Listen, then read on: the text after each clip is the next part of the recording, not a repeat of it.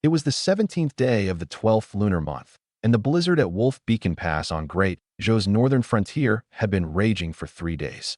When the cold jolted me awake, the torn tint above my head was crusted with frost, and icy wind knifed through the gaps straight into my bones. The next instant, a splitting pain tore through my skull as two sets of memories flooded in at once. One belonged to Ling Ergu, a lowly border soldier of Great Zhou. His parents had died in the war, and he had spent 3 years in the army being bullied and abused. The other belonged to me, Ling Chuan. In my previous life, I had been a special forces soldier. My last memory was of the bullet that struck me in the chest while I covered my comrade's retreat. When the pain finally ebbed, I understood what had happened. I had survived, only to arrive in an unfamiliar dynasty torn apart by endless war. This body was already 21, but because its military registration had been filed late, the men in camp still treated its owner like an overgrown weakling. I tested my arms and legs. A broad bruise covered my right ribs, dried blood clung to the corner of my mouth, and years of hunger had left all 4 limbs weak. The body's original owner had not lacked courage. He lost his parents at 13, was brought back to Wolf Beacon Pass by a border patrol, and remained in the army as a menial worker until he was old enough to enlist. But he had no connections and no idea how to claim credit. Every achievement he risked his life to earn was recorded under Lu Wu's name. After 3 years, his military record still showed not a single deed of merit. The Death Battalion was no ordinary punishment. Anyone sent there lost his regular military status and was assigned the most dangerous work, storming walls, hauling supplies, and building fortifications under fire. For the body's former owner, the assessment 1 month from now was practically a death sentence. The tent flap was suddenly yanked open. Squad leader Lu Wu stood in the driving snow and started cursing the moment he saw me. Ling Ergu still playing dead? The commandant is assigning wives to the soldiers today. Show up late, and there won't be anything left. The body's memories told me at once that this was the man who had beaten him unconscious yesterday. Lu Wu had also stolen credit for all 13 minor merits I had earned over the past 3 years. If I still had no military merit to show in another month, I would be sent to the Death Battalion, where 9 out of 10 men died. I sat up on the straw mat and asked calmly, "Isn't registering for an assigned wife supposed to be voluntary?" Lu Wu clearly had not expected me to question him. He reached out to drag me up, but I shifted aside before he could grab me. He stared for several breaths, as if trying to understand why the man who had meekly endured every beating yesterday suddenly dared to dodge him. "When I tell you to go, you go." He lowered his voice. "Don't forget, you're still in my squad." His authority as my superior was his greatest weapon. If I attacked him inside the tent now, he would simply accuse me of assaulting my squad leader. If I wanted to turn my life around, I first had to stay alive long enough to obtain evidence and military merit. Lu Wu was certainly not urging me to claim a wife out of kindness. Every 6 months, Great Zhou sent a group of adult female convicts to the frontier to form households with soldiers. The court hoped to increase the border population this way, so the couple had to establish a household and pass a residency review within 1 year, while the woman was also required to perform labor service. If they failed their assigned quotas, the husband's military merit would be deducted. If they remained unqualified for too long, both could be sent to the Death Battalion. Given the former Ling Ergu's timid nature, it would not matter whom he brought home. Lu Wu could seize the woman along with the value of her labor. Unfortunately for him, the man he faced was no longer the old Ling Ergu. I followed Lu Wu to the drill ground. Hundreds of boots had churned the snow into black slush. More than 30 women stood on a raised platform in thin clothing, their expressions numb. Some soldiers chose women who looked capable of hard labor. Others asked only whether they were strong. No one treated them like human beings. Most of the tents along the way were dilapidated, while the soldiers burned their limited firewood only in the guard areas. Wolf Beacon Pass had a garrison of just 500, and Hujia territory lay directly beyond it. The marriage assignment system looked like a way to help military households put down roots, but in reality it bound population, forced labor, and military merit together. The women on the platform had no power to bargain, and the impoverished soldiers below might not truly be able to feed 2 people. I hated the system, but refusing to register would save no one. It would only allow Lu Wu to choose another victim he could control more easily. Since I had to choose, I could at least guarantee that the woman who left with me would never be passed on to someone else. Commandant Chen Jingyao stood before the platform and explained the military order clearly. Meanwhile, Zhou Hao and several of Lu Wu's other lackeys surrounded me, mocking the former owner's cowardice. Chen Jingyao did not speak only about the deadline for starting a family. He also announced 3 frontier regulations. Once a woman was registered, she could not be privately sold, traded, or transferred. A husband could not force her to work for someone else under the pretext of paying a debt, and both her labor service and her food rations had to be formally recorded. The system was still cruel, but those rules proved one thing: even Great Zhou's military law forbade whatever Lu Wu intended to do. Ergu, you're scared of a Hujia man's shadow, but you actually came to pick a wife? The one on the left is perfect for you.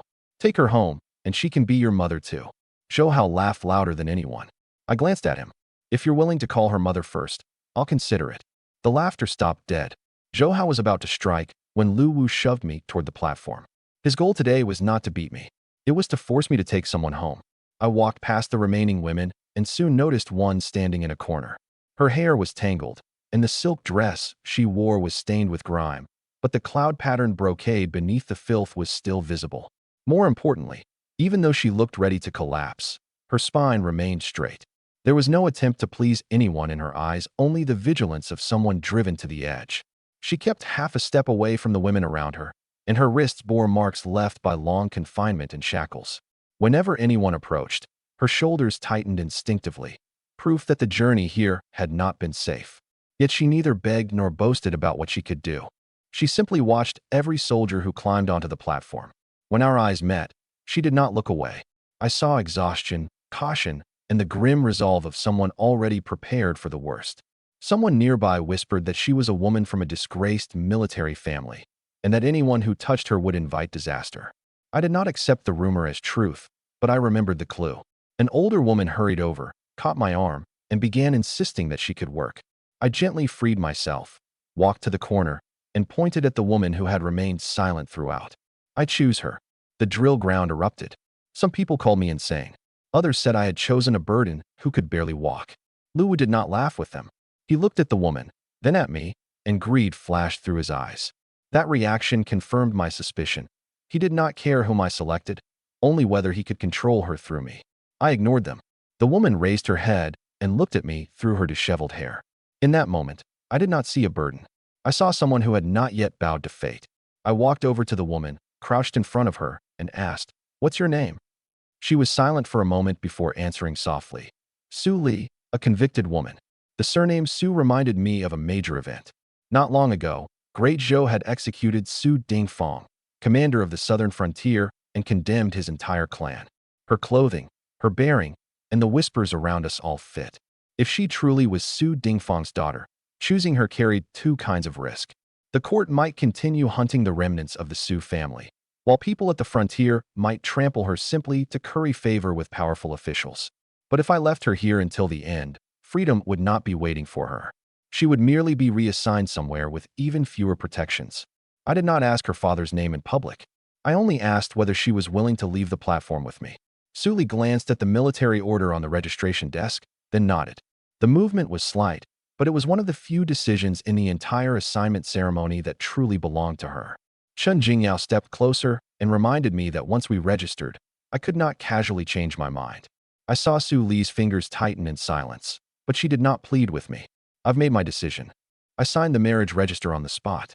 From now on, she leaves with me. Su Li took one step and pitched forward. I caught her and discovered that shackles had rubbed her ankles raw. The wounds were already red, swollen, and suppurating. Her shoes were soaked with bloody fluid, and rust still clung to the edges of the wounds. If she kept walking in that condition, the infection could grow much worse. The escort had clearly cared only that she arrived alive, not that she received real treatment. I first patted her legs with my own outer robe to keep the filth from rubbing against them, then checked the color and temperature of her toes to make sure blood was still circulating. My actions drew even louder jeers from below, but Su Li never turned her pain into a plea. Disgusted remarks and mocking laughter immediately rose from the crowd. Su Li pushed weakly at my hand and said with remarkable calm, "You still have time to regret this." What would I regret? I turned my back to her and crouched so she could hold my shoulders, then lifted her securely onto my back. Her body went rigid. I merely said under my breath, "Don't try to tough it out until your injuries heal. Starting today, you're my family. I'll protect you." She asked whether I knew of the Su family's crimes. I replied that knowing a surname was not the same as knowing the truth. Until evidence appeared, I would not convict her a second time on the court's behalf. As I carried her down from the platform, Chen Jingyao did not stop us. He simply ordered the barracks office to register us as an ordinary military household. The way he looked at Su Li was clearly different from the way he regarded the other women, but he kept his distance in front of everyone. The wind carried the laughter away behind us. Su Li gave no answer, but her grip on my shoulders gradually relaxed. The barracks office assigned us an abandoned courtyard with 2 mud brick rooms and a wooden door that was nearly falling apart. The conditions were miserable, but at least we would no longer have to sleep in a communal barracks. Snow stood knee-deep in the yard. Wind leaked through one corner of the roof, and the stove was full of old ashes. The main room held only a 3-legged table and a wooden bed, while the side room was piled with moldy straw. I wedged a block of wood beneath the table and stuffed the cracks around the door so that the wind would not blow straight through us at night. Su Li tried several times to get up and help, but I made her sit back down. Unaccustomed to being cared for, she began sorting the old cloth within reach into usable and useless piles. For the first time, we divided work like 2 people who genuinely lived together, not one person offering charity while the other waited to receive it. I settled Su Li on a stool and cleared away the snow and ash. She watched me for a long time before asking, "What's your name?" "Ling Chuan." "My father is Su Dingfeng," she said without hiding it. "Taking me in may implicate you." She briefly described how her father had been condemned after losing a battle and how his family had been transported to different places. She did not defend the Su clan or demand that I believe her. She only wanted me to understand the full risk before choosing again. "I married you, not the charges against the Su family. If anyone comes to investigate, we'll face it together." That was not a weightless reassurance. In a chaotic age, a promise might have to be honored with one's life. But since I had signed the marriage register, I would never hand her over in exchange for my own safety. I spent half an hour making the rooms livable, then went to collect our rations. A soldier received 2 steamed buns and a bowl of porridge, but Su Li was entitled to only half a ration because of her convict status. I then went around to the infirmary and persuaded old Song, the army physician, to give me realgar and clean gauze so I could treat her wound. Old Song first asked how the injury had happened. He warned me that realgar could be used only for limited external treatment and must not be poured deep into the wound. He gave me a small flask of boiled saline, clean cloth strips, and the most basic medicine for swelling, then told me to bring her in for another examination the next day. Those supplies were precious at Wolf Beacon Pass. I offered my next ration as collateral, but Old Song cursed me for showing off and demanded only that I chop 2 bundles of firewood for the infirmary after her injury healed. Before I even reached the courtyard gate, I heard an argument inside. Zhou Hao, Wu De, and Wang En had blocked Su Li in the yard and were trying to force her to leave with them. Zhou Hao claimed it was Lu Wu's order. She was to go serve the squad leader in his quarters. Su Li stood braced against the table with a fire poker in her hands. Her injured ankle made escape impossible, yet she refused to surrender the only thing she could use to defend herself. A slash in Zhou Hao's sleeve showed that he had already paid for getting too close. "Military law forbids transferring a registered member of a military household," she said, still trying to reason with the 3 men. "If you take me by force, I'll make my accusation publicly at the commandant's headquarters." Zhou Hao was about to wrench the poker away when my voice came from the gate. I handed the food to Su Li, made sure she was unharmed, then told her to go inside and bar the door. Zhou Hao gripped the hilt of his saber and sneered. "Ling Ergu, hand her over if you know what's good for you. Otherwise, we'll cripple you first." I planted myself in front of the doorway, completely blocking their path. "She's not going anywhere." The smile vanished from Zhou Hao's face. And at last I was certain. Forcing me to claim a wife had been Lu Wu's plan from the very beginning. Wang En charged first, raising a hand to slap me across the face. This body was still thin and weak, but combat skills had long since been carved into my instincts. I leaned aside to avoid his hand, stepped in, and drove forward with my shoulder and elbow together, knocking him flat into the snow. Wang En could not get up for some time, but Zhou Hao's dagger was already stabbing toward my chest. I had not used a potentially lethal move. Wang En had merely had the breath knocked out of him and would be unable to rise for a short while. As long as he did not attack again, he would suffer no serious injury. But the moment Zhou Hao drew a blade, the nature of the confrontation changed. If I backed down, his next move would be to put that blade against Su Li's throat. I caught his wrist and twisted it back with his momentum. The dagger dropped into my hand, and I laid its edge against the side of his neck. Zhou Hao reached for my collar with his other hand. I pinned his leg with my knee and pressed my weight where he could generate no force. The blade touched his skin without cutting it, but that was enough to make him understand that I truly knew how to end a fight. Wuda did not try to save him. Instead, he spun toward the door, hoping to seize Su Li and use her against me. I kicked a piece of firewood off the ground, striking the back of his knee. Wuda collapsed in front of the door and did not dare take another step. Anyone who touches that door again loses the limb he uses.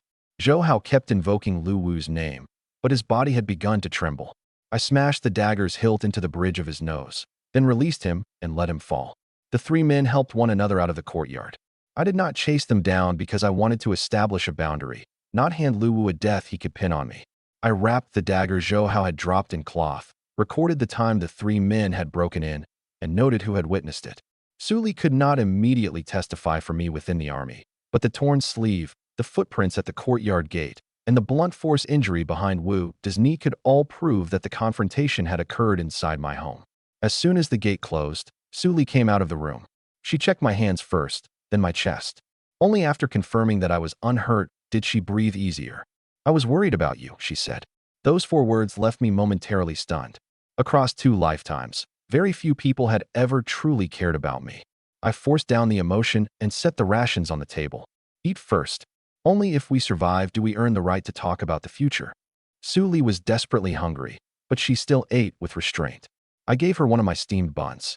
She tried several times to refuse it, and by the time she finally accepted, her eyes were red. She said that the rations on the road to exile had been skimmed at every level. People fought over half a piece of hard flatbread, and others collapsed in the snow and never rose again. It was not that she had never tasted delicacies. It was that, for the first time since her conviction, someone had shared food he could not spare. I told her the meal was not a debt of gratitude. From now on, we would divide the household's food together. Whoever used more strength would eat more, and whoever was ill would receive what was needed to recover first. After hearing that, Su Li carefully wrapped the remaining half of her bun and saved it for breakfast the next morning. After the meal, I cleaned the wound around her ankle with boiled gauze and diluted realgar solution. The decaying tissue had to be removed. Her fingers tightened every time I touched it, but she never once asked me to stop.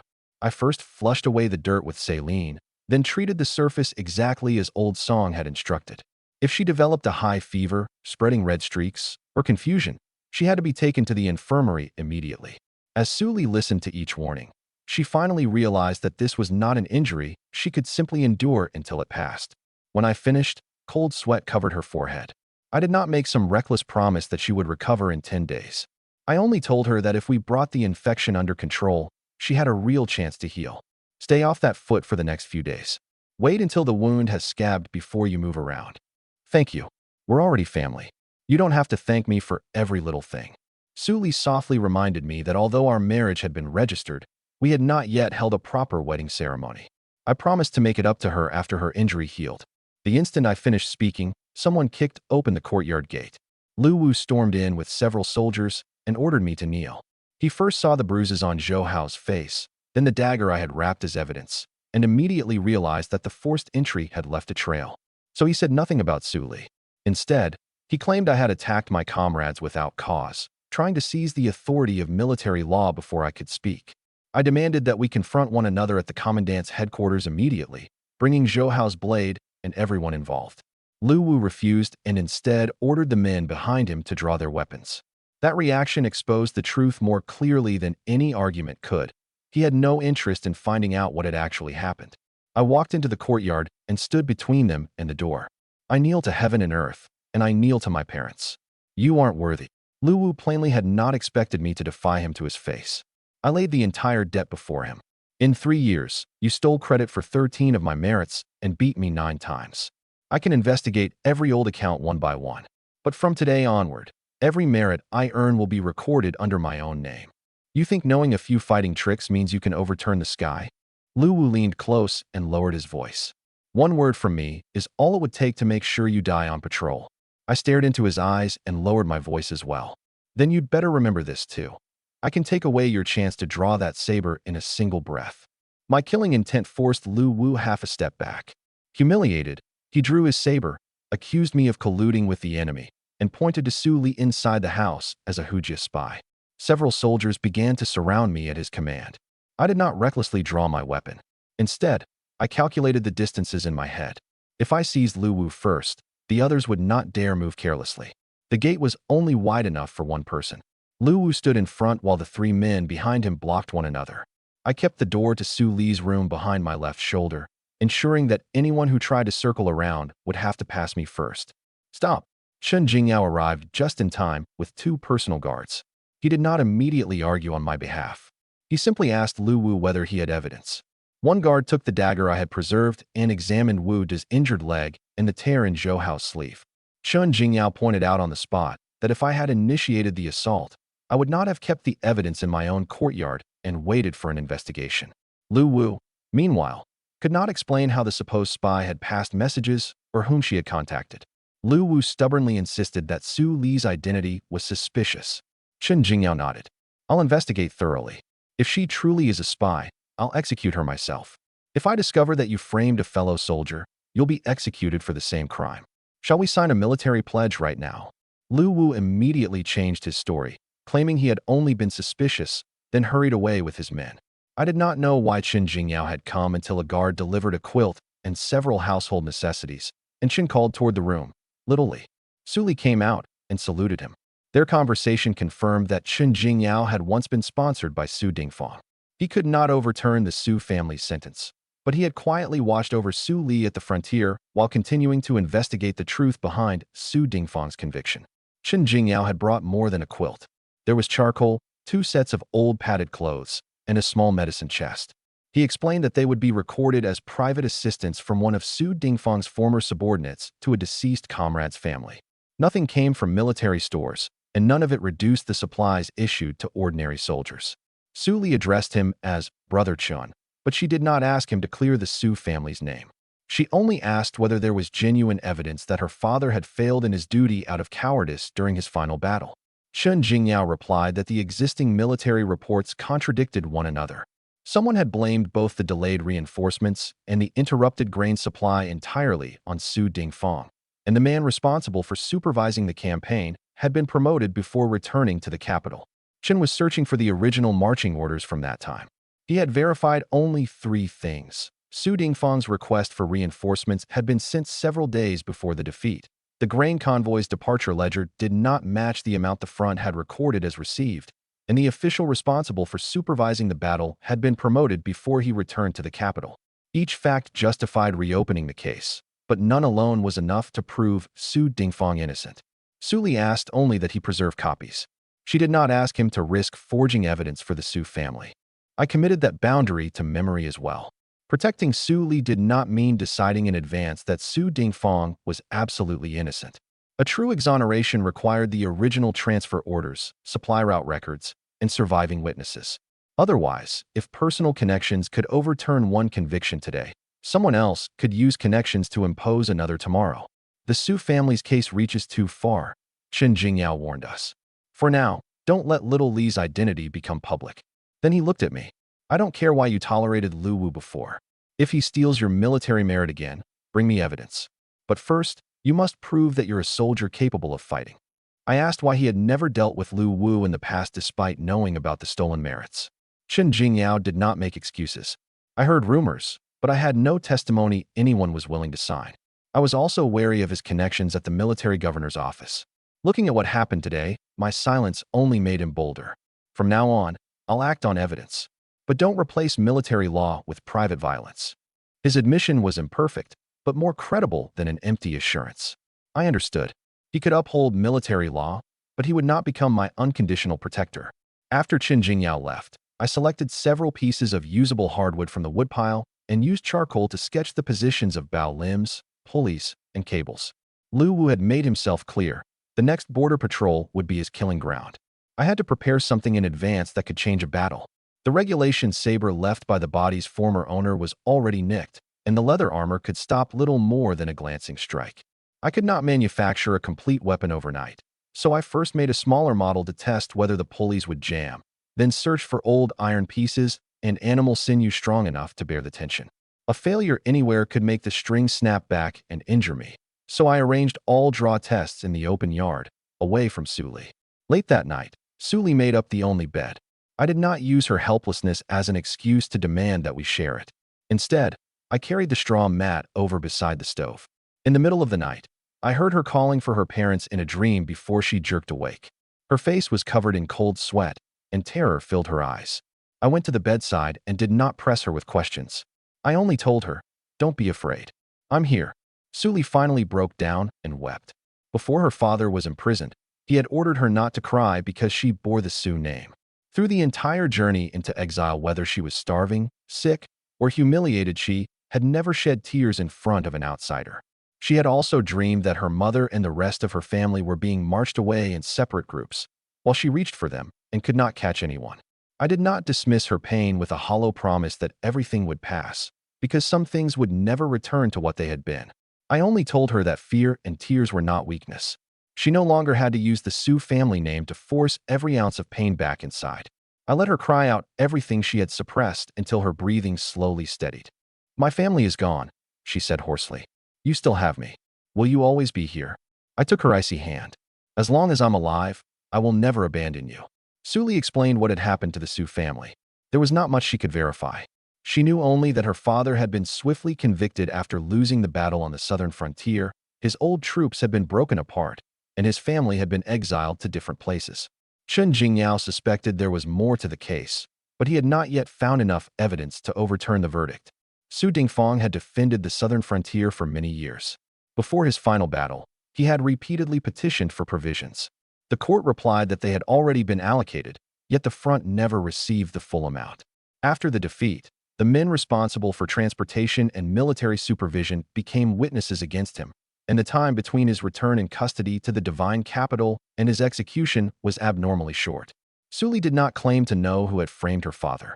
She remembered only what he had said the last time he saw his family.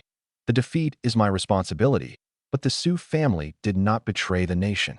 Those words were both her reason to stay alive and a clue that could be validated only through evidence. Together with the body's old memories, this gave me a rough picture of Great Zhou's condition.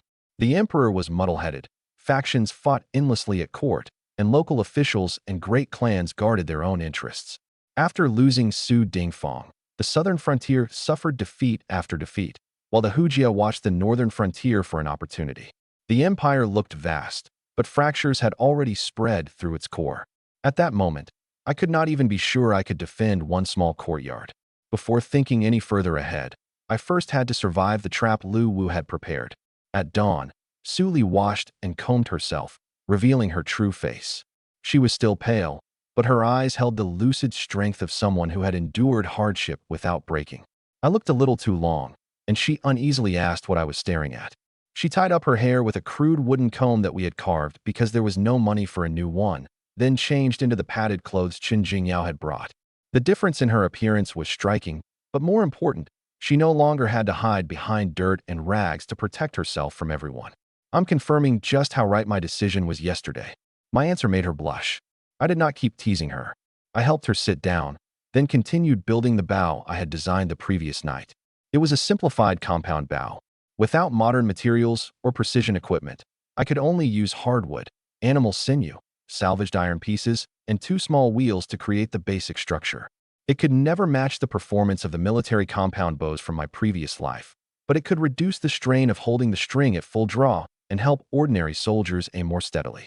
I finished one limb first, then asked Su Li to stand in front and check whether the two sides were symmetrical. She did not understand the pulley system, but she was familiar with the bows used in her father's army and could point out a crooked riser or an unstable grip. After repeated adjustments, the short-range dry draw test finally stopped jamming. If this bow truly lowers the strength required, it will change the way many archers train, Su Li said. Don't think about equipping the entire army yet, I cautioned her. We haven't even fired the first arrow. The most dangerous stage of any new invention is when everyone assumes it has already succeeded. Su Li had seen many military bows and crossbows, yet still could not understand this structure. I made no grand claim. I merely said we would test it when it was finished, and only a working bow counted as an accomplishment. At noon, an order came for our squad to assemble. According to the duty roster, we were to patrol several narrow passes around Wolf Beacon Pass that day. Su Li immediately remembered Lu Wu's threat from the night before. She caught my arm. Watch them carefully. I'll come back. I put on the leather armor that had been patched again and again, strapped on the regulation saber with its nicked edge, and left camp with Lu Wu, Zhou Hao, and Wang An. Wu's leg had not healed, so he did not accompany us. When we assembled, Lu Wu deliberately refused to give me a full quiver and ordered me to walk in front to inspect the traps. Zhou Hao and Wang and each carried a well-maintained saber. That allocation was already abnormal, and I memorized what every man carried in the time we departed. Before leaving the gate, I also reported our patrol route to the soldier on duty. Even if Lu Wu later claimed I had fallen to my death or encountered the enemy, at least someone would know where we were supposed to have gone.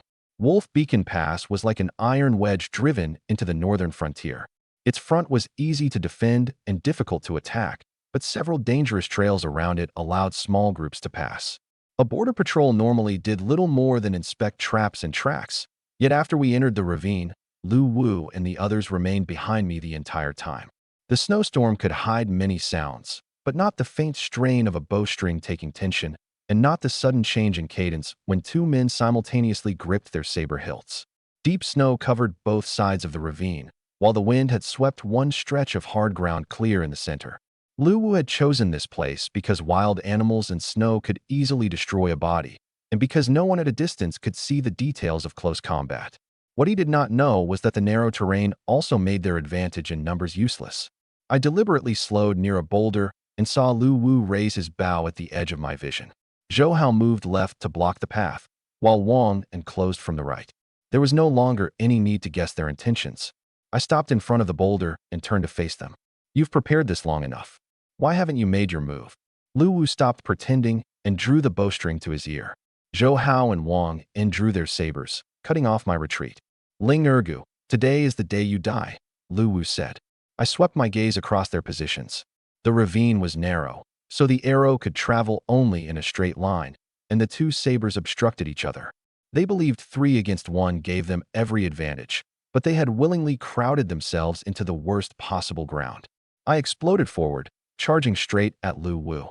The bowstring snapped. The arrow leaped free and flew directly at my chest.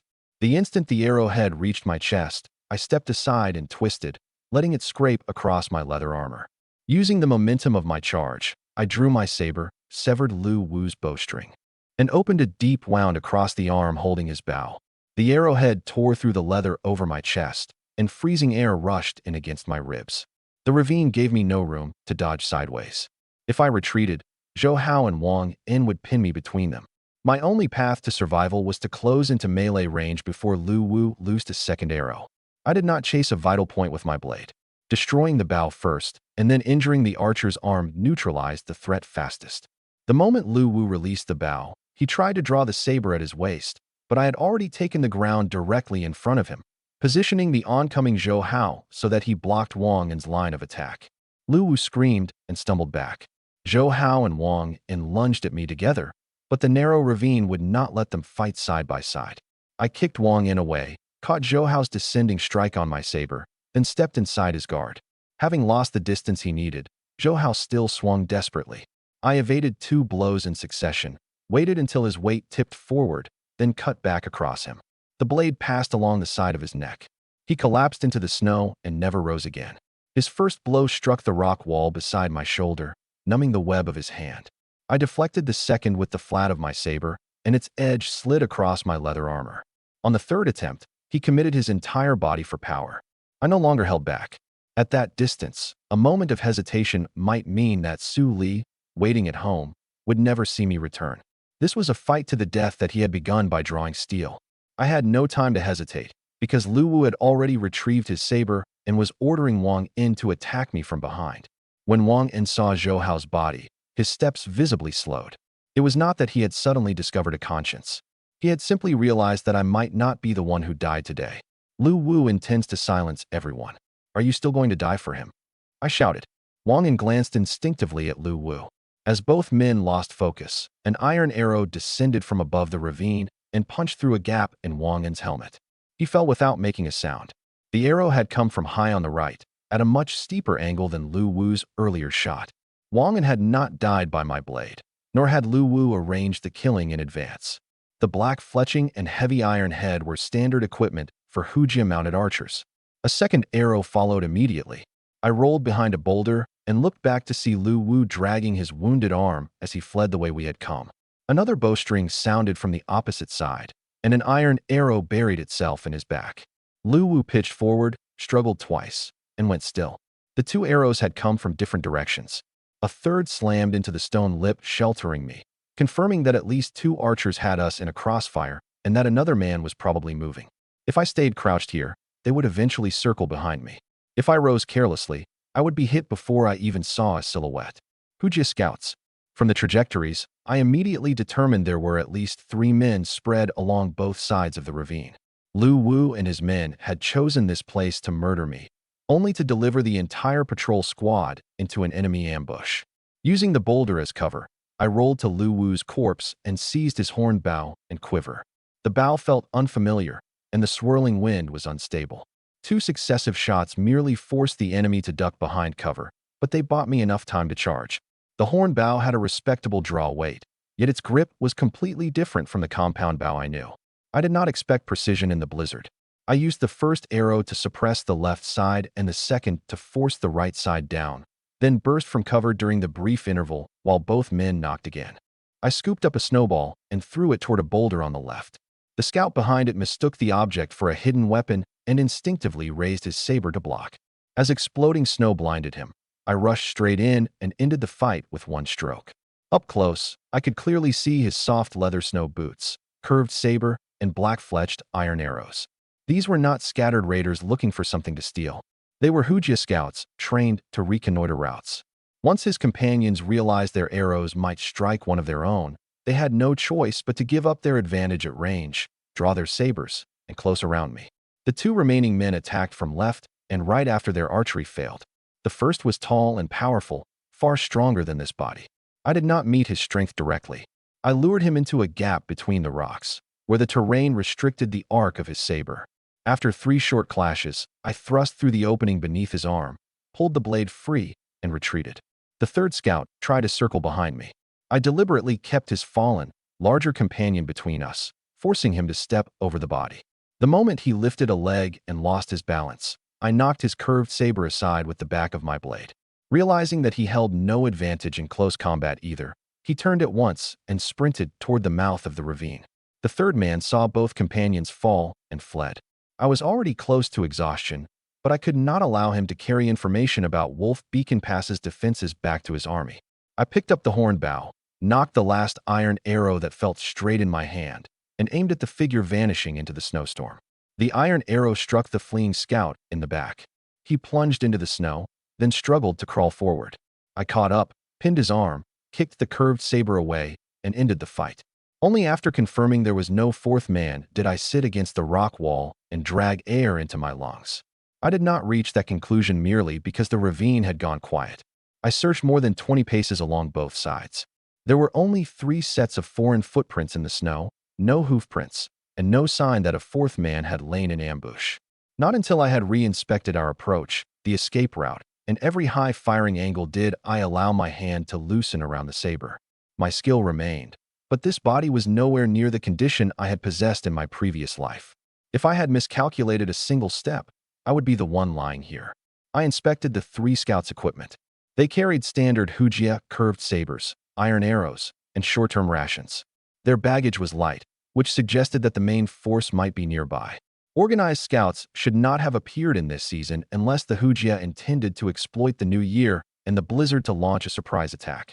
All 3 wore soft boots suited for walking through snow. Knotted cords recording time were tied outside their quivers, and their food bags held no more than 2 days' rations. Those details proved they were not lost. They had been measuring the timing of guard changes at Wolf Beacon Pass. I wrapped the cords, arrowheads, and rations separately so that when I returned, there would be physical evidence rather than a statement no one could verify. I took the heads and weapons that could prove their identities, left clear markers beside the bodies of Lu Wu and the others, then hurried back to Wolf Beacon Pass. The deaths of Lu Wu and his 2 men could not be handled casually beyond the wall. I recorded the location of every body, the direction of every wound, and the scattered weapons, then marked each enemy arrow's impact point with stones. Even if the recovery team arrived late, they could reconstruct who had attacked first and who had died to Hujia arrows. Before dark, I walked through the gate covered in blood. The defenders quickly surrounded me, and Chen Jingyao came in person. I did not reveal our internal fight in public. I reported only that the border patrol had been ambushed by 3 Hujia scouts. To keep Lu Wu's brother-in-law in the military administration from launching an immediate investigation, I temporarily claimed just 1 kill and recorded the other 2 merits under the dead soldiers' names. There were too many ears at the gate. If I shouted that Lu Wu had tried to murder a fellow soldier, word would quickly reach his brother-in-law, while the genuine enemy threat went unaddressed. I first surrendered the scouts' equipment and knotted cords, asked different guards to register them separately, then demanded that Chen Jingyao increase the outer patrols at once. Chen Jingyao ordered the entire garrison onto alert as soon as he heard the report and sent additional men to inspect the surrounding paths. By the time Old Song, the army physician, led me away to dress my wounds, the recovery team had also departed. An hour later, Chen Jingyao came to see me alone. "No one else is here. You don't have to keep acting." He laid several blood-stained arrows on the table. "Lu Wu shot at you first. Zhou Hao died by your saber. Wang En and Lu Wu died to Hujia iron arrows." My covert sentry saw everything. After the confrontation the previous night, he had guessed that Lu Wu would use the patrol to kill me and had secretly sent men to follow at a distance. They had not been close enough to prevent the ambush, but their testimony was enough to prove that I had acted in self-defense. Military law requires a thorough investigation when comrades kill one another, Chen Jingyao said gravely. But Lu Wu attempted murder first, so your counterattack was lawful. To keep his brother-in-law at the military governor's office from exploiting this, the public account will be that the patrol encountered the enemy and all 3 men died in battle. The Hujia arrow wounds on the bodies and the marks at the scene will withstand inspection. I accepted his decision but warned him that the Hujia might be preparing an attack. Chen Jingyao had reached the same conclusion from the scouts' rations and route. He immediately ordered all 5 companies to take turns manning the wall. This was not an attempt to conceal Lu Wu's crimes. We would defend the pass first, then handle the internal case according to the evidence. Chen Jingyao had a personal guard seal a complete account of the events, the sentries' names, and the physical evidence into the military register. I and both sentries signed it. The public report recorded only an enemy encounter during patrol, while the sealed register preserved the full account of my self-defense and all 3 kills. He also decided to report only 1 scout kill under my name for the time being. If a previously unknown foot soldier had killed all 3 scouts alone, it would invite needless scrutiny. Testimony regarding the remaining merits would be sealed until Lu Wu's case could be safely resolved. I agreed to delay claiming the merits, but not to let my true record disappear forever. Chen Jingyao read the sealed register's number aloud and promised that if a superior investigation began, he would retrieve it personally. Lu Wu had repeatedly swallowed my achievements because no second record existed. This time, I would not rely on a verbal promise alone. Little Li is an important surviving descendant of General Su. Protect her well. Chen Jingyao handed me 10 taels of silver. This is the reward I can issue immediately. Your formal military merit still requires verification by the military governor's office. Hurried footsteps sounded outside. Su Li had come as soon as she heard the news. Only after she saw that my wounds were minor did the tension leave her shoulders. Old Song first pushed me back onto the cot, examined the leather torn by the arrowhead over my chest and several abrasions, then made me drink hot salted water. I did not imitate the body's former owner and try to endure through willpower alone. My shaking fingers and cramping legs were genuine signs of exhaustion. I needed at least 1 night to recover before I could draw bow again. Su Li and I left the commandant's headquarters and went straight to the market inside the pass. At last, we could buy real necessities for that empty courtyard. Wolf Beacon Pass was both a military fortress and the place hundreds of border families depended on to survive. The market inside was small, but it still had a grain shop, a smithy, and stalls selling general goods. The 10 taels of reward money had not come easily. I first bought pots and bowls, firewood, rice, cooking oil, salt, warm clothing, and medicine. Su Li calculated every price along the way. When she saw that I still wanted to purchase more, she stopped me. There will be many uses for money later. We need to keep some for emergencies. Right there in the street, we divided the silver into 3 portions. 4 taels would cover food, fuel, and everyday utensils. 2 would cover winter clothing and later medical expenses, and the remaining 4 would be sealed away, untouched unless we ran out of food or needed it to save a life. I also bought a water jar, a door bar, and a small lock. At the frontier, the most expensive thing was not always grain. It could be any necessity that suddenly became unavailable after a blizzard closed the market. Back at the courtyard, Suli recorded every expense on old ledger paper. 800 copper coins for pots and bowls, 1 tael, and 300 coins for grain and firewood. A little over 1 tael for padded clothes and medicine, 300 coins for an oxhorn comb, and a separate list for the smaller items. The actual total came in below our allowance. We did not keep spending merely because we had set aside for tails. The balance went back into the sealed emergency pouch. After installing the door bar, I patched the leaking roof and laid non-slip planks beside the water jar so Suli would not fall again before her ankle healed. Improving our life meant more than eating hot pot once. A true home needed to store water, hold warmth, and lock securely. It also needed to let an injured person find things at night without stepping onto an icy floor. She had been raised in a military family and understood the value of supplies better than many border soldiers. I followed her advice and made only one final purchase, a sturdy oxhorn comb for 300 copper coins. This isn't wasteful. I handed it to her. Our home may be humble, but you shouldn't have to keep living as though you're still a prisoner under escort. Suli did not refuse again. She carefully put the comb away. At home, I simmered lamb, dried vegetables, and spices in a pot of red broth. We did not have all the ingredients I had known in my previous life, but the flavor was enough to drive away the northern frontier's cold. I told Suli that this way of eating was called hot pot, and that I had learned it from miscellanies and old books. It was her first time eating spicy food. Tears sprang from her eyes, but her chopsticks never stopped.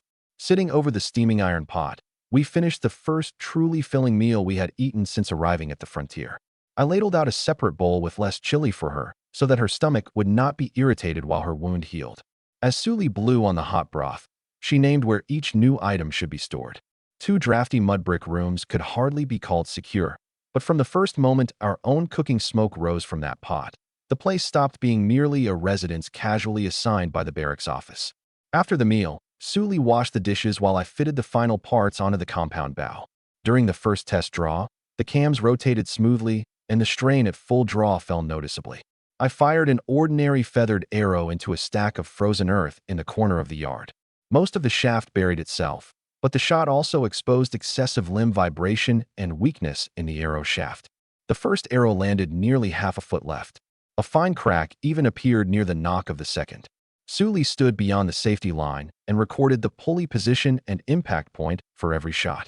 I discovered that the left cam was slightly misaligned and that the returning string scraped my bracer.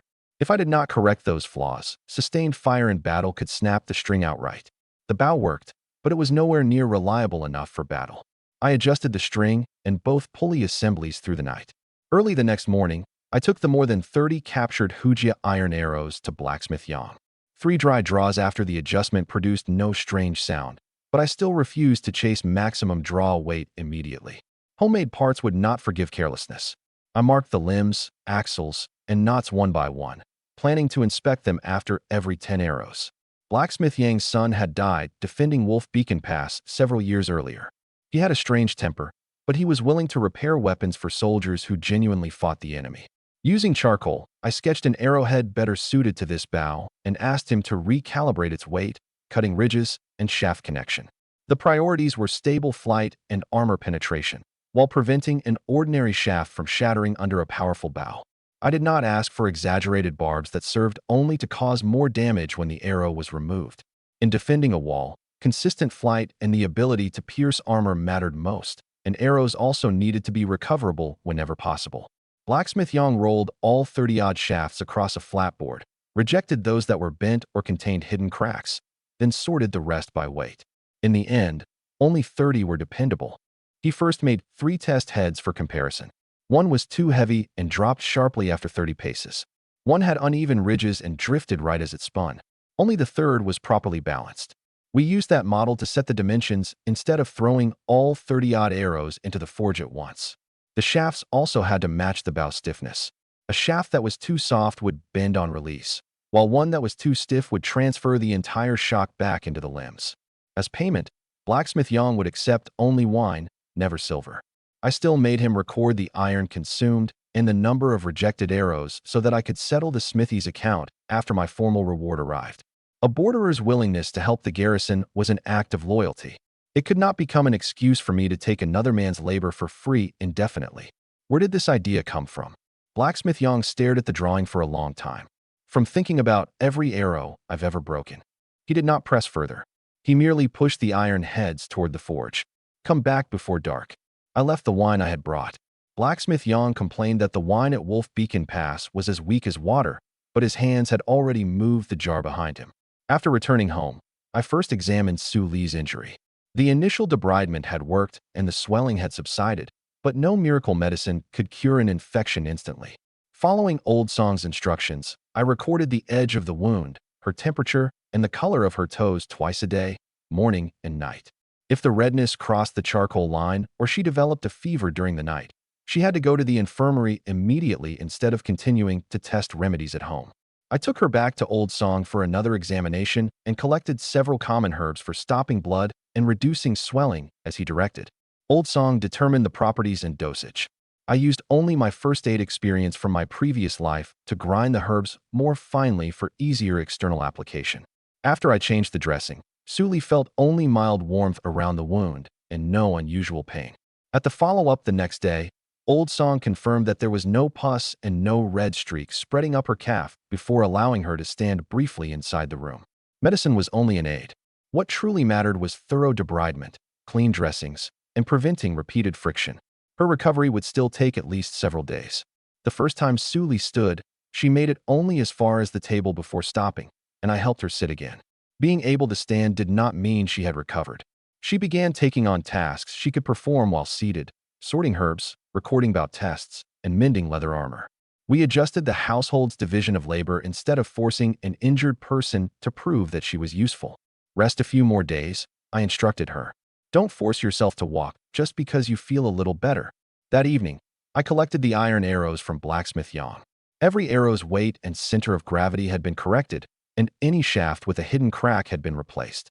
He refused payment and told me only to kill a few more Hujia soldiers. I promised that one day I would bring him a jar of wine with real strength. Back in the courtyard, I built a safe backstop from thick timber and frozen soil, then tested the bow again. The iron arrows penetrated deeply, and no cracks appeared in the limbs. I still needed open ground to measure its range, but the weapon was at least ready for battle. That night, Su Li called me to the bed on her own initiative. She said we were registered as husband and wife, and that she did not want me to keep sleeping on the floor. I did not treat her gratitude as automatic consent. I asked whether this was truly what she wanted. Su Li was silent for a moment. She said that throughout her exile, other people had decided what she ate, where she walked, and even whom she should marry. She was willing to share a life with me, but she would not let the marriage register become another set of shackles requiring obedience. I told her that in this room, refusal required no explanation, and changing her mind would not leave her owing me anything. She nodded, then reminded me that her ankle had not healed and our formal wedding ceremony had not yet taken place.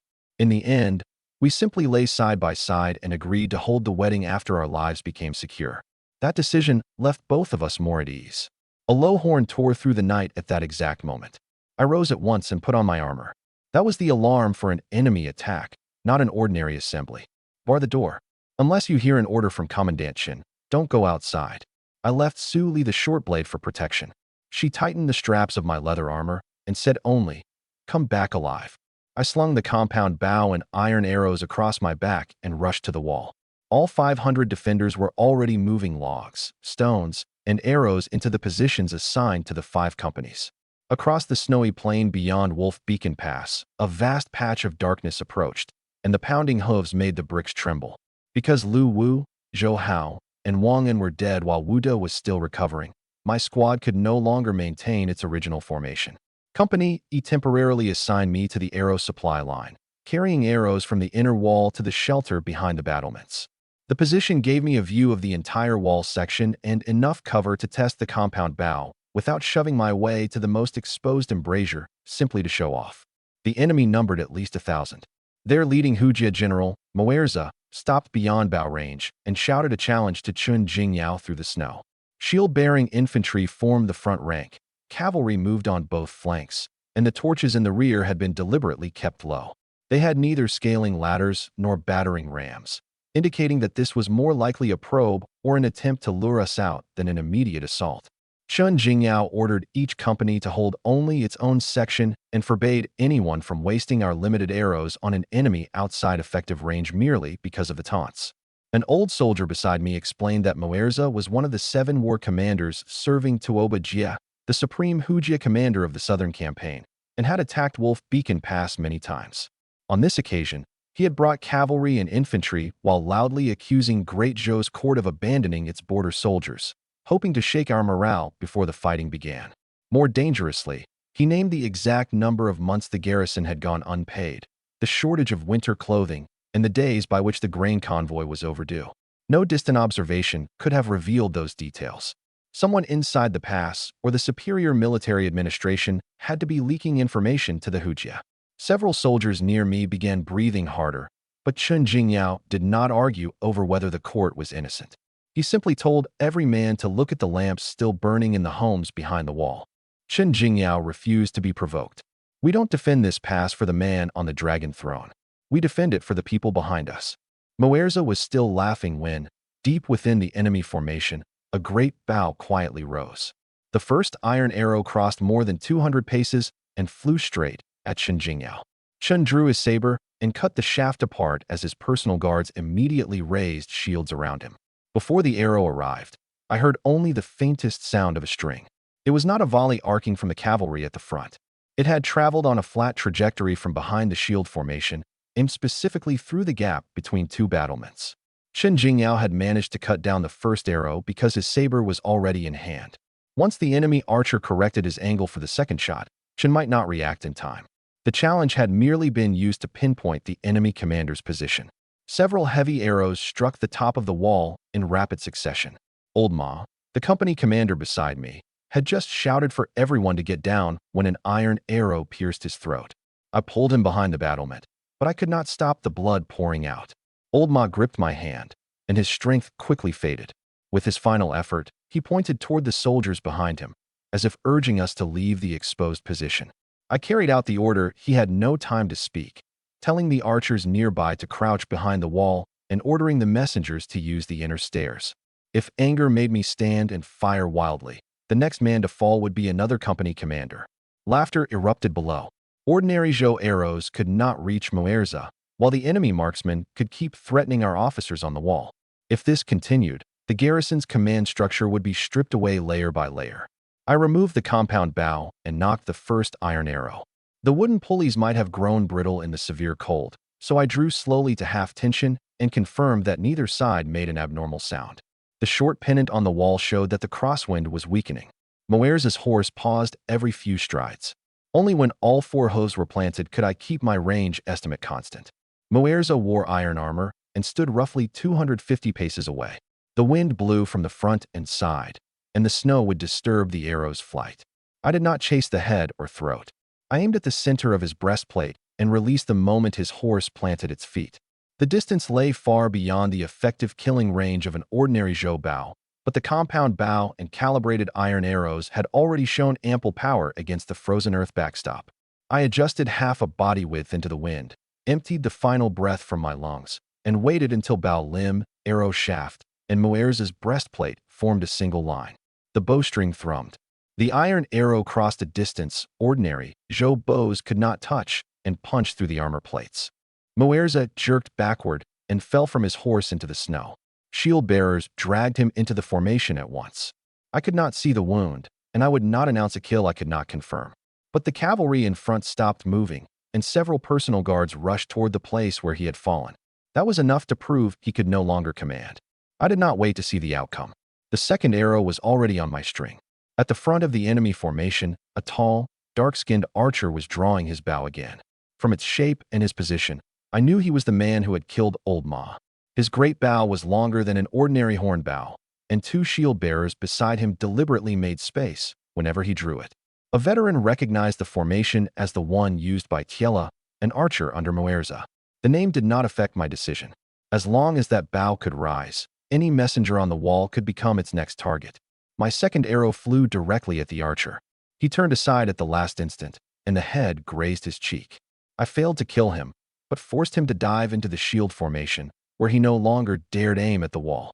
Muerza's guards were trying to save their commander, but the enemy's standard remained upright. As long as the flag stood, orders could continue to spread. I adjusted my angle and released the third arrow. Kiela had already withdrawn behind the heavy shields. Continuing to shoot at him would only waste my final opportunity. I shifted my aim to the wooden joint beneath the command flag. The wind could deflect an arrow, but it could not blow away an entire flagpole.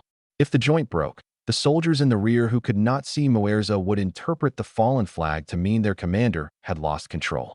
The iron arrow shattered the flagpole's joint, and the Hujia command standard fell in full view of both armies. War drums thundered on the wall, and the defenders roared together. The soldiers at the front were already in disarray after their commander fell. When the rear ranks saw the standard disappear, they finally began to withdraw. Chen Jingyao did not let the apparent victory cloud his judgment.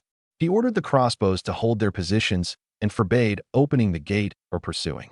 The snowstorm hid the distant terrain. No one could tell whether the enemy was truly retreating or trying to lure us away from the wall.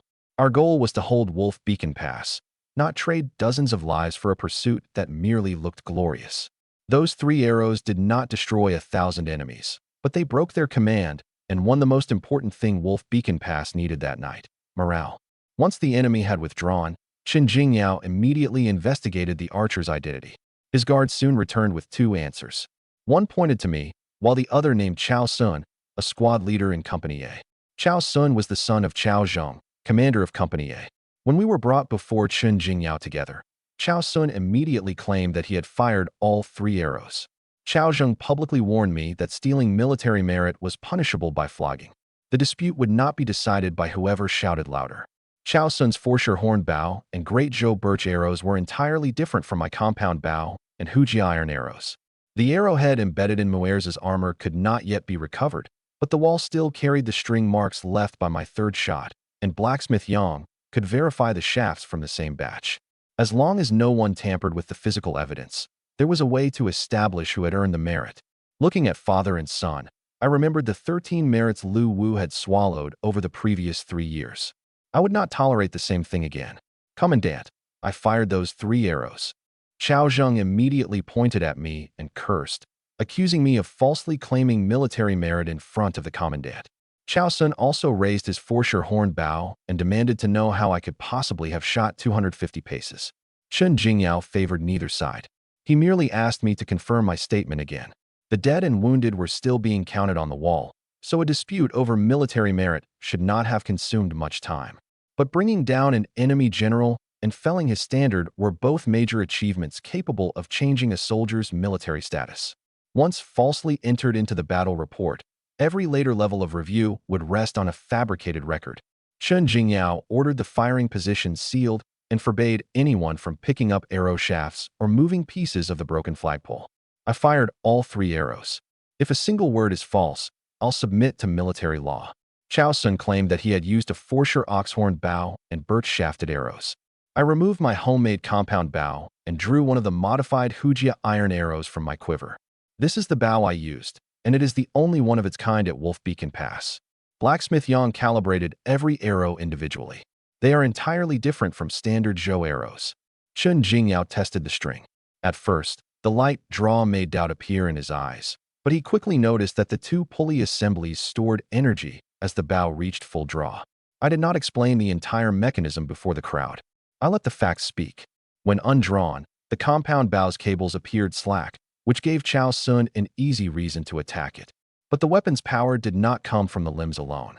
During the latter part of the draw, the cams changed the leverage and allowed an archer to hold at full draw while aiming. Chen Jingyao stopped after drawing it halfway. He first inspected the wooden pulleys for cracks, then handed it to a personal guard for safekeeping as evidence. He dispatched 2 teams of personal guards. One went to fetch Blacksmith Yang. The other left the pass during the night to search for the 2nd arrow, which had missed, and the 3rd, which had struck the flagpole. Then he asked whether there had been any witnesses. I had been alone on Company E section of the wall, so I had no reliable witness.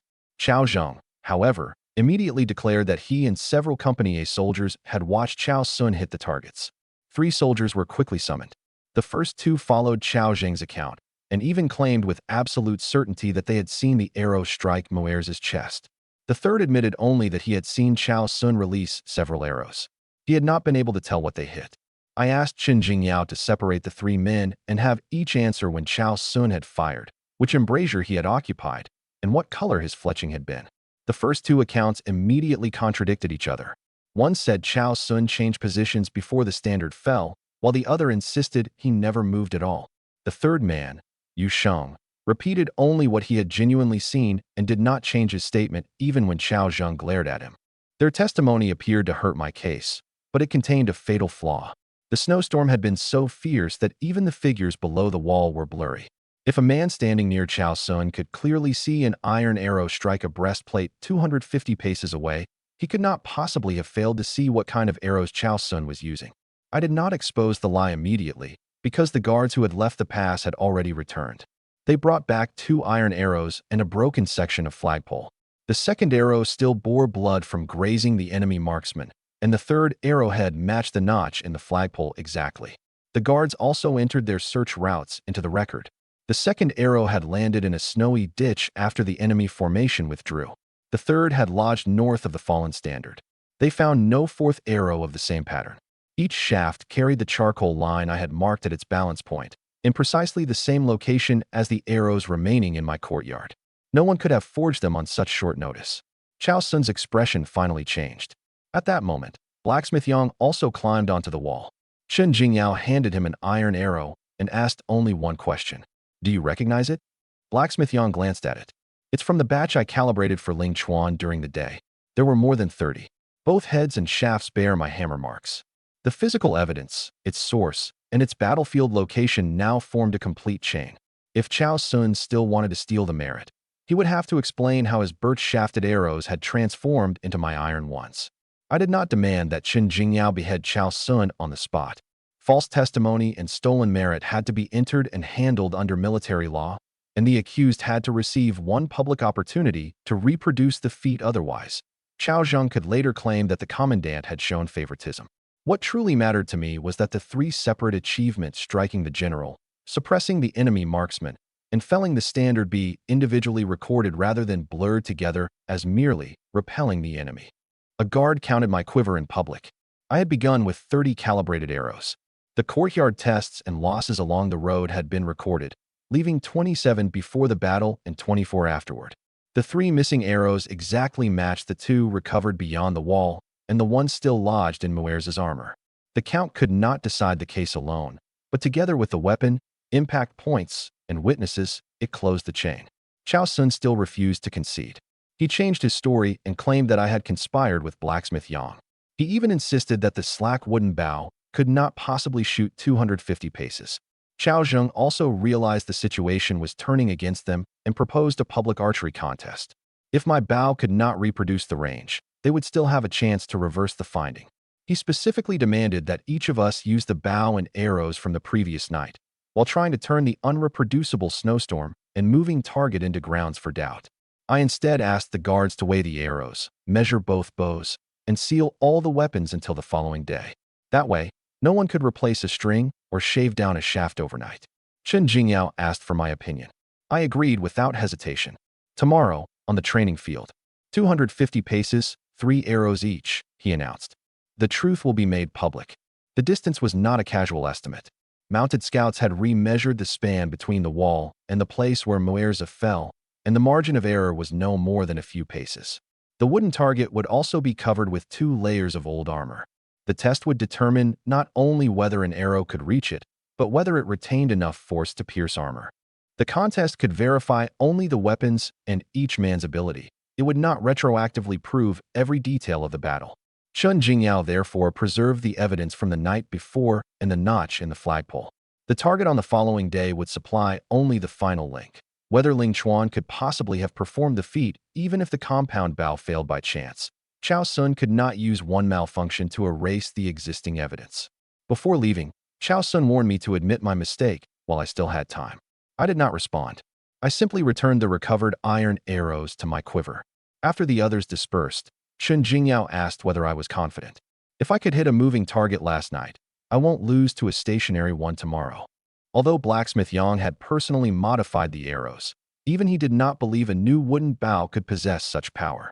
I told him to come watch the next day. Chen Jingyao then took me along to inspect the defenses. He did not continue discussing Chao Sun.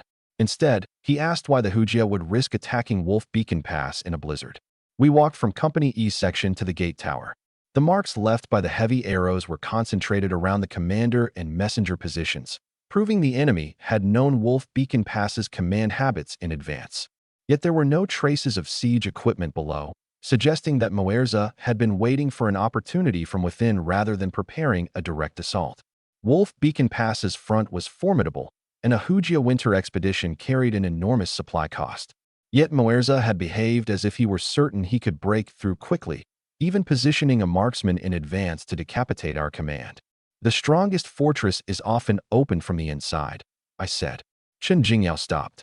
You suspect someone is collaborating with the enemy? For now, it's only a suspicion. The scouts appeared at too convenient a moment, and the enemy knew the garrison's New Year duty rotation. If an accomplice truly exists inside the pass, it would be better to release false information known to only a few people and see who sends it out than to alarm him. There could not be only one version of the bait. If everyone heard the same false report, a leak would reveal nothing about its source. I proposed different stories about the change of watch time, the granary's location, and repairs to the gate, with each known to only a few officers. Covert sentries could then watch the messengers and outbound merchants those officers were able to contact. Chen Jingyao also required that none of the false reports genuinely weaken our defenses. The supposed removal of the granary guards would exist only in spoken rumor, while the real guards would secretly be increased. Spare gate bars would also be prepared during the alleged repairs. If a trap required sacrificing the garrison's safety, it would already be more dangerous than the traitor we hoped to catch. Chen Jingyao did not decide immediately, but wrote down the method. We inspected arrow stores, rolling logs, night sentries, and the rotations of every company until the sky began to pale. When I returned to the courtyard, Su Li was still waiting.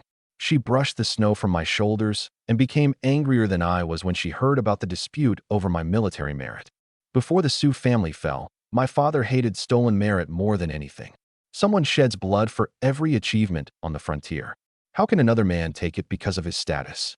That's why I'll make everyone see the truth this time. I finished a bowl of hot porridge and carried the compound bow to the training field. Several squad leaders from Company E were already waiting.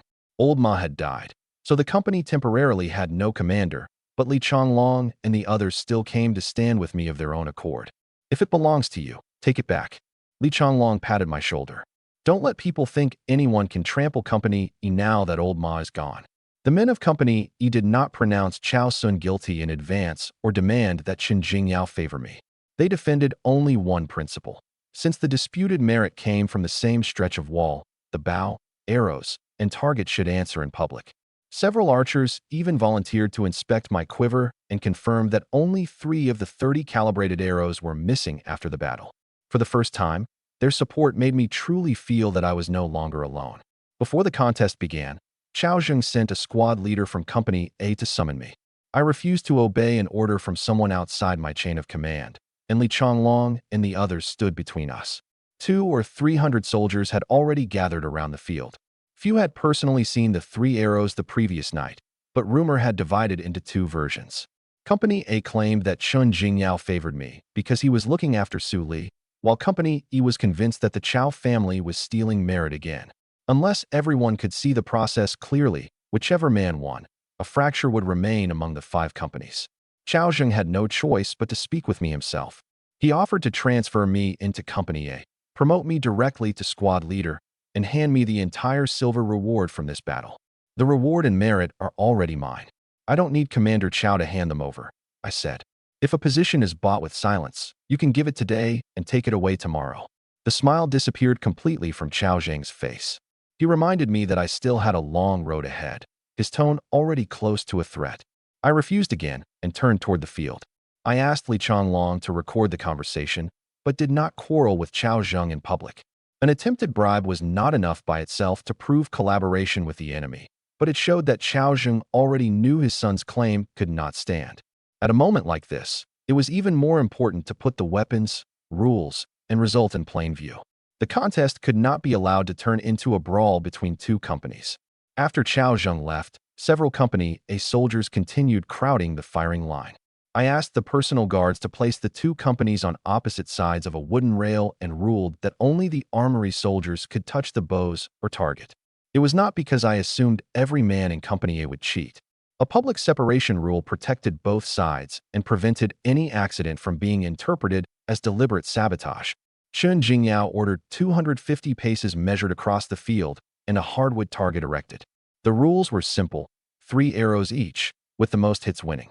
Company A and Company E each provided one man to measure. Together, they stretched the rope twice and planted a marker every 50 paces. Chao Sun was allowed to choose the old armor hung before the target, so he could not later claim that I had selected a weak section. Before the shooting began, the armory soldiers numbered every arrow, then recovered them one by one according to their impact points. Huang Chun and other archers stood to the side to judge changes in bow power, while ordinary soldiers remained behind the safety line. Chun Jingyao announced that no one was to jeer, surround, or attack the loser. The training field would determine military merit, not settle old grudges between two companies. That transformed the crowd from spectators seeking excitement into witnesses judging whether military law could be administered fairly. Chao Sun shot first. His foreshore bow possessed astonishing power, but draw weight did not equal effective range. The first arrow dropped sharply after 200 paces and landed more than 30 paces short of the target. He had not drawn the foreshore bow completely, and the tail of the arrow fishtailed visibly after release. A stationary target was far easier to aim at than a mounted general in a snowstorm. But if the arrow could not even reach the target, there was no possibility of its having struck a breastplate. A guard planted the first small flag at the impact point and called out the shortfall. For the second arrow, he drew almost all the way. It flew farther, but still landed fewer than 10 paces in front of the target. This time the knock had reached the side of his ear, but his arms shook continuously afterward. The resistance of a horned bow increased throughout the early draw, and repeated full-force shots rapidly exhausted the muscles.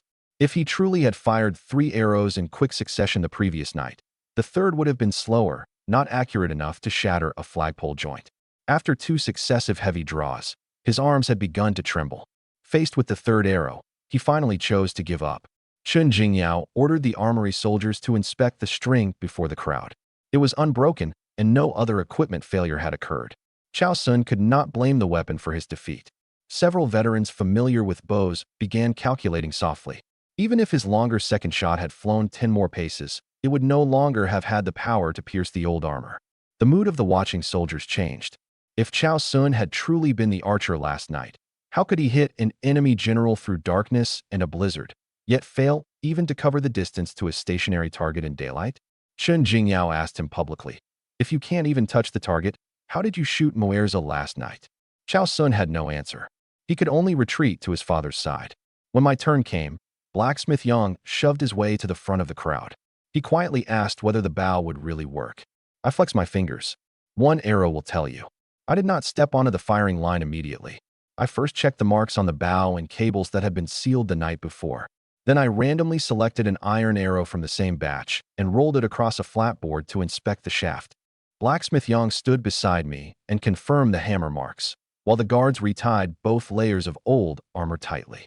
Since the purpose was to reproduce the feat, no one could be left an excuse to claim I had switched arrows or tampered with the test. My right shoulder still ached from repeatedly drawing the bow the night before, so I performed 3 warm-up draws short of full tension and had the army physician confirm that no muscle had been strained. If I forced a limb to snap merely to prove myself, even an arrow touching the target would not show that the weapon was fit for battle.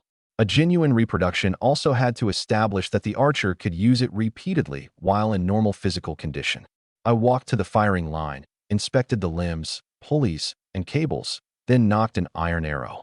The wind had been stronger the night before, and the targets had been moving. The wooden target before me was stationary. There was no need to waste 3 arrows. I drew to full tension, waited for the crosswind to weaken briefly, and released. After the cam passed its point of greatest resistance, the force against my fingers actually decreased. That gave me 2 additional breaths to correct my aim. The target would not move. I needed only to compensate for the wind blowing from right to left, not predict a horse's stride. The string's note was shorter than that of a horn bow, and the iron arrow crossed the field on an almost flat trajectory. The arrow passed precisely through the bullseye, and its remaining force split the support post behind the target. The shaft was still vibrating when the entire training field went silent. A personal guard ran to the target. He first confirmed that the head had pierced both layers of old armor, then measured the split in the post. Afterward, he pulled up the two small flags marking Chao Sun's arrows so that everyone could compare all three positions. This was not about which man looked more like a divine archer. At the same distance of 250 paces, one man could not reach the target, while the other's arrow still possessed armor-piercing force. I did not shoot a second arrow. The first had already answered every question about range, accuracy, and remaining power. Driving more precious iron arrows into a wooden post would be mere performance. The armory soldiers sealed the bullseye, armor plates, and shaft together. Blacksmith Yang signed a statement as the maker, while Huang Chun, an archer with no family connection to either side, recorded his assessment. This was not a display of destructive power. It was the most direct reproduction possible: the same bow, the same arrows, and the same distance. There was no longer any dispute over who had fired the 3 arrows the previous night. Blacksmith Yang approached the target and first checked whether the shaft had cracked on impact, then inspected the cables along both pulley assemblies. He identified clear limitations in the bow. The axles came from salvaged iron and required frequent oiling in the cold. The limbs were laminated hardwood and could not remain wet with snow for long. The iron arrows were heavy and unsuitable for every new recruit to use immediately. The weapon could prove my achievement, but it could not yet be copied for the entire garrison. I reported those limitations to Chun Jingyao along with the success. If the battle report said only that a new bow can shoot 250 paces, our superiors might order immediate mass production and send soldiers onto the wall holding defective weapons that had never been validated. Any armament improvement required durability trials and failure statistics before we decided whether to expand production. Chun Jingyao took the compound bow and asked what I had named it. Armor Breaker. He nodded in approval, then publicly asked whether Chao Sun had any further explanation. Chao Sun hung his head and remained silent. Chao Zheng suddenly slapped his son and then deliberately punched and kicked him in front of everyone, trying to substitute family discipline for military law. Chun Jingyao waited until the performance was over before issuing the official ruling. Chao Sun had falsely claimed military merit. He was stripped of his post as squad leader and demoted to ordinary soldier. Those who had directed the false testimony would be separately recorded and investigated. Chao Zheng retained his position as company commander, but his face looked worse than the punished man's. Yu Sheng had not given false testimony and therefore received no punishment. The other 2 statements were transferred to the military clerks to determine whether the men had acted on orders, under coercion, or through voluntary collusion. My 3 achievements were entered again, with the 3 iron arrows, the broken standard, and Blacksmith Yang's testimony included in the record for review by the military governor's office. At the same time, Chun Jingyao ordered a new procedure. From then on, battlefield merit would first be recorded by the soldier's own squad and cross-signed by a neighboring squad. A company commander could no longer change the name alone. The measure could not eliminate every stolen achievement overnight, but it would at least make it harder to repeat what Lu Wu had done: erase a low-ranking soldier's name with a superior's single statement. After ownership of the merit was settled, several company squad leaders and I were summoned to the commandant's headquarters. Old Ma was dead, and Company E's more than 100 soldiers needed a new commander as soon as possible. Chun Jingyao recommended me directly because the 3-arrow defense, the patrol kills, and my battlefield judgment had all been verified. Liang Sheng, a squad leader in his 40s, was the first to object. He did not deny my achievements. He pointed out that I had never truly led soldiers. Company E originally had 5 squad leaders, and Liang Sheng was the most senior. Under ordinary practice, he should have assumed temporary command after Old Ma's death. I had only just shed the status of a lowly foot soldier. Any cautious veteran would question allowing me to leap several ranks and take command of more than 100 men. Chun Jingyao did not use his rank to silence Liang Sheng. He asked everyone to propose a way of testing my ability to command. Killing the enemy yourself doesn't mean you can bring more than 100 men home alive, Liang Sheng said. I won't gamble with my company brothers' lives merely because the commandant admires you. There was no selfishness in his words. I agreed with his concern. If I demanded obedience merely because of one bow and the identity I had held in my previous life, I did not deserve to command a company. Liangsheng raised 3 specific questions as well. Did I know the current strength of every squad in company? Could I continue transmitting orders if the commander fell? During a retreat, should we save the flag first or rescue the wounded? I did not pretend that I had already mastered the entire roster.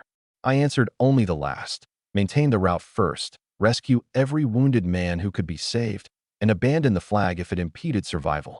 I would have to examine the roles before answering the other 2. It was precisely because I admitted what I did not know that he agreed to continue the test on a sand table.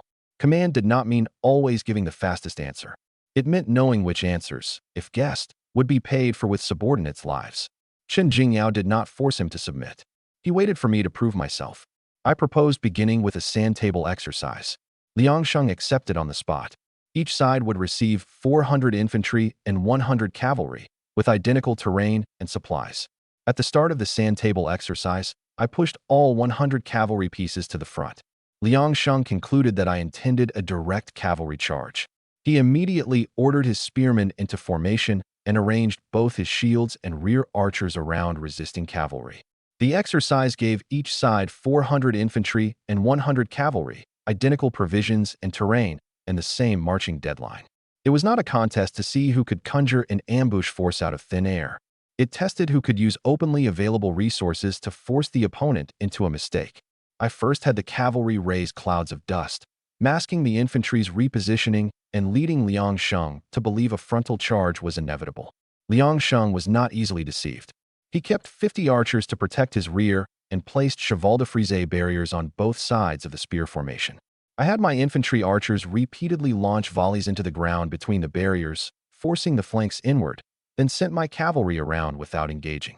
Victory came from narrowing his choices one step at a time, not from some miraculous trick that made an experienced soldier forget common sense. When the cavalry entered within 100 paces, I split it in 2 and swept past both flanks of the spear formation. The instant the mounted screen moved aside, the infantry archers behind it completed 3 arcing volleys. Shield bearers and short weapon troops then pressed forward. Both cavalry wings simultaneously circled behind Liangsheng, cutting his retreat and command lines. Liangsheng had stretched the spear formation too wide to defend against cavalry, and gaps appeared when he tried to shift to shields. Under attack from front and rear, he could no longer reorganize. He finally laid down his command flag and conceded. I did not declare every wooden piece dead. The cavalry behind him needed only to cut the messenger and supply routes, while the infantry in front focused on forcing a retreat.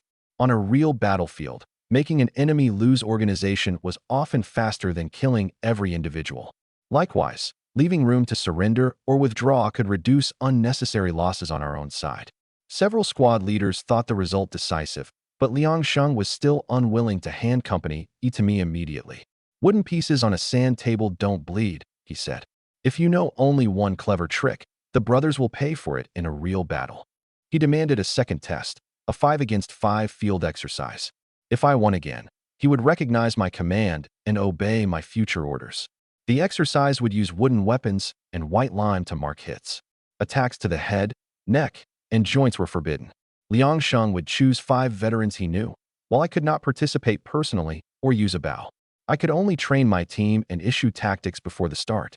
That way, the test would measure not whether I could fight, but whether 5 ordinary soldiers could execute the coordination I designed. I accepted, but requested the right to choose and briefly train my own 5 men. Liangsheng offered me 3 days. I asked for only 3 2-hour periods. It was not because I underestimated him. 3 days could not transform ordinary soldiers into elites. What could change the exercise was a clear division of duties, hand signals, and the most basic coordination, and 6 hours was enough to establish those things. Li Changlong allowed me to choose from his men. I selected 5 soldiers who knew one another and obeyed orders reliably, rather than simply picking the strongest. When we returned home to eat, I used the tabletop to explain every man's role, while Suli helped us simulate movement with beans, bowls, and plates. The 5 men came from 2 squads. They knew one another by name and understood who had an old injury in his left knee and who was slightly hard of hearing. I chose the man with the steadiest center of balance to carry the shield, the man best able to resist the urge to chase for the spear, and an archer selected not for the highest accuracy, but for his ability to wait until he had a clear field of fire. The greatest danger in a small formation was everyone trying to be the hero. Suli used bowls as walls and beans as soldiers, repeatedly simulating a frontal attack, a flanking maneuver, and one man falling. She noticed that if the rear archer watched only the forward shield, he would collide with the butt of the spear when turning. I therefore moved the archer half a step farther back and added a reserve command. If the forward position failed, the entire formation contracted. On the training field, I taught no flashy moves. We drilled only 3 things again and again. Changing formation together upon hearing a command, covering a comrade's backward step, and using the front rank as cover while alternating the flanks. Every command was shortened to 1 syllable so that wind and battle cries would not drown it out. Each man also learned 2 hand signals in case the man shouting commands fell first. I rotated them through the forward position until each knew where the comrade beside him would stand next, rather than memorizing only his own route. At the end of the 6 hours, Liang Sheng brought 5 experienced veterans to the drill ground. Chen Jingyao and a large crowd of soldiers also arrived to watch. Liang Sheng asked one final time whether I wanted 2 more days. I checked my 5 men's protective gear and wooden weapons, confirmed there were no problems, then shook my head. When Suli helped us rehearse with beans, she had pointed out one final detail. If a 5-man formation focused only straight ahead, a temporary blind spot would open behind each flank. I therefore made the shield bearers practice 3 more synchronized turns and specified that whenever anyone lost position, the formation would contract first rather than destroy its integrity to chase a single scoring mark. No, we begin now. Liang Sheng's 5 veterans formed a single line, each carrying a wooden saber. They were powerfully built and accustomed to charging straight into the enemy. The 5 men I had selected had clearly divided roles. 2 shield bearers stood in front, 2 spearmen remained behind the shields, and the archer occupied the rear. The wooden blades, spear shafts, and blunted arrows were all coated in white lime. A strike to the torso eliminated a man, while a hit to a limb restricted his movement. The formation appeared to be a pointed wedge, but in practice it rotated toward the direction of the threat. The forward shield absorbed the heaviest first impact, while the side shield protected the spearmen as they changed position. The 2 spears never extended at the same time. One was always held back to prevent an enemy from closing. The archer fired only when a gap opened between the shields. It was better to lose a shot than hit a comrade. Chen Jingyao announced the start, and Liang Sheng's men immediately charged across the full front. I did not shout any new, complicated instructions from the sidelines. The 5 men could use only the 4 commands they had practiced. Liang Sheng's veterans roared and struck the shields with the backs of their blades, trying to make the spears thrust too early. Although the forward shield bearers' breathing grew ragged, they waited until 2 opponents genuinely entered spear range before closing their shields. The 2 wooden shields closed together and stopped the first round of blows. All 5 opponents were crowded into the narrow front, leaving the rear men temporarily unable to swing. The collision forced my 2 front men back half a step, but as trained, they planted their rear feet in holes they had packed into the snow beforehand instead of scattering separately. When Liang Sheng's men found they could not force their way through the center, one immediately shifted left. My side shield rotated at the same time, closing the passage the movement had just opened. Spears, both long shafts shot through gaps in the shields, leaving precise white marks on 2 opponents' chests. The shield bearers did not pursue. As trained, they pressed forward only enough to control the space. The spearmen withdrew into protection, and the archer used the opening on the flank to strike a 3rd man's leg. The remaining 2 tried to separate and circle around. Our formation rotated with the command. One shield blocked the nearer enemy, while the other created an angle for a spearman. In less than a moment, all 5 opponents had been ruled out, while not one of our men had been hit. The final opponent had feinted against the forward shield, then suddenly thrown himself at the archer. The archer did not retreat while firing wildly. As trained, he protected himself with a short staff. The 2 spearmen crossed and exchanged positions, one cutting off the route while the other's white-coated tip touched the man's breastplate. Only when Chen Jingyao declared the exercise over did all 5 men relax their formation together. There was nothing mysterious about the 5-man wedge. Shields absorbed the impact, spears exploited their reach to counterattack, and the archer prevented the enemy from circling freely. The true core was that every man performed one clearly defined job and trusted his comrades to cover the remaining positions. Nor was it an invincible formation. It worked best in narrow streets and inside a gate. On open ground against cavalry or powerful crossbows, it had to be supported by additional ranks. I intended only to prove that training could reduce chaos, not that 5 men could henceforth ignore numbers and terrain. To test whether it could be reproduced, I split up the victorious 5 and had each lead 4 recruits through another drill. Only 2 groups completed the first rotation correctly. The other 3 made mistakes in commands and spacing. That proved the result came from 3 hours of concentrated training and familiarity among the members, not from arranging men in a wedge and expecting automatic success. Garrison-wide adoption would require at least 10 days of basic drilling. Liang Sheng personally inspected the white line marks, then cupped his fist toward me. I lost, and I accept it without reservation. If you become company commander, I will obey your orders. After the exercise, I first sent everyone to the army physician. 2 shield bearers had minor bruises on their shoulders, and 1 man from Liang Sheng's side had twisted an ankle. All were recorded as training injuries and excused from the afternoon drill. If we announced only 5-0 and concealed the cost, the next group would assume that copying the formation meant no one could be hurt. We then reviewed every white mark on the ground. During the first contact, the side shield had been half a beat slow, and the final interception depended too heavily on the spearman's precision. Liang Sheng pointed out that the gap between shields would have to narrow further against an opponent with long weapons. Losing did not mean he had to remain silent forever. His experience was part of turning an experiment into a usable tactic. Chen Jingyao publicly announced that I would take command of Company E. The name Ling Ergu in the old military register was also formally corrected to Ling Chuan. The appointment did not relax me. Being company commander meant responsibility for more than 100 lives, not gaining a crowd of men I could order around at will. Before everyone, I made 3 promises. Military merit would be reported according to the record made that day. Injuries and illness would never be forcibly concealed, and every training order would state both its purpose and its stopping condition. In exchange, Company E had to obey battlefield commands and could not leave formation to seize enemy heads.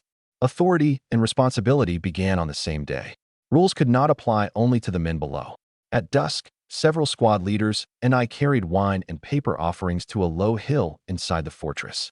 It was covered with graves of border soldiers killed over the years, many of the mounds lacking even a marker. Old Ma's new grave stood at the front. I poured a bowl of wine onto the snow.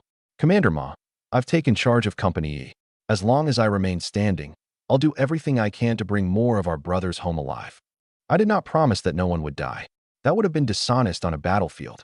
What I could do was reduce preventable deaths. No broken shield would go onto the wall.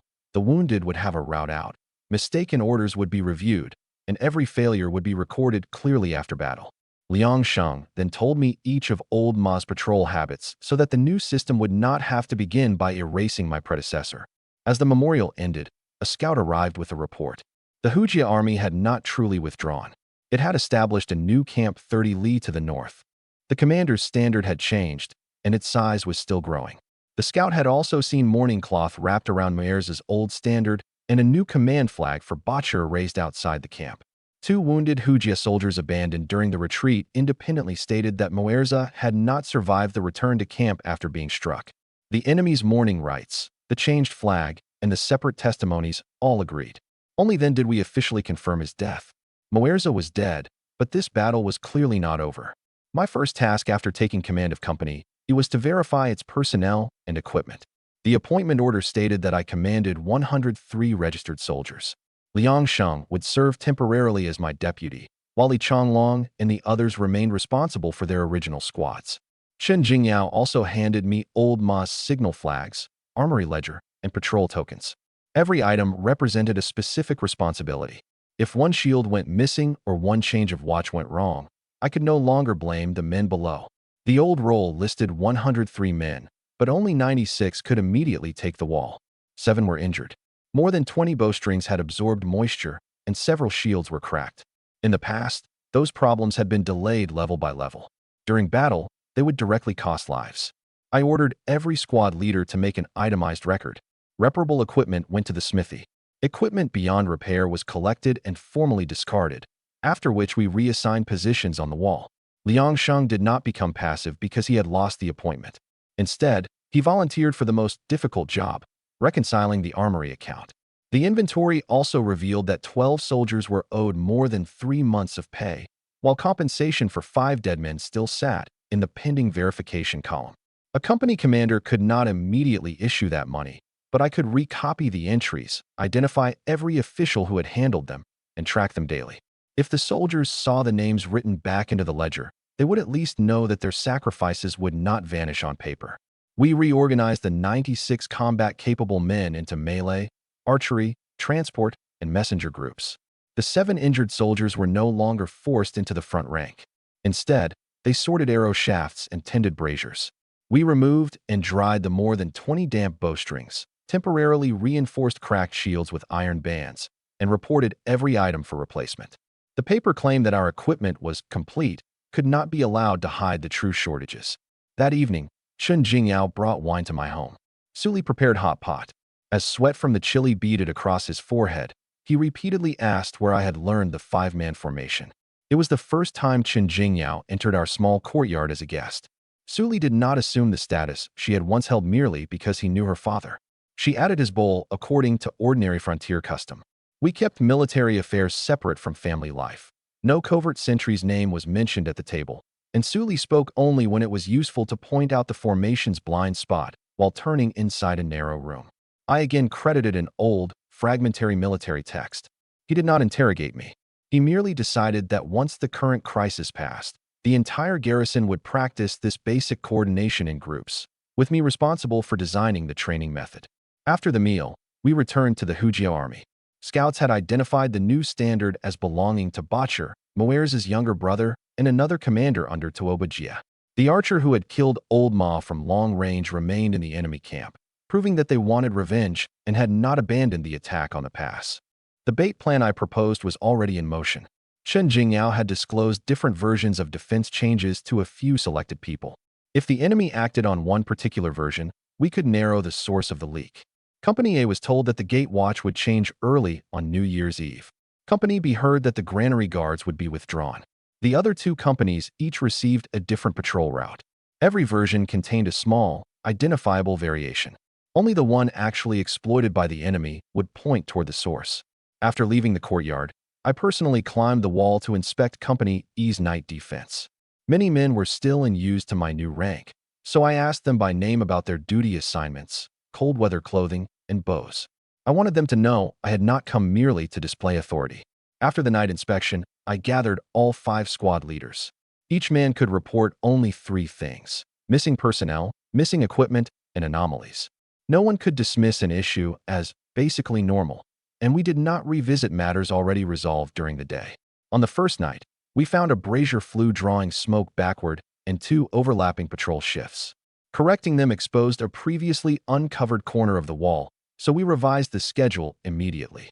I also put the company commander himself on the night spot checklist. Punishment could not apply only to subordinates. If I missed an assigned section, Liang Sheng was authorized to record it directly in the duty log. The soldiers did not yet fully trust a young man who had risen so abruptly. More than speeches, my acceptance of the same record-keeping would help them judge whether I might become a second Lu Wu. On my way back, a dark figure flashed along the base of the wall. The night watch had just changed, but the figure avoided 2 braziers, clearly familiar with Company A's route. I did not immediately shout for an arrest. I told one soldier behind me to notify Liang Sheng, then followed alone at a steady distance. If this was the traitor, alarming him would break the trail. If he was merely an injured soldier, I should not shoot him first and ask questions later. I drew my saber and challenged him. Only then did he step from the darkness. He was Yu Sheng, a Company A soldier, the only one among the 3 witnesses the previous day who had refused to lie for Chao Sun. Yu Sheng's face was black and blue, and he walked with a limp. I did not need to ask where the injuries had come from. Commander Ling, I have urgent information. He lowered his voice. I sheathed my saber and led him out of the wind. Tell me. Yu Sheng first handed me a torn wooden duty token. Its number belonged to Company A, but it bore a secondary gate seal that Company A had no authority to possess. He did not dare give it to Chao Zhang and could only risk approaching me during my night patrol. The physical item gave his coming statement a verifiable starting point rather than leaving it as one abused soldier's unsupported accusation against a superior. Yu Sheng first explained that he had refused to give false testimony because his mother had taught him from childhood that a man must answer to his conscience. After Chao Sun was demoted, several Company A men retaliated against him. Even so, he accepted a secret assignment from Chun Jingyao. I did not believe his entire report based only on his injuries and one statement. I first asked whose hands he had seen the order pass through, how many times it had changed hands, and whether there was a second witness, recording each answer separately. Yu Sheng could not name the mastermind, but he accurately described the movement of Company A's duty badges and the time the messenger departed. Both matched the covert sentry's record. He confirmed that someone planned to open the gate 45 minutes after midnight on New Year's Eve, then wrote the 2 characters for City Gate in the snow. The information came from traces left by Company A's internal messages. The specific mastermind still had to be caught at the scene. I told him not to risk investigating any further, much less confront Chao Sun. Yu Sheng would first have Old Song examine his injuries and create an official record of the retaliation, then return to duty in Company A as usual. Only if the people behind the plot believed their trail remained hidden could we catch the man who opened the gate, the messenger, and the enemy contact outside at the same time. Chun Jingyao secretly made an ink rubbing of the wooden duty token. Yu Sheng returned the original to its former location so that the mastermind would not discover it missing. Meanwhile, the covert sentries would watch only the route of transmission and refrain from arresting the low-ranking messenger early. The foot soldier might know only where to deliver something. The final recipient and the action at the gate would provide the real proof of treason. I erased the characters, sent Yu Sheng to Old Song for an injury examination, then told him to pretend nothing had happened and continue according to the original plan. Chun Jingyao soon received the news, and we matched the bait against the genuine duty record. The leak came from Company A's senior ranks. On New Year's Eve, I completed the morning drill as usual and checked Su Li's ankle. The wound had scabbed. She could walk short distances, but should not stand for long. Chun Jingyao had originally invited us to the New Year's Eve dinner. After Su Li learned there might be an operation, she decided to stay home so that I would have one less worry. At noon, we prepared a simple meal in advance, our first New Year's reunion in a chaotic age. Su Li remembered her scattered family and remained silent for a long time. I did not dismiss her grief by promising that everything would improve. I placed an empty bowl at the side of the table and promised that if we ever received word of a member of the Su family, we would first verify whether that person was alive and where they had gone. She also poured a small cup of wine facing the direction of Old Ma and the patrolman who had died. The survivors celebrating the new year did not mean those who failed to return could be forgotten. When she calculated our remaining silver, she reminded me that the formal reward had not arrived and that we had to retain enough for food and medicine. I promised that from then on, we would decide every household expense together. That afternoon, a personal guard reported that the New Year's Eve dinner had been moved to Snow Swallowing Tavern inside the pass. Chao Zheng was hosting it, supposedly to apologize for Chao Sun's attempt to steal military merit. He had invited the commanders and squad leaders of every company. Chun Jingyao and I agreed in advance on 3 conditions that would halt the plan. If innocent hostages were found in the tavern, rescue them first.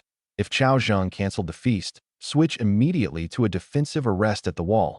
If the enemy appeared early outside, every part of the investigation would yield to protecting the pass. We could not let the entire officer corps genuinely abandon its posts merely to collect complete evidence. The arrangement perfectly matched the intelligence that the gate would open after midnight. Once Wolf Beacon Pass's principal officers were gathered in one place, Chao Zheng's accomplices in Company A could take control of the gate. I attended according to plan. Snow Swallowing Tavern was the only inn in the pass, and its main hall was already filled with officers.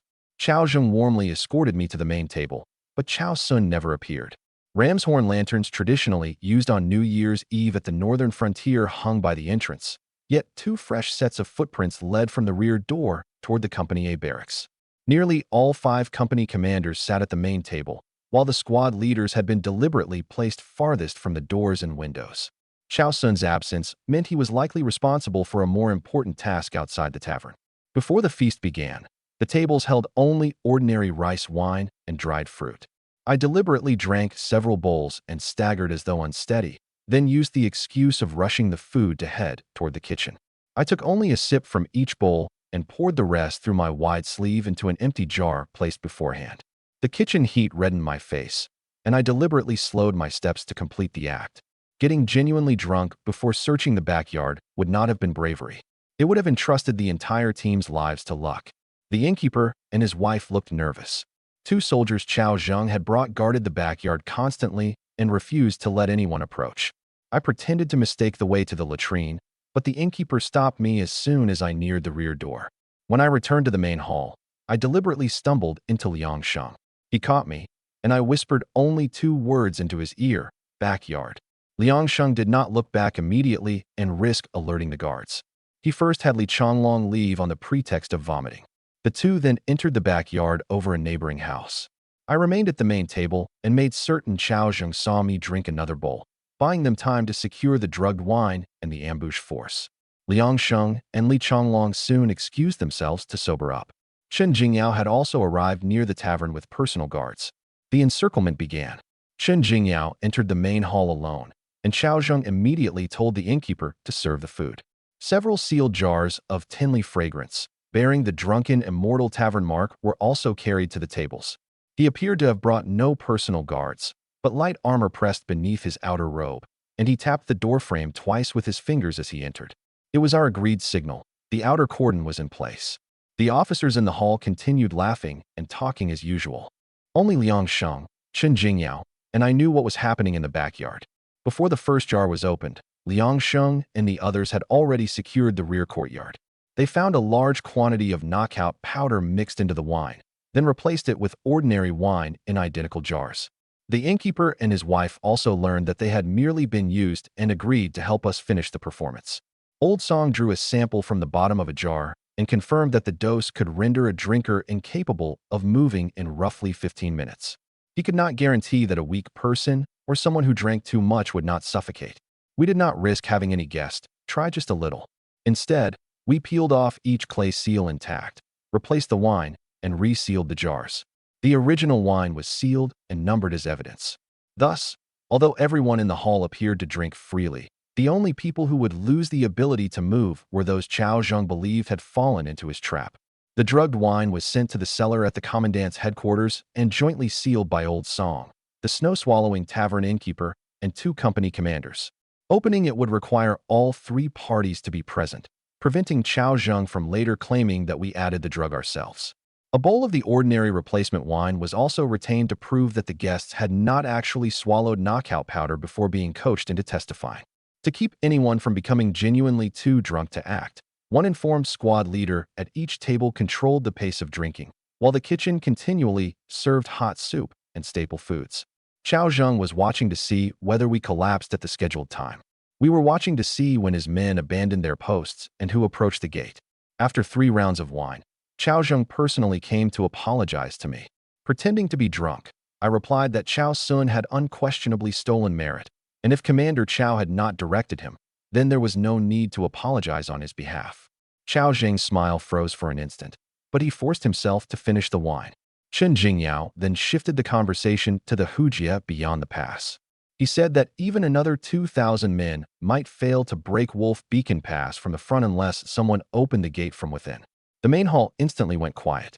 Several company commanders angrily demanded to know the traitor's identity, while Chao Zheng stared only at the men around the wine table, as though waiting for the drug to take effect. I walked up to him. "Commander Chao, are you waiting for 15 minutes to pass? I don't know what you're talking about. You agreed to open the gate 45 minutes after midnight. 1,000 elite Hujia troops are waiting outside. You invited Wolf Beacon Pass's principal officers here, drugged the wine to keep anyone from resisting, and placed armed men in the backyard to finish the job." Chao Zheng sprang up and accused me of using official authority to avenge a personal grudge. I did not use my old conflicts with Lu Wu and Chao Sun as proof of Chao Zheng's treason.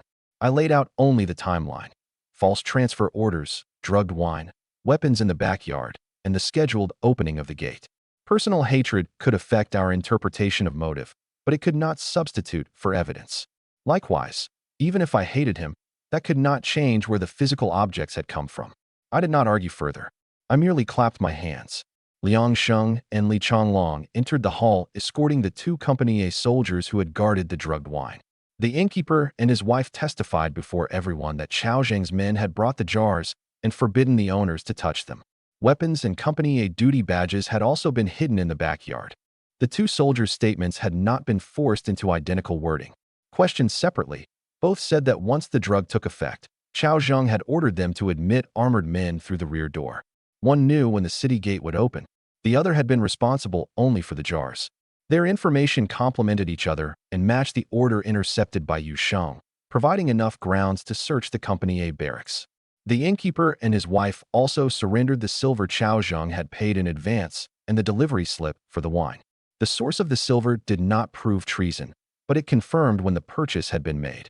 The slip showed that a Company A wagon delivered the jars the day before the banquet, contradicting Chao Zheng's claim that he had bought them at the last moment as an apology. The evidence now extended from witnesses to the movement of supplies, reducing the risk that one coerced confession would decide the entire case. Old Song had already sampled and tested the powder. The time supplied by Yu Sheng, the path by which the false defense information leaked, the ambush force at the tavern, and the order for the gate all corroborated one another. Chen Jingyao deliberately did not reveal every version of the false information in public. If Chao Zheng still had an undiscovered superior behind him, those details could continue serving as filters.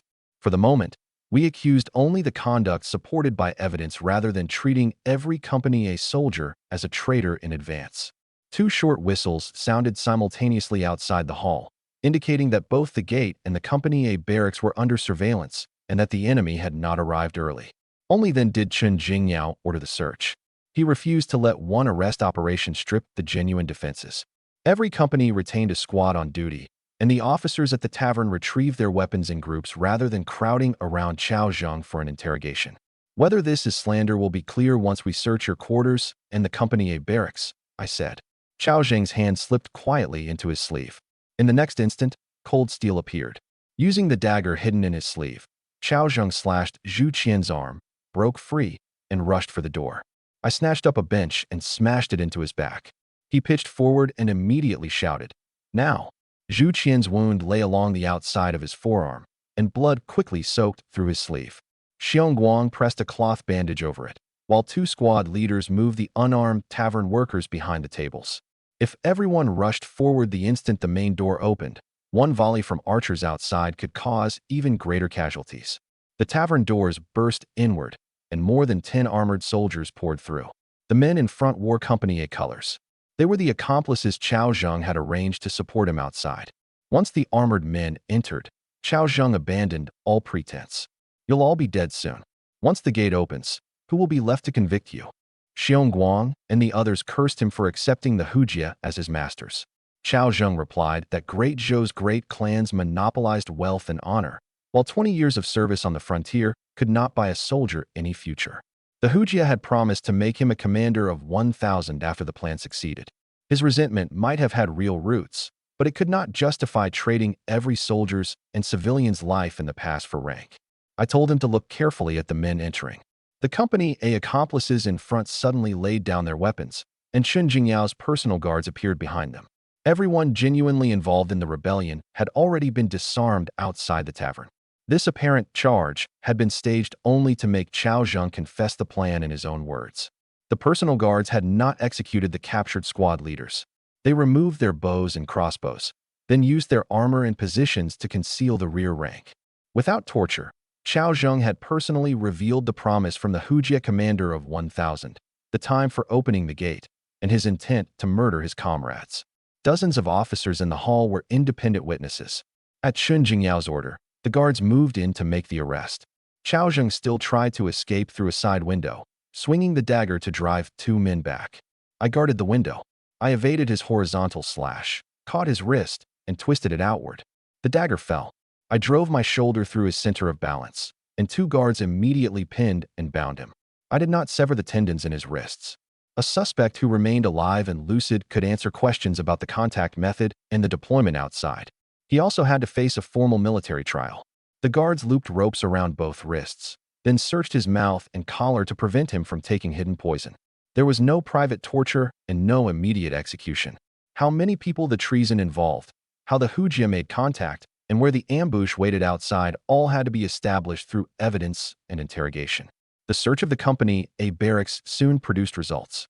Chao Zheng's quarters concealed Hujia's secret letters, the agreed time for opening the gate, a copy of the defense map, and an unfamiliar military badge. Chao Sun had gone toward the gate with several trusted men and remained at large.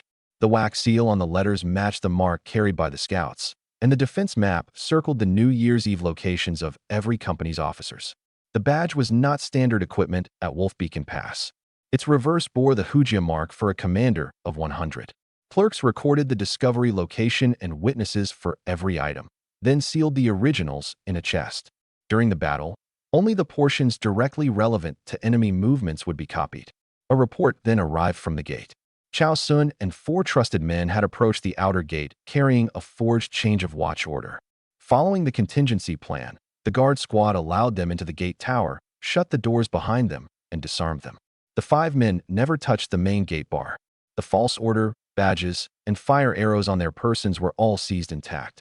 The evidence now fixed the actions of both Chao Zheng and his son, while the outer gate remained controlled by trusted defenders. Ordinary company A soldiers were assembled by name and questioned individually about where their orders for the night had originated. They were not all disarmed indiscriminately.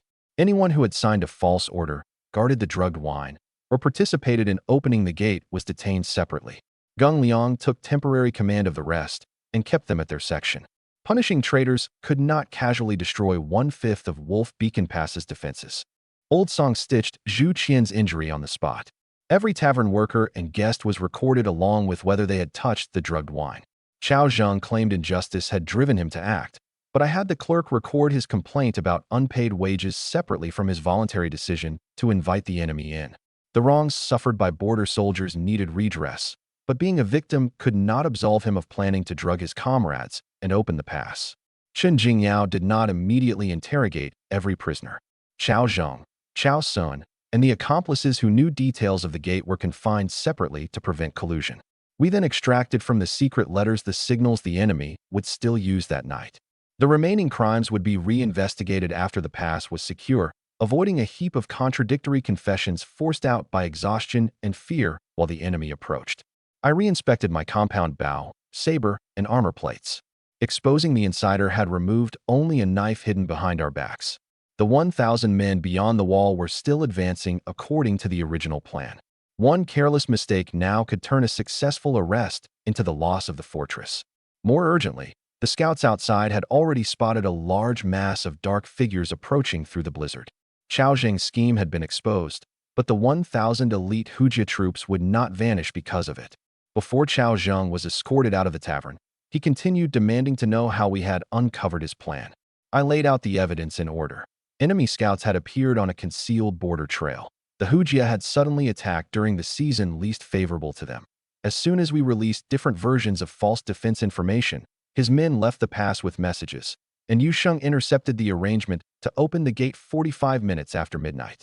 Yusheng stepped forward voluntarily to testify. When Chao Zheng saw him, he finally understood that retaliating against a common soldier who refused to lie had left the clearest opening in his entire scheme. Chen Jingyao did not kill anyone privately inside the tavern. He took Chao Zheng, the drugged wine, the secret letters, the defense map, and the captured accomplices back to the barracks and convened a wartime military proceeding. The evidence was conclusive, and Chao Zheng had publicly admitted that he intended to open the pass in exchange for promotion to Hujia commander of 1,000. He was ultimately sentenced to death for treason. There was time only for a wartime military tribunal. Apart from the implicated Company A, the commanders of the other 4 companies attended jointly. The clerk read every piece of physical evidence and testimony aloud, and Chao Zheng was given the opportunity to deny or explain each item. The death sentence was entered, but its execution postponed until the defenses were stable. For the moment, identifying the signals, troop numbers, and enemy route from the secret letters mattered more. Once the proceeding ended, we immediately turned toward the real battlefield. Fewer than 30 minutes remained before the appointed time. The Hujia believed their inside contact was still in place, so I suggested turning Chao Zheng's plan against them. We would send the signal in the agreed manner, open the outer gate, conceal the defenders, and lure the enemy vanguard into the barbican. The inner gate would remain shut, while rolling logs and boulders cut off the outer entrance. Archers from every company would ambush from the walls. Xiongguang would take fewer than 100 cavalry around the fortress in advance and prepare to intercept the retreating troops. Wolf Beacon Pass had an outer gate, a long and narrow barbican, and a heavy inner gate leading into the fortress. As long as the enemy did not cross the inner gate, they would remain within the fields of fire of 4 walls. We replaced the old supports above the outer gate with thick suspension ropes so that all the logs could fall at one command. 2 layers of cheval de frise barriers were placed behind the inner gate. Even if its bar broke, they would slow the cavalry. The plan carried tremendous risk. If the enemy sent only a few men to probe, the trap would be exposed. If we lost control of the inner gate, Hujia cavalry might charge directly into the settlement. Chen Jingyao explained those risks publicly to every company rather than using military secrecy to hide the worst possible outcome. The squad guarding the inner gate had independent authority to drop the bar. The instant enemy cavalry crossed a painted red line, they were to close it without waiting for an order from the wall. Nor would we insist on luring in a larger number. We would rather abandon the ambush than gamble the civilians behind the pass merely to swallow more enemies. Xiongguang's cavalry outside carried only 1 day's rations and 2 signal rockets. The first would mean the enemy force outside had begun to retreat. The second would mean that a larger ambush force had been discovered and that he was abandoning the interception immediately. If the wall saw only the second rocket, the gates had to remain shut. No one could leave the pass to rescue him. It was the cruelest order, but it prevented 1 cavalry unit from dragging the entire garrison outside. Liang Sheng and I verified every gate bar, torch, arrow stack, and withdrawal route. Chen Jingyao divided the orders among different officers so that no single person could leak every link again. Each archer received only 2 quivers. The first was for sealing the barbican, and the second was reserved for emergencies. Every brazier remained covered until the enemy vanguard entered. The infirmary was established behind the inner gate. Wounded soldiers would withdraw along the eastern stairs, while the western stairs were reserved for reinforcements going up. The most easily overlooked order was that civilians had to remain in their homes and not gather below the walls to watch. At 45 minutes after midnight, the signal rose into the sky. Soon, the muffled sound of hooves came through the snowstorm. Lying above the barbican, I watched Hujia cavalry approach the open outer gate. The tall general leading them paused only briefly before riding straight inside with the vanguard. The first dozen or so riders stopped just inside and searched the walls for silhouettes. We pressed against the frozen bricks without moving and left every torch dark. Guarded by personal soldiers, a messenger imitated the contact at the gate exactly as described in the secret letter and successfully fooled the probe. By the time the cavalry behind them continued pouring in, there was no room for the front ranks to turn around. After more than 500 cavalry entered the barbican, the formation became tightly packed. Chen Jingyao raised his hand. This was the moment I had been waiting for. As the tail of the final horse passed beneath the gate tunnel, the lookout struck the wooden clapper 3 times in succession. Chen Jingyao first confirmed that nothing was wrong at the inner gate, then dropped his arm. A few dozen breaths earlier, and most of the enemy outside would have escaped. A few dozen breaths later, and the rear ranks might have realized the barbican was unnaturally silent. Torches flared simultaneously, illuminating all 4 walls as brightly as day. Boulders and rolling logs fell into their assigned positions and completely blocked the outer entrance. We did not jam the outer gate into one solid, impassable mass. We left an inspection gap wide enough for 1 person, sealed from outside by shield bearers. It allowed anyone who surrendered his weapon to emerge one at a time and let us check whether the obstruction was being moved from outside. Reserve logs remained suspended on a second level, ready to fall if the first barrier loosened. The enemy general jerked his head up. Our scouts had already confirmed his identity. Bachar, Moer's younger brother. Bachar, Chen Jingyao called from the wall. The man you were waiting for inside isn't coming. At the command, arrows rained into the barbican from all 4 sides. The first volley did not target individuals. Everyone covered an assigned zone, shooting the open ground before the horses and the densest pockets of cavalry to force them to halt. Only in the second volley did experienced archers select men who continued shouting commands. Our arrow supply was limited. No one could empty an entire quiver into the same fallen target out of hatred. The first men inside were light cavalry, and most shields remained behind with the infantry. Horses and riders were jammed together. They could neither charge the inner gate nor withdraw through the blocked outer gate. Panicked horses could magnify a stampede, so our first volley avoided the bellies of riderless animals whenever possible and instead struck men leading horses or issuing commands. Wet felt and buckets of water waited on the wall to prevent the burning barrier from igniting saddles and spreading to the wooden gates. A successful trap did not mean we should turn the barbican into a fire we could not enter ourselves. Bachar ordered his men to dismount and seize the stairs on both sides. The first group charged around a corner under the arrows. The men behind then used saddles and spare armor plates to shield their heads, and their advance visibly accelerated. Those stairways were false escape routes we had deliberately left open.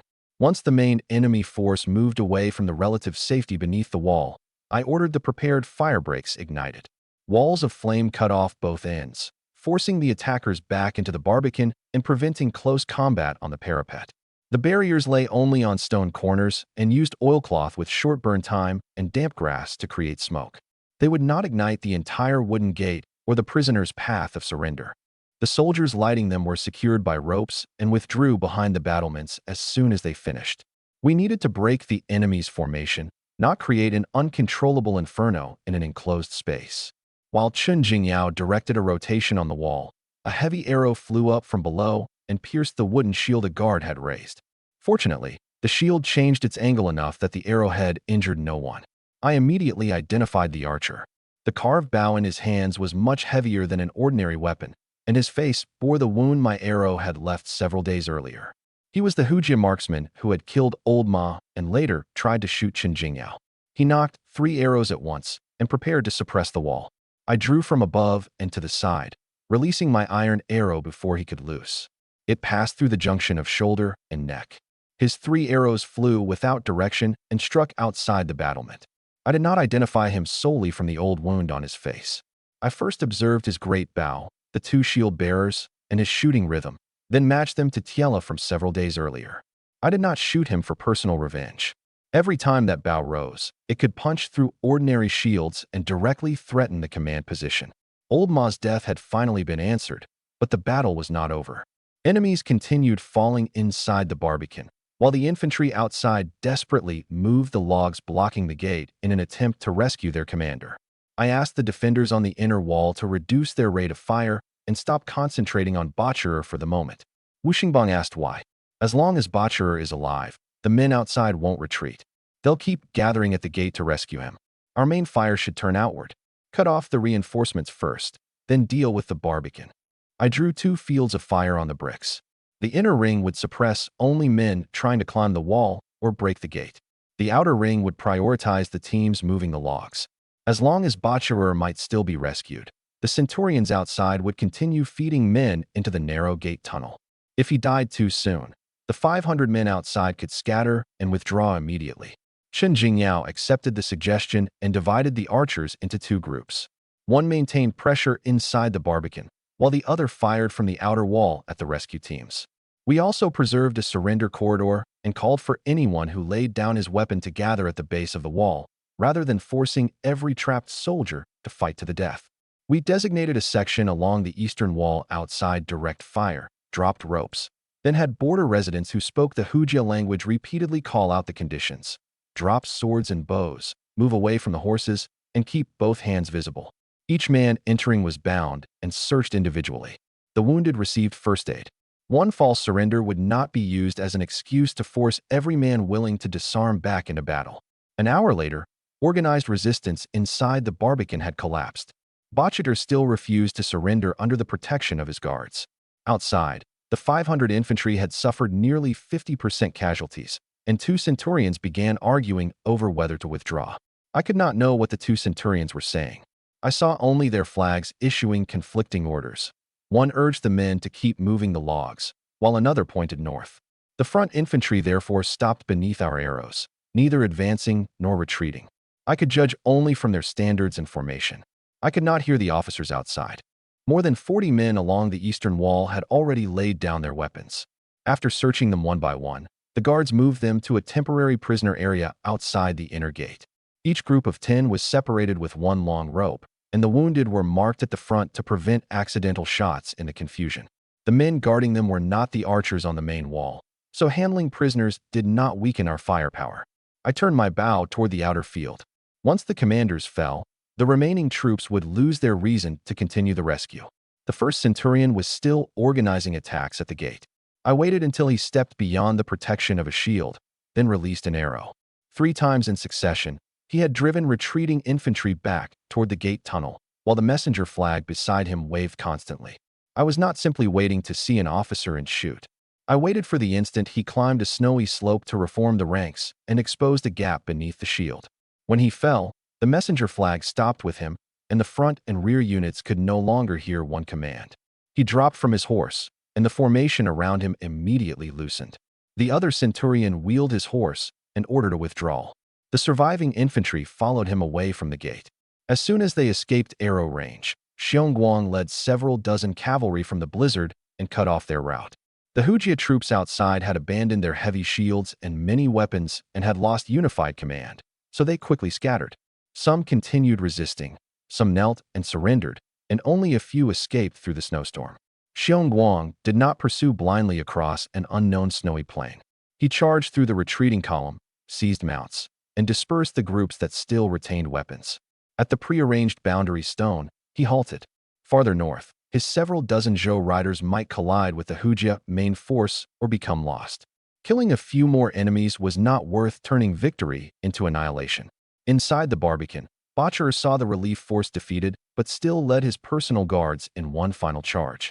He died resisting, and the remaining men capable of movement surrendered their weapons one after another. The battle ended before dawn.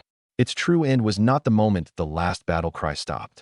Each company first searched its assigned area for armed men hiding beneath horses, bodies, or fallen logs. Only then did the army physicians enter. Half the archers remained on duty in case fugitives returned with the main force. Chen Jingyao did not allow the gate-clearing work to begin until outer sentries confirmed there was no large cavalry group within 10 li. Once the defenses were stable, the wartime tribunal re-examined Qiao Zheng's secret letters, the drugged wine, false order, public confession, and attempted opening of the gate. It upheld the original death sentence for treason, which was carried out according to military law. Qiao Sun and the other accomplices were separated into cases according to their actual conduct. Those who forged the change of watch order or carried fire arrows to open the gate remained imprisoned for trial. A man who only delivered a message without knowing it involved treason did not receive the same guilt as the mastermind. The post-battle count showed that the Hujia had committed roughly 1,000 men and that the entire assault force had been crushed.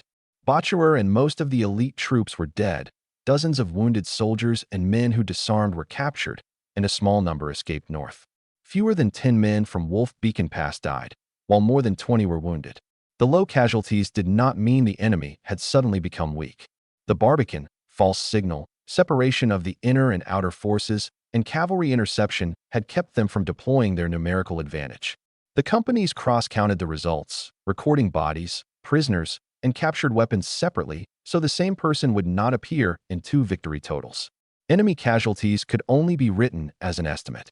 I refused to inflate the number of heads merely to make the report impressive. Our own names were verified one by one, because every number affected compensation and a family. Standing on a wall not yet fully cleared, I did not feel the excitement I had imagined. Most battles in my former life had been small team operations. Here, hundreds of people had failed to rise in a single night. Victory deserved celebration, but the dead should not become numbers used for boasting. Company E lost 1 man and had 6 wounded that night. 2 suffered rope burns while dropping logs, and 1 had his face cut when an allied arrow shaft ricocheted. A review could not ask only who killed the most enemies. It also had to explain injuries not directly caused by the enemy. The rope positions, shields around the arrow stacks, and night lighting therefore went onto our correction list. Botcher's body, saber, and command standard entered storage under joint witness from 4 companies. I did not write the general killing merit under my own name merely because I had proposed the plan. He died during the final charge, so all 3 shield bearers and both spearmen who stopped him were recorded. After seeing Qiao Sun steal merit, I could not use I designed the operation to swallow the achievements of those who executed it. On the first day of the new year, civilians learned that the pass had held and voluntarily brought flour and vegetables. Su Li and other military family members made dumplings beneath the wall. When their shifts ended, the soldiers finally ate a hot meal. The prisoners received basic rations and wound care, then were questioned separately about unit designations, assembly sites, and supply routes. Captured horses were examined. Usable ones entered the military register, while those with severe injuries went to the veterinarians. Bows, armor plates, and grain sacks were sealed according to where they had been found, preserving evidence for the result review and the search for Qiao Zheng's contact. Chen Jingyao sent the battle report, prisoner statements, evidence of Qiao Zheng's treason, and casualty lists to the Northern Desert Military Governor's office. The case left many senior vacancies in Company A, so Gung Liang, one of Qin's personal guards, had to take temporary command. The battle report did not claim that I alone had defeated 1,000 men.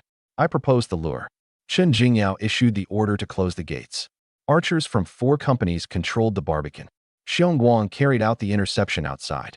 Liang Sheng defended the inner gate. That account both claimed merit accurately and prevented the names of the men who actually obeyed the orders from once again being swallowed by a phrase like, "The commander led wisely." Several company commanders were still immersed in victory, but I reminded them that the Hujia had lost 2 generals and more than 1,000 men at Wolf Beacon Pass. They would not let the matter end. Next time, they would bring more troops and better siege equipment. We have only 1 battalion defending this pass. I looked north. We must repair the fortress, replenish the ranks and arrows, and request reinforcements from above as soon as possible. As I left the commandant's headquarters, Old Song caught up and asked about the powder for external application. There had been too many wounded the previous night, so I gave the infirmary all the hemostatic powder I had previously improved under his guidance. It could not heal wounds overnight, but it was easy to apply while exerting direct pressure and help the dressings remain dry. It had genuinely bought treatment time for several wounded soldiers. Old Song showed me the usage record. The army physicians decided which wounds first received pressure when dressings changed and whether blood continued seeping. 2 severely wounded men still required debridement and sutures. The powder did not replace those steps.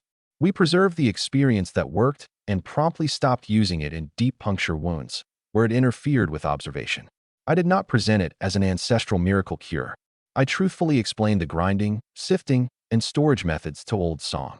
He would continue deciding the herbal combination, and any batch production had to occur under an army physician's supervision to prevent misuse.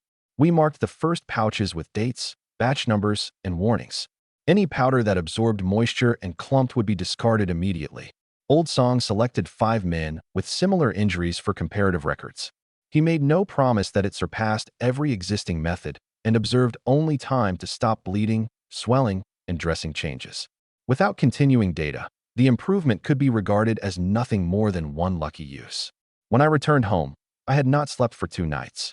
Suli had prepared hot water. She helped remove my armor plates and checked every part of me for hidden injuries. 2 dents on the inside of the plates had been scraped by arrowheads, and my right shoulder was swollen from repeatedly drawing the bow. I first had Old Song confirm there was no bone injury, then let Suli apply a warm cloth to my shoulder. Exhaustion magnified emotion. We agreed to postpone every major decision until after we slept, rather than turn the lingering fear of battle into pressure on each other. I could hear the fighting on the wall last night, but all I could do was wait at home. Her voice was steady, but her hands kept trembling. I didn't dare believe we'd truly held until I saw you return. I held her hand and promised that after the formal reward arrived, we would make up the wedding banquet and let everyone at Wolf Beacon Pass who had witnessed our journey share the meal. Su Li's eyes reddened, though not from grievance. She came close to me of her own accord. After confirming what each of us wanted, we finally became husband and wife in every sense. What followed belonged only to us and required no spectator. She first asked whether the marriage register and her gratitude for saving her life had made me assume her choice was already decided. I told her the register proved only that we had signed it. It could not answer whether she wanted this now. We were both clear-minded, and either of us could stop at any moment. I held her only after she explicitly nodded again. When I woke, it was already the following afternoon. Herbs Old Song had delivered were piled in the courtyard, and Suli had sorted them by category. Together, we finished preparing the powder needed by the infirmary, then sealed and labeled each pouch with directions so that none would be mistaken during battle. Becoming the company commander's wife did not make Suli automatically responsible for all the garrison's medicine. She assisted only with weighing, copying labels, and counting the seals. Old Song and his apprentices continued making judgments about the formula, and the army recorded wages for her hours. Helping comrades did not mean a military family should fill every shortage without compensation. At dusk, we visited the wounded shield bearer together. He could already speak, but blamed himself for exposing a gap in the 5-man formation. I told him the injury was not the true problem. The formation had been 1 breath slow in replacing him. Training and command shared responsibility. We would change the movement during review rather than turn 1 blade wound into humiliation. That night, she leaned against my shoulder and whispered, "Husband, literally loves you. I did not answer with an extravagant promise. I simply told her, I love you too. From now on, every decision I make will remember that someone is waiting for me at home. On the second day of the new year, I met Yusheng in the market. He had just paid respects to his parents, who had died in the war, and looked dejected. The body's former owner's parents also had no graves. That memory could still stab through me. Yusheng's transfer into Company E could not be a casual spoken favor. Company A first removed him from its role. Company E then registered his injuries, weapon, and unpaid wages before Liang Sheng assigned him to a new squad. If anyone investigated later, he would not be a witness I had privately hidden, but a soldier transferred normally with the commandant's approval. I told Yusheng that Chen Jingyao and I had agreed to transfer him into Company E. Remaining in Company A would expose him to retaliation from Chao Sun's old followers, while I needed someone brave enough to tell the truth. Yusheng nodded forcefully. For him, this was an opportunity to leave the shadow behind. For me, the decision meant Company E must always have room for men who followed the rules.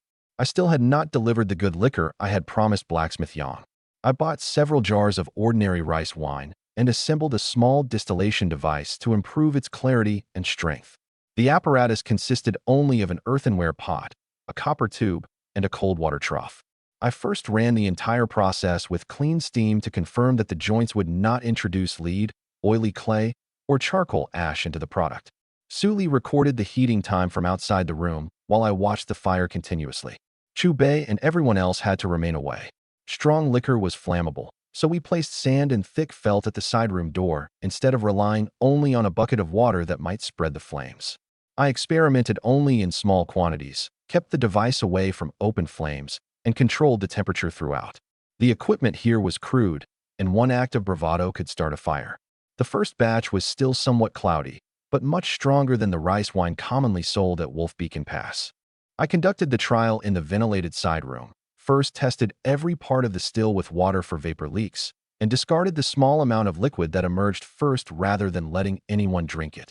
My goal was merely to keep my promise of strong wine to Blacksmith Yang, not open a workshop and make money immediately. Without reliable equipment and repeated validation, I would never produce it in bulk. Just as Su Li finished sealing the liquor, Yusheng ran into the courtyard. Commander, someone has come from the Northern Desert Military Governor's office. Commandant Chen wants you there immediately. The trial had yielded only 2 small jars. One was labeled, pending inspection, and retained. The other was intended for Blacksmith Yang. No one could sell either without permission. I extinguished the fire, moved the equipment that remained hot, and verified that the side room was safe before leaving. Urgent military business did not excuse abandoning a hot apparatus inside a wooden house and making my family bear the fire risk. Yusheng added that the visitor was named Zhang Ji, the staff officer on whom Lu Wu's sister depended. I had known this day would come. Chen Jingyao's covert sentries had witnessed the confrontation on patrol, and Lu Wu had genuinely died to a Hujia arrow. But if Zhang Ji was determined to take revenge, the truth might not prevent him from framing me. I first had Su Li secure the number of the sealed military merit register and the spending record for the 10 taels of silver. I carried only my personal military badge to the commandant's headquarters. Zhang Ji represented the military governor's office in reviewing the victory at Wolf Beacon Pass, but he also had a personal relationship with Lu Wu. Those roles should have required recusal, yet no one could force him to step aside. That was the danger. At the commandant's headquarters, Zhang Ji sat in the principal seat. He was in his 40s and wore civilian-style robes. He first asked whether I had fired the 3 arrows that repelled the enemy and helped defend the pass on New Year's Eve. When I answered yes, his smile suddenly disappeared. The military governor's office review papers lay on the table, but no neutral military judge was present. Zhang Ji had brought 2 personal guards and a clerk. Chen Jingyao had Liang Sheng and Old Song, who had examined the bodies, wait outside.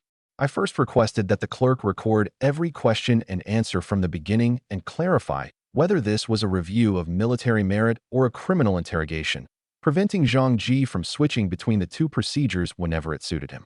Unfortunately, you should not have killed Lu Wu, he said. No matter how useless he was still my brother-in-law. I did not let the accusatory wording confuse me. Lu Wu died to an iron arrow fired by a Hujia scout. The scene examination, arrow wound, and covert sentry statements are all in the record. Zhang Ji demanded to know why, out of 4 men on patrol, I alone had survived. I described Lu Wu firing first, the Hujia crossfire, and the close combat with 3 scouts in sequence. I did not invent motives for men who could no longer speak. Zhang Ji repeatedly tried to make me admit that I had long intended to kill him. I answered only with verifiable actions and positions and demanded that every new accusation be added to the interrogation record. I survived because I took proper cover after discovering the ambush and possessed the ability to fight back. Survival is not evidence of a crime.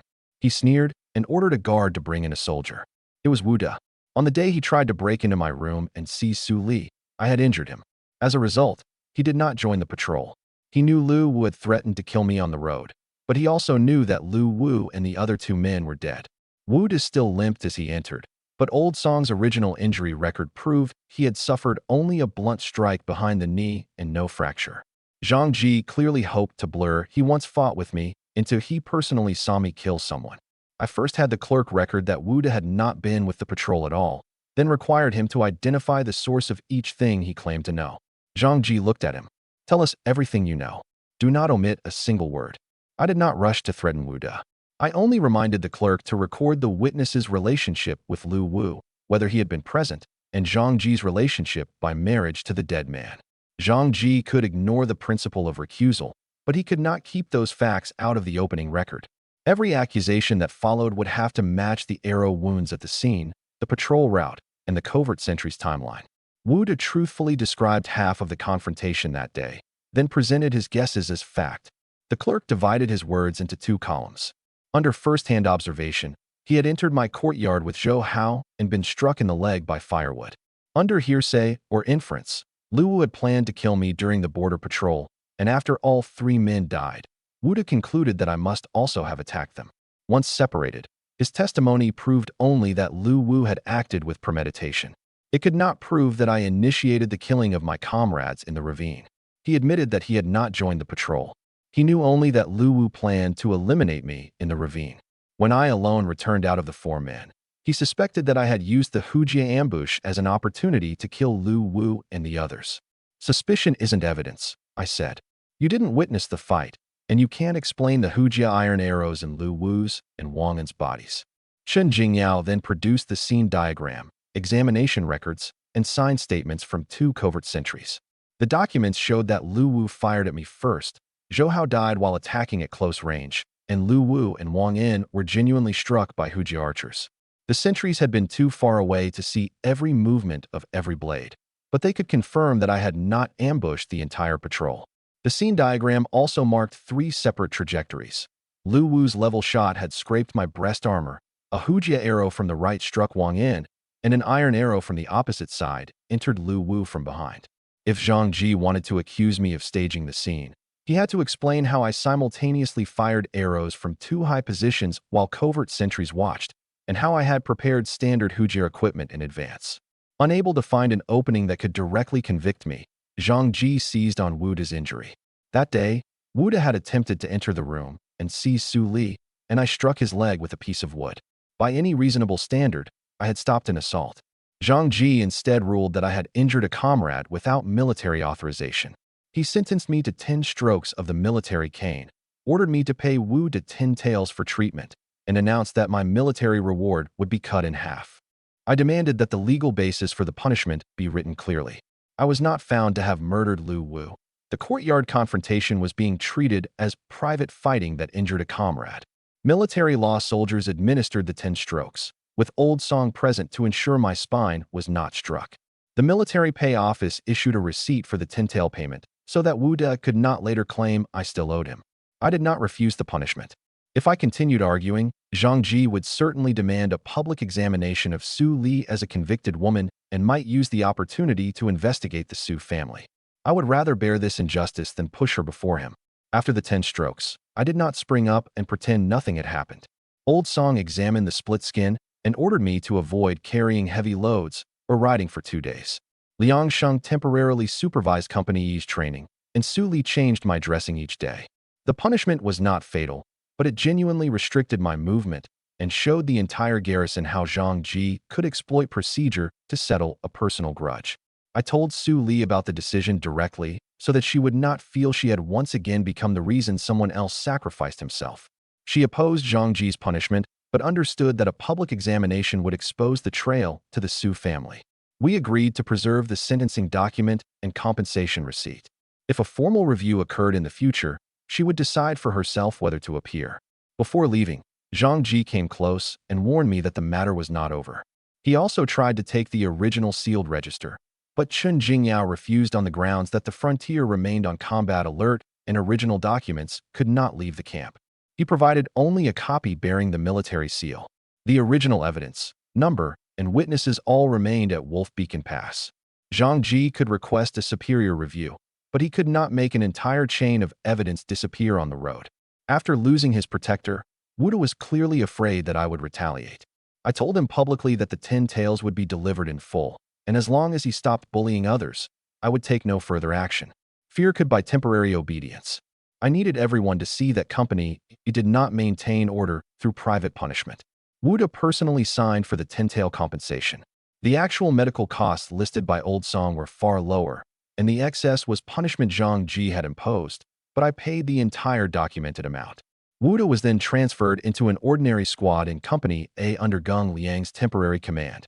For 3 months, he could not participate in recording military merit or military household affairs, preventing him from using old connections to approach Su Li again. That afternoon, the Military Merit Office delivered the rewards for the great victory at Wolf Beacon Pass. Every participant had an entry. The portions for the fallen would be sent to their families according to the roles. The system still operated, but layers of power had distorted it.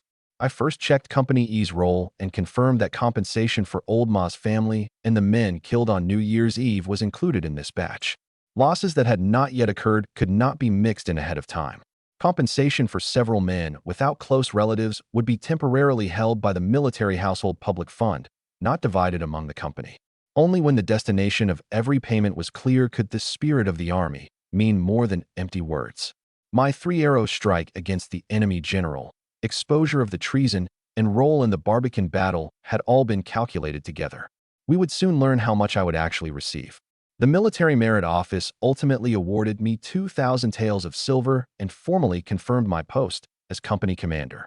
Banknotes, silver, and the appointment order were delivered separately. 1,800 taels in large denomination notes and 200 in coin and ingots usable at the frontier. Su Li and I verified the seals and serial numbers on the spot, then obtained the Military Merit Office clerk's signature. 2,000 taels appeared to be a fortune, yet compared with the amount due under the old statutes, it was already a reduced award. Under Great Zhou's old law, killing Muerza in battle alone should have brought 3,000 taels and promotion by 3 ranks. The first merit in the New Year's Eve defense should have added even more. Zhang Ji's supposed reduction by half had clearly stripped away the promotion and most of the achievements before having what remained. The appointment document confirmed only that I commanded Company E. It did not grant the commandant-level promotion 3 ranks higher promised by the old system. The Military Merit Office explained that wartime positions were limited and that the Military Governor's Office determined the final amount. I copied the old law provision, actual award, and stated reason for the reduction onto the same page. I would not cause trouble before the wedding, but neither would I let anyone later claim the difference had never existed. I recorded the debt, but did not create a disturbance at Wolf Beacon Pass. For now, the most important thing was to turn the resources we had actually received into a better life, equipment, and combat strength. We did not carry all 2,000 taels back to the courtyard. Su Li and I sealed the large notes separately. One portion went into the military household strongbox at the commandant's headquarters, and another remained hidden at home. We kept only the silver needed in the near term. If the frontier fell, any amount of hoarded money might become worthless paper, so our reserves included not only currency, but supplies that could be directly eaten, worn, or used for repairs. Su Li and I first made an allocation plan. Most would be reserved for food, home repairs, and emergency military needs. Another portion would fund the wedding we still owed each other and assist the families of dead and wounded comrades. Only after that did I take her to the silk shop to choose wedding clothes. Our preliminary plan sealed away 1,000 taels, reserved 500 for wartime grain and repairs, set aside 200 for military families and Company E's equipment shortages, and left the rest for the wedding banquet, clothing, and household expenses. Liang Sheng and the armory ledger had to record every military purchase. The money might come from my private reward, but it could not become a tool for dispensing personal favors without accountability. When we entered the actual accounts, the entire 500 taels was not handed to the barracks at once. We first allocated 80 taels for bowstrings, leather, and charcoal, and 40 to replenish medicine at the infirmary. The balance would remain untouched until real purchases occurred. The 200 taels for military households would also be distributed by household according to the casualty roll, not given away on the spot according to who cried the loudest. Su Li kept our private ledger, while Liang Sheng maintained the military supplies ledger. We reconciled the two every 5 days. This prevented me from impulsively pouring every household resource into the army and kept the armory handlers from treating private donations as money that required no explanation. The reward could change our life, but it could not be allowed to destroy our accounts. The shopkeeper brought out 4 bolts of brocade imported from Lingzhou before the new year. They cost 30 taels. With rush tailoring for 2 wedding outfits and several sets of everyday clothes, the total came to 35. Su Li worried that it was too expensive, but I knew she had not owned a single garment that truly belonged to her since she was marched to the northern frontier. The shopkeeper wrote the length of each bolt, tailoring charge, and delivery date on the receipt. The 35 taels included all 4 bolts and the rush labor, with no hidden charge to be added later. Su Li insisted on practical designs, removing excessive gold thread and long, elaborate trains so the garments could still be worn after the wedding. This expense is in the plan, I told her. It is an impulsive waste. We also bought a pair of jade bracelets, a gold hairpin, and red paper for wedding flowers. Su Li took back every scrap of cloth, planning to make shoes, hats, and future repairs. The jewelry was entered separately and did not come from the military or family assistance funds. The goldsmith weighed and marked the purity of the hairpin. For the bracelets, we chose ordinary jade without cracks rather than something ostentatiously expensive. They were private gifts to my wife, not a hero's display that the garrison was expected to appreciate. When we discussed the future, she followed Great Zhou custom and urged me to take concubines after I achieved success, so outsiders would not call her jealous. I stopped walking and told her clearly, I chose to spend my life with you. Other people's rules don't get to decide how many people live in our family. She did not urge me again. She only tightened her hand around mine. We set the wedding for 3 days later. I personally invited the entire garrison and every civilian in the pass, and announced that the banquet would accept no gifts. The first celebration after our victory should let everyone breathe, not become another compulsory levy. To avoid weakening the defenses, the feast would be served in 3 rotations matching the watches. Meals for those on duty would be kept warm separately. Border patrols and wall posts would not stop for the wedding. One person would be responsible for each category: grain, meat, firewood, and wine, and all remaining supplies would return to the ledger afterward. No gifts also meant squad leaders could not force subordinates to contribute money. Chun Jingyao later summoned me and demanded that I formalize the 5-man wedge. I diagrammed the roles of shield, spear, and bow, along with the commands, rotation methods, and rules for multiple small formations covering one another. I held nothing back. After reading it, he decided to begin garrison-wide training the following day. A formation provides only the skeleton, I warned him. What truly determines whether men survive is discipline, fitness, and trust. Chun Jingyao believed that once men mastered the 5-man wedge, a Zhou squad might have a 50% chance against an equal number of Hujia soldiers. If the training, equipment, and command are all right, it can be higher, I said. Hujia soldiers were generally stronger and practiced riding and archery from childhood, but Zhou forces had defeated them in the past. The true problems at Wolf Beacon Pass were not limited to physique. They included years of unpaid wages, neglected equipment, stolen military merit, and fear accumulated through defeat after defeat. I used the New Year's Eve battle record as an example. When all 5 companies knew their fields of fire, routes for evacuating the wounded, and replacement times, the loss of men in one place did not collapse an entire wall section. Xiongguang dared to halt at the boundary stone because he trusted that the wall would support him instead of forcing him to pursue until exhaustion. Those facts explained victory better than asking which side was born braver. Before garrison-wide training, we conducted a baseline test. Half the men could not run 300 paces continuously while wearing armor. 40% of the shield bearers did not know the neighboring squad's casualty withdrawal command. 17 archers missed because their strings did not match their bows. The numbers were ugly, but more useful than declaring that border soldiers are lazy. We grouped men according to the results instead of forcing the weakest and strongest to complete identical workloads. When we retested after 10 days, more men could complete the 300 paces, and errors between shields and spears had fallen. But nearly 30% still misheard knight commands. We did not transform partial improvement into a claim that the entire garrison has been reborn. We shifted the next training cycle towards signals, torches, and replacements. A true measure of training had to permit areas of slow progress, or every number would be forced to look impressive. If a soldier believed no one would support his charge, no one would rescue him when wounded, and his superior would steal any merit he earned. Even the harshest order could produce only superficial obedience. I divided training into 4 levels. The first was feeding the soldiers, keeping them warm, and repairing their weapons so they were physically capable of fighting. The second was commands and formation, ensuring orders reached every man. The third was squad coordination, giving shield bearers the courage to block, spearmen the confidence to thrust, and archers the judgment to know when to shoot. Only the fourth was a shared purpose, helping them understand that they defended their families and civilians behind them, not an official who withheld their wages. Every level had measurable standards. We spot-checked bowstrings and boot saws before each day's drill. A unit that misaligned on a command repeated the formation. 5-man teams rotated carrying the wounded so that the formation could still contract after a shield bearer fell. Every squad leader reported injuries, illness, and rations each night, and could not label an exhausted man afraid to fight. Soldiers could also write problems anonymously on the backs of wooden tablets and submit them to the company clerks.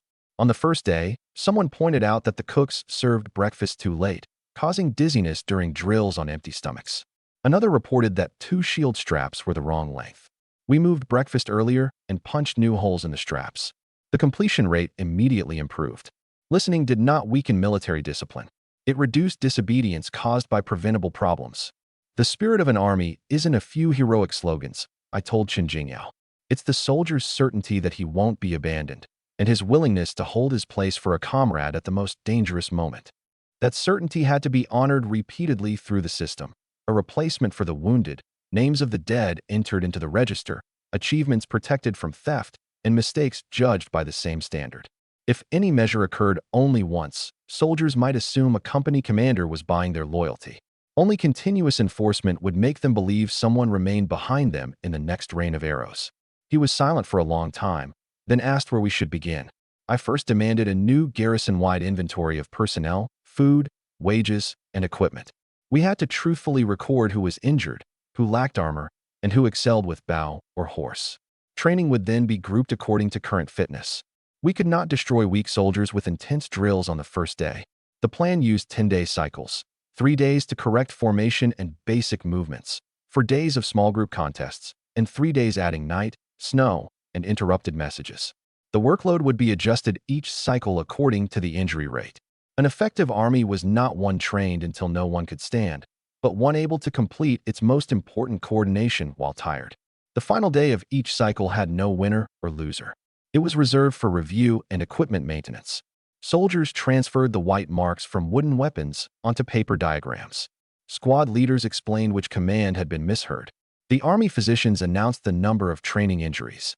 If injuries rose without improved performance, the instructor had to revise the course instead of blaming every failure on soldiers unwilling to endure hardship.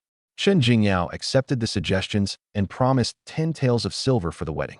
I reminded him that the banquet accepted no gifts, so he changed his wording and called it compensation for my work as a training advisor. As we talked late into the night, I took out the distilled liquor I had brought. Chen Jingyao assumed it was ordinary rice wine and swallowed a large mouthful. The strength immediately made him choke and cough. A red cord was already tied around the flask to indicate that it could not be gulped like ordinary rice wine. I first poured a small cup so he could smell it and take a shallow taste, then explained that this first batch was experimental and must not be distributed to the army as something that kept men warm. Strong liquor created only a temporary sensation of heat. It could not replace clothing and hot food, and no one could drink before a guard shift. This has to be sipped. I took back the flask. We train tomorrow. Don't let the commandant be the first man it knocks down. After recovering, he tasted a little more and finally admitted that Wolf Beacon Pass's tinly fragrance was watery by comparison. The conversation over the wine gradually shifted from training to Great Zhou itself. Chen Jingyao asked where I had learned to build bows, arrange formations, perform first aid, and improve wine. I continued to say the knowledge came from fragmentary old books. He did not believe me, but neither did he force me to reveal a previous life I could not explain. What I could provide was not one complete secret manual that truly existed, but methods others could reproduce and verify. The compound bow had drawings and test shots. The powder had batch records. The formation had field drills. Blacksmith Yang could reproduce the liquor as well. Chun Jingyao ultimately accepted not my explanation of where I came from, but the fact that others could inspect, challenge, and improve every result. I asked in return why someone born to an old Guanlong clan and educated in many books had come to the most dangerous frontier. He told me that a scholar from a declining family found it difficult to enter the core of the court. The greatest aristocratic clans controlled the positions that truly mattered. Men from poor families either attached themselves to powerful households as advisors or risked their lives in the army to make a path. Su Dingfang had once sponsored him. Later, when the southern frontier temporarily fell quiet, he transferred north to seek an opportunity. Chen Jingyao told me all of this at the table himself. He produced old appointment papers showing 3 transfers without a promotion corresponding to his achievements. After Su Dingfang's conviction, that sponsorship became another reason for his superiors to distrust him. A commandant at Wolf Beacon Pass appeared to control 500 soldiers, but recruitment, pay, and promotion were all constrained by the military governor's office. Yet the northern frontier did not judge solely by merit either. Supreme Commander Liu Yunshou had spent years building his own northern army, and trusted followers occupied most important posts. Even a capable outsider found it difficult to cross the invisible threshold. Men die on the frontier every year, but the court remembers us only when it needs a battle report, Chen Jingyao said. Generals want military funds, great clans want profit, and civilians and common soldiers are trapped between them. Through Su Li, Lu Wu, Chao Sun, and Zhang Ji, I had already seen the same truth. Great Zhou's laws had not completely disappeared, but they produced different outcomes for people of different status. Su Li was punished for her father's alleged crime. Lu Wu stole merit through family connections. Chao Sun tried to use his father's rank as company commander to pressure witnesses. Zhang Ji could review my military achievements while taking revenge for his brother-in-law. Documents, military law, and formal avenues of appeal still existed, but someone could always change their weight during enforcement. At the same time, Chen Jingyao preserved the sealed register. Yu Sheng refused false testimony, and Blacksmith Yang improved his craft according to recorded tests. The system was not an empty shell yet. If I assumed everyone was inevitably corrupt, the only alternative would be personal violence. No matter how strong one person became, he could not keep the accounts, judge the cases, and distribute food for every frontier pass. I asked how long Great Zhou could last. Chen Jingyao did not give a specific number of years. He drew the relationships among northern frontier pay and provisions, local powers, and the regional military administrations on a sheet of paper. The military governor's office needed the court's authority to collect grain, but controlled troops of its own. The great families depended on soldiers to protect their trade routes while continually squeezing military funds. Every piece could still operate for the moment, but together, no one was willing to pay the cost of repairing all the fractures. Chen Jingyao first confirmed no one stood outside the tent, then lowered his voice. Powerful ministers fight each other. Generals build private power. Local strongmen divide the land, and the great families care only about protecting themselves. Even if a wise emperor appeared now, he might not be able to repair every break. If those words spread, he could be accused of harboring resentment against the court. He therefore moved his guards to a position where he could see them, but they could not hear, and only half a flask of wine remained. We were not discussing an immediate rebellion. We were asking why. Even after Wolf Beacon Pass won a great victory, personal relationships still determined food, wages, promotion, and weapons. The larger the problem, the less it could be answered with drunken orders. As the wine rose in him, he suddenly asked, if one day you could truly save the people, but doing so required overthrowing the old order, would you sit on the dragon throne yourself? I did not answer, not because I had secretly decided to become emperor, but because the question had no practical meaning at that time. Countless levels of responsibility separated commanding one company, defending one pass, and governing an empire. Any grand ambition pursued for the people could itself become another burden crushing them if it accepted no limits from supply accounts, military law, or institutional power. I had been in this world for little more than 10 days. At first, I wanted only to survive, protect Su Li, and reclaim the military merit that belonged to me. The imperial throne was too distant. Speaking of it recklessly would have been absurd. Nor could I crown myself a savior the instant I saw corruption. Wolf Beacon Pass lacked bowstrings, medicine, and food. Those were problems I could verify and improve now. As for who should rule the realm, I first had to understand what the people truly endured and how long the army could continue, rather than reach a verdict after one jar of wine. But I could no longer treat Great Zhou's collapse as something unrelated to me. Every fracture in its institutions eventually became a grave on the frontier. After Chen Jingyao fell asleep over the table, I sat alone for a long time. His question had no answer, yet for the first time, it truly remained in my heart. Before leaving, I burned the diagram of the military administrations in the brazier and retained only the list directly related to Wolf Beacon Pass's supplies. Chen Jingyao was a commandant, and I was a company commander. Our most immediate responsibility remained the 500 soldiers and civilians inside the pass. If we could not care for those people, any grand judgment about the realm would merely be an escape from the work before us. When I returned home late at night, Suli was still cutting red wedding characters beneath the lamp. She did not ask what Chen Jingyao and I had discussed.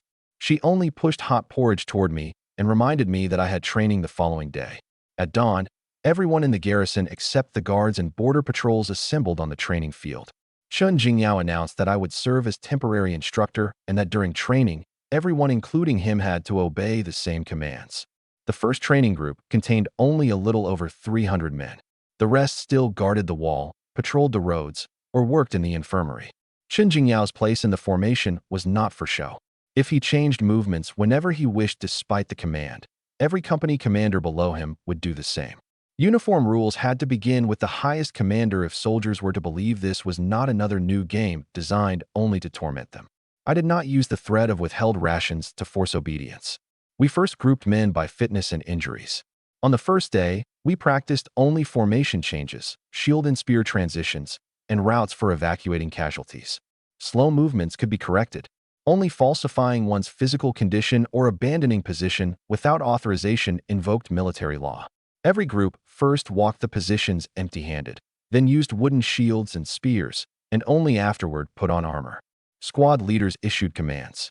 Liang Sheng and I corrected errors only after each round, never shouting several orders over one another in the middle.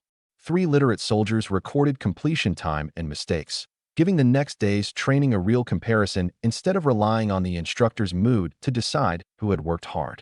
After one morning, every squad could complete the basic combinations. Deeper coordination could not form in a few days. It required long repetition and shared battle experience.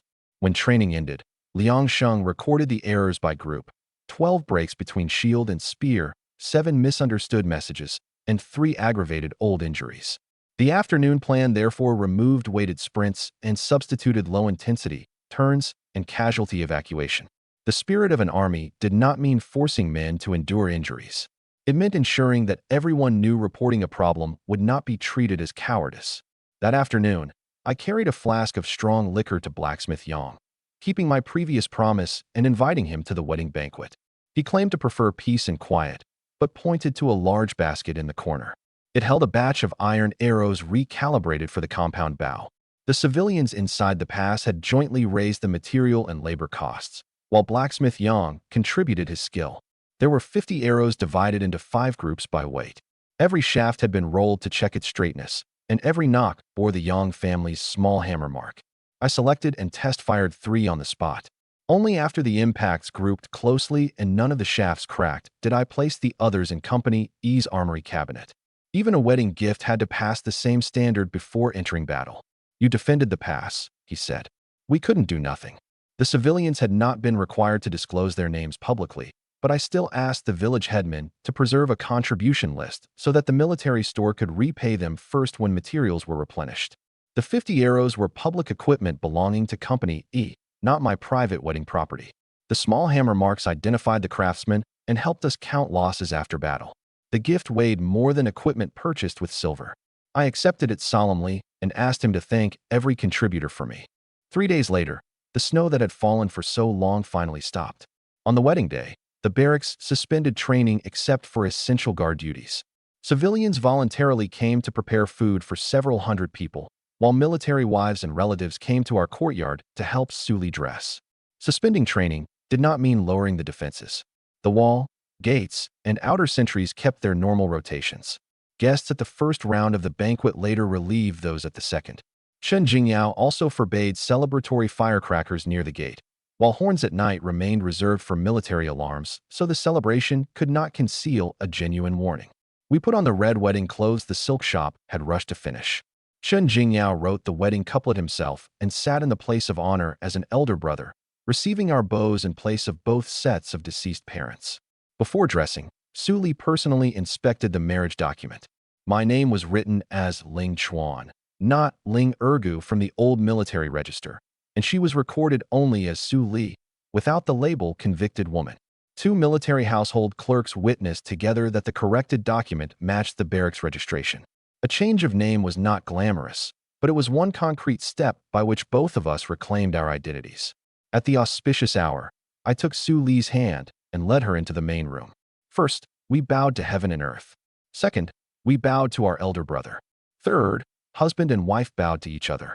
No former follower of the Su family made the decision for her, and no officer held a register to force my choice. Chen Jingyao served only as a witness. Su Li and I personally signed the marriage document again. Before placing her mark, she looked at me, and I stopped to wait for her confirmation. This time, we both understood what we were promising. The marriage register had made us husband and wife under law. The danger we endured together had built trust. With these bows, a relationship the court had forced into existence finally became a choice we made ourselves. After the ceremony, Suli first thanked the military families who had temporarily cared for her. I went to the wall to deliver wedding food to those on duty. No one missed a change of watch to attend the ceremony, and the scout signals from the Hujia direction remained normal. The wedding could give the entire pass a chance to breathe, but it could not let us forget that the enemy remained in the north. Chapter 31. Wife, you look beautiful. After the ceremony, Li Changlong and the others predictably blocked the bridal chamber, hoping to follow the frontier custom of teasing the newlyweds. They covered my eyes and made me carry Su Li across a row of low wooden benches. Someone deliberately shook a bench leg. I immediately jumped back to the ground and kept her steady. When the crowd saw that they had failed to trouble me, they began shouting for me to kiss the bride in public. I first asked Su Li whether she wished to participate in the bridal games. She agreed only to the benches and refused to have her veil lifted or wine forced on her. Li Changlong stated those boundaries publicly and said anyone who crossed them would be removed from the courtyard. The celebration could express a blessing. Custom could not be used to turn the bride back into someone watched and manipulated by a crowd. I refused to make Su Li the object of their entertainment and offered to serve everyone good liquor instead. Chen Jingyao also drove away those still trying to eavesdrop. At last, the bridal chamber grew quiet. I lifted the veil. Su Li wore the red wedding clothes, and several military wives had restyled her hair. The gold hairpin and jade bracelets were not extravagant, but they completely erased the image of the prisoner who had first arrived at Wolf Beacon Pass. I closed the door first and asked whether the benches had jarred her still healing ankle. Su Li walked several steps and confirmed there was no pain before I truly relaxed. The wedding clothes concealed the old wound, but that did not mean it had ceased to exist.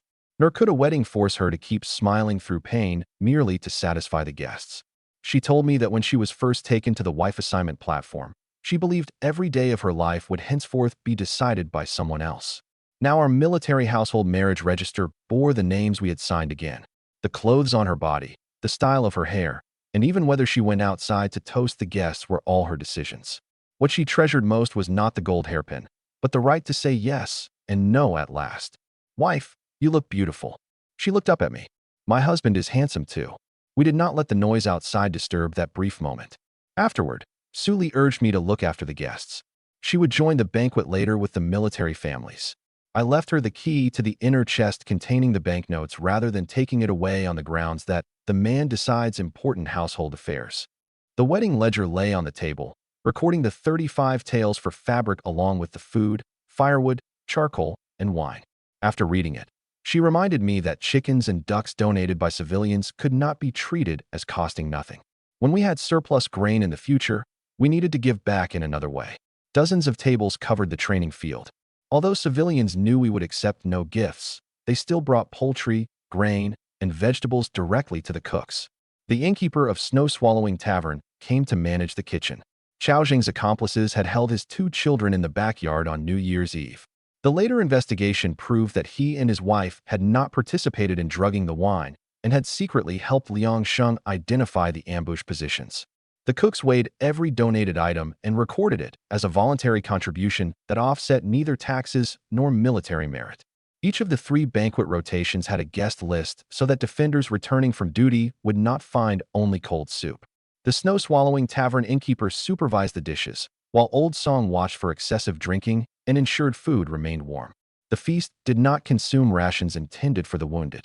The strong liquor I prepared was served only in tiny cups, with ordinary rice wine and hot soup placed on every table. Chen Jingyao personally announced that no one could show off by drinking competitively and that all soldiers scheduled for duty must abstain. Every flask of strong liquor bore a red cord, clearly separating it from ordinary rice wine. Each person received only 1 small cup with no refill. Yu Sheng and several soldiers who did not drink were responsible for escorting men back to the barracks, and no drunken soldier could wander with a weapon. The greatest danger after a celebration was waking to preventable casualties. I would rather be called a spoilsport than gamble the garrison's safety on alcohol tolerance.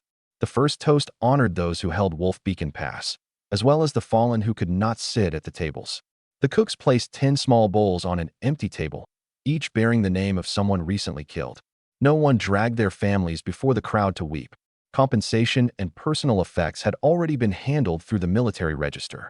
This toast merely acknowledged, in the middle of our happiness, that those seated today owed the dead a place in memory. With the second toast, everyone wished Su Li and me a long life together. The liquor was stronger than they expected. Xiong Guang took only 1 sip before coughing until his face turned scarlet. Blacksmith Yang slowly finished his cup and admitted he had not come in vain. Looking at one long-absent smile after another, I finally understood the true meaning of the wedding feast. It was not a display of my 2,000 tael reward. After so many deaths, it reminded everyone that we defended the pass so we could still have weddings, families, and reunions like this. When the 3rd rotation of guards finished eating, the ledger showed 2 pots of meat broth, 6 sacks of flour, and 1 jar of ordinary rice wine remaining. The broth went to the infirmary, the flour returned to the military household kitchen, and the unopened wine was sealed back into storage. The feast did not use a rare celebration as an excuse to empty the reserves, and the civilians would not have to fill a gap created by our pride the following day. The feast continued until dark.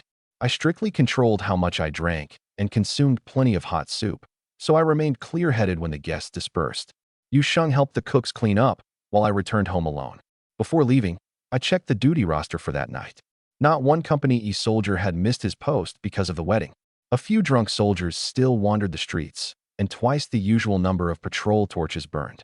Precisely because everyone's attention was fixed on the celebration, anyone choosing to infiltrate tonight would receive the best cover. In the distance, red candles illuminated the wedding characters pasted on our windows. Just as I reached the mouth of the alley, a black figure vaulted over the courtyard wall and landed facing the bridal chamber. The night patrol had passed the alley not long before. The figure crossed the wall exactly during the interval between 2 shifts. I first signaled to Yu Sheng, who remained in the distance, to summon the nearest sentry, then accelerated into the courtyard. He failed to understand my gesture and thought I had told him to continue with the cleanup. That information gap would have to be reviewed later. Next time, no one might know whom I was chasing. I sped up, planted a foot on the wall, and vaulted into the courtyard. As the figure approached the door, I controlled his arm from behind without shouting and alarming Su Li. Before landing, I saw that the door bar remained in place and the window paper was intact, meaning he had not entered. There was no second figure in the yard or archer on the side room roof. I had confirmed only that the area before me was safe, not ruled out support in the alley. I therefore kept myself between the visitor and the doorway instead of chasing him toward a blind corner at the wall. He landed with almost no sound, and his footprints fell precisely in old snow along the base of the wall, as though he had studied the courtyard. A common thief would not pass the side room and stored supplies to head directly for the bridal chamber. An assassin, meanwhile, would not continue presenting his back after hearing me approach. His intent remained uncertain, but first I had to separate him from Su Li. His reaction was extremely fast. He spun and kicked, forcing me back. I caught his ankle, but it felt like an iron-wrapped timber post. I could transfer no force through it. He used the momentum to shake off my hand and drove me back several more steps with a second kick. The first kick landed at the edge of my shoulder armor rather than targeting sternum or throat. As I retreated, I deliberately knocked over a wooden bucket, using the noise to warn Su Li, then held my short blade between the door and the man in black. He did not draw his saber when given the opportunity or turn to break through the door. Instead, he withdrew to the center of the courtyard and gave me enough space to recover my footing. His strength and physical control far surpassed those of an ordinary border soldier. Stranger still, although a saber hung at his waist and he had several opportunities to draw it, he continued using only his hands and feet. 3 times in succession, I tried to control his elbow, knee, and center of balance. He neutralized each attempt with the smallest movement. He knew counters to joint techniques and could accurately avoid pressure points even beneath thick padded clothing. That proved he did not simply rely on internal force to endure my attacks. I stopped using locks that could injure me when countered and instead maintained distance while sealing the doorway. His breathing never changed. His leather boots left only shallow marks in the snow. At each contact, I felt a concentrated shock at the point of impact, like internal force built over years of training rather than mere physical strength. Yet he avoided my throat, neck, and kneecaps. He still revealed no intent to kill. Su Li's voice came from inside. "Husband, is that you? Don't come out." I lunged again and exchanged several rapid moves with the man in black. His technique did not resemble the Huji army. It was closer to Great Zhou's military arts or the martial traditions outside official service. When my fist struck his chest, a violent rebound traveled up my arm and instantly numbed the entire limb. I immediately changed to containment and stopped colliding with him head-on. My left hand feinted toward his eyes while my right foot cut off his retreat, trying to force him toward the far corner of the yard. He redirected every attack with minimal movement. When I lost balance, he even halted a palm strike that could have hit my temple. The man in black countered with an open palm and knocked me down before the door, but did not pursue the kill. The strike spread its force across the flat of my chest armor. It was strong enough to topple me, but not to break my ribs. I rolled sideways after landing, my right hand already reaching for the short blade. He saw the movement and still merely raised an arm to defend. I feared harming Su Li. He repeatedly avoided vital points and at least did not intend to spill blood in front of her. Hearing the commotion, Su Li opened the door with an oil lamp in hand. When she saw me on the ground, she immediately threw it at him. The man caught the lamp steadily, preventing oil from spilling across the ground. He spoke for the first time. "You call me a thief?" At the sound of his voice, Su Li froze. The lamp frame in her hand was already empty, but she instinctively maintained her grip, and her breathing stopped at that single sentence. The man had not called her by name, so I could not confirm their relationship from a form of address. But his catching the lamp, his restraint, and Su Li's reaction all showed that this was no longer a simple intrusion. It involved something from her past that she was not yet willing to reveal. Her reaction told me she knew him. That was only an inference from his voice and her expression. I still did not know whether he was a relative, a former subordinate, or a past enemy. Nor could I lower my guard merely because Su Li wept. Footsteps were already approaching outside. If he remained, his identity would soon become public throughout the pass. Soldiers nearby had heard the fight and were approaching with torches. Only a few dozen breaths had passed between the first impact and the approaching footsteps. If the man in black intended to kill, he had already missed the best opportunity. The fact that he caught the oil lamp rather than knocking it down also proved that he did not want to set the bridal chamber on fire. Every clue pointed to the same conclusion. He had risked coming here to see Su Li, not assassinate her. The man set the oil lamp on the ground, looked at Su Li one final time, then vaulted over the wall and disappeared. I did not recklessly pursue him. My right arm had not recovered, and civilians lived all around us. Chasing him into the darkness would only draw the fight toward innocent people. Zhu Qian asked from outside the courtyard what had happened. For the moment, I said that I had slipped and fallen. I did not disclose the man in black. If he was connected to the Su family, alarming the entire garrison might endanger Su Li. If he truly was an enemy, concealing what we knew could keep us from alerting him. I did not destroy the traces. After Zhu Qian left, I drew the footprints beneath the wall, our positions during the fight, and the direction of his departure on paper, then checked the lock and everything inside the house. Delaying a public report did not mean abandoning vigilance. Once Su Li confirmed the visitor's identity, Chen Jingyao could reopen the search using that record. After I barred the gate, Su Li continued staring toward the wall he had crossed, her eyes full of tears. She tried several times to speak, but in the end asked only whether I was badly injured. I first had her verify the door bar. Using my left hand, I set the oil lamp securely in place, then checked beneath the window for anything the man might have left. There was no letter, token, or signal, only one deep toe mark on the edge of the wall. He remained a high-risk person whose identity we could not verify. From now on, the courtyard needed an outer alarm bell and a second door bar at night. Only bruises. I did not interrogate her. Tell me when you're ready. Neither of us truly slept that night. Suli sat up several times and swallowed her words again. I did not punish her with silence or pretend that the incident had no effect on us. I told her clearly that she could wait before speaking, but if the visitor would enter the fortress again, affect its defense, or endanger someone else, she had to tell me before the risk materialized. Trust included privacy, but it also meant sharing consequences. My right arm still hurt during morning training. Until then, experience and skill had let me defeat ordinary soldiers. The previous night was my first encounter with a system of power far beyond normal strength.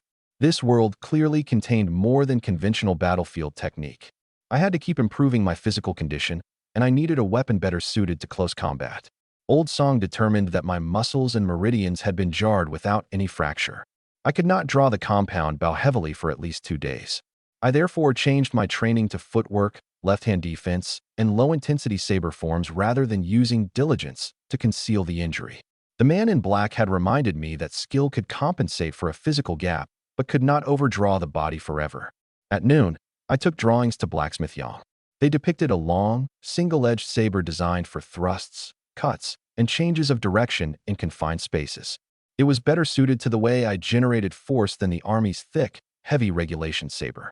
The drawings specified total length, blade length, spine thickness, balance range, and tang structure. I did not want a weapon that merely resembled some famous blade from my previous life. I wanted something controllable in one hand, able to turn inside a room, capable of thrusting into armor joints, and resistant to breaking inside the hilt after repeated impacts. Every requirement could be measured in the finished weapon. I also listed unacceptable conditions. The blade could not be made so thin for sharpness that it curled on contact. The guard could not be so large that it hindered close combat. The hilt could not rotate in a wet hand. Blacksmith Yang compared each point against an old saber and admitted that inconsistent production batches and short tangs were indeed the greatest flaws in army weapons. Only then did he seriously discuss the drawings. After reading them, Blacksmith Yang cursed the design for being neither a proper saber nor a proper sword. I did not persuade him with boasts.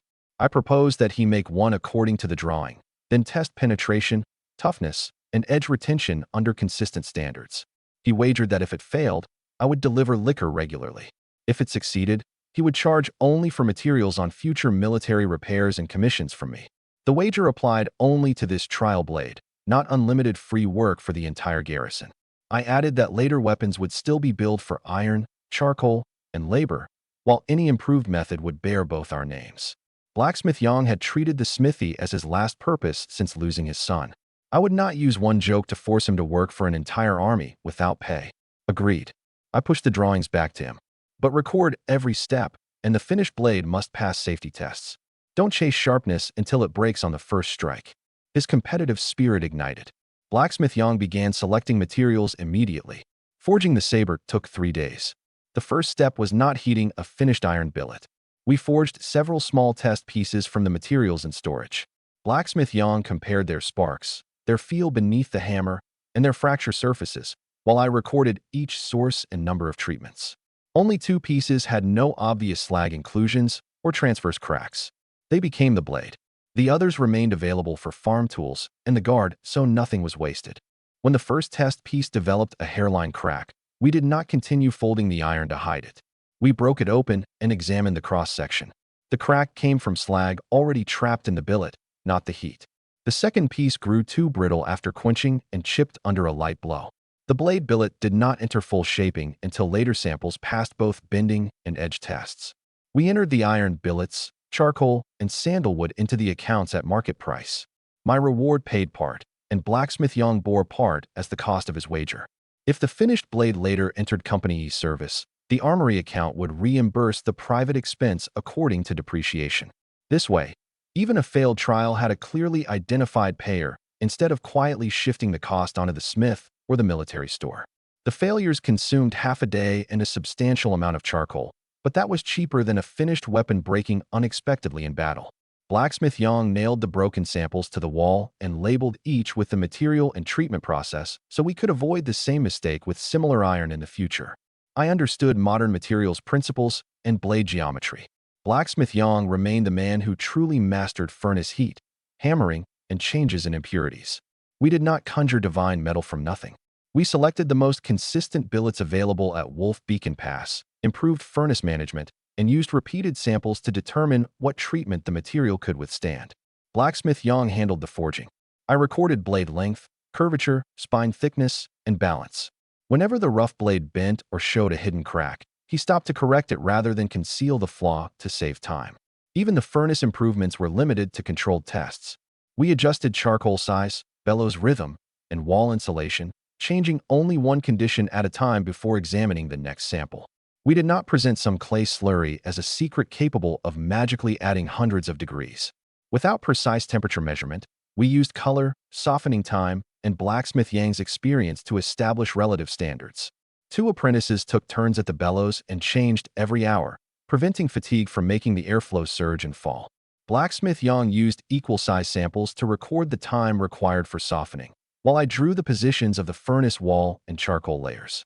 Even without a thermometer, controlling variables made the next attempt more predictable instead of leaving every blade to the master's condition that day. After shaping, we separately treated edge and spine so that one retained hardness while the other preserved the toughness to absorb impact. Blacksmith Yang controlled the exact heat by experience. I suggested only a direction based on the broken samples. Before quenching, we covered the spine with refractory clay so that only the edge cooled rapidly. After every cycle, Blacksmith Yang checked the blade for bending with a straight edge and whetstone. When the third sample broke from excessive brittleness, we reduced the treatment and began again. Reliable craft came from recorded failures. It was not guaranteed merely because I knew a few principles from my previous life. The first time the blade entered water, it bent slightly toward the edge. We did not hammer it cold by force. We reheated and straightened it, then tested a more temperature-stable quenching medium in a small area. The finished blade retained a slight curve, but within the acceptable range. Success did not mean perfection. It meant the flaws were known and would not compromise the intended use. By the end of the first day, the blank had taken shape. After polishing on the second, natural layered patterns appeared on the surface. Blacksmith Yang stared at them for a long time, his expression shifting from contempt to seriousness for the first time. The layered pattern proved only that the material had been repeatedly forge-welded. It did not automatically make the saber a peerless divine weapon. We polished the surface section by section with fine abrasive and inspected it for dark lines left by incomplete welds. When we found a suspicious place near the tip, we returned it to the furnace and corrected it, sacrificing length rather than using a beautiful pattern to hide a defect. Blacksmith Yang placed his years of experience beside my dimensional records on the same table. We separately noted which steps were dictated by the material and which might merely have worked by chance this time. If the next blade could not reproduce the result, the process was not stable, and we could not boast of mass production based on one success. On the third day, he made a sandalwood hilt, wrapped it in non-slip hemp cord, and reinforced both the guard and tang. The saber was slightly longer than the regulation weapon, but its balance lay closer to the hand, allowing faster one-handed turns. The tang passed all the way through the pommel and was secured with rivets rather than glue alone. The hemp cord had been soaked in moisture-resistant oil and resisted slipping even with gloves. We first performed 10 empty swings and light impacts at the blade hilt junction and confirmed nothing loosened before entering high-risk tests. I did not immediately declare success. A beautiful forging did not make a weapon fit for battle. We prepared a retired iron-faced shield, an inspected ox femur, and an old saber that had already met the discard standard, testing thrusts and cuts from different directions. Every unnecessary person left the area, and the targets were secured so no broken fragment could injure anyone. Blacksmith Yang handed me the saber. The drawing was yours. You test it. I gripped the hilt and first aimed at the marked center of the iron-faced shield. The first strike was a straight thrust. Before the test, I rehearsed the same movement 3 times with a wooden saber to make sure the shield stand would not topple sideways. Blacksmith Yang watched from behind a thick board. Jun recorded the results, and every other spectator withdrew beyond the door. Sharpness was not a trick for a crowd to applaud at close range. Any broken fragment could fly like an arrow. The iron face shield was secured to a thick wooden frame with no one behind it. I targeted an intact section of iron skin rather than an already cracked edge. When the point passed through iron and wood, my wrist felt clear resistance. This was no effortless divine weapon. Its true advantage was the ability to transmit force steadily into the point. The tip pierced the iron-faced shield, and the blade did not bend. The second strike cut into the ox femur. The cut was clean, and the edge remained intact.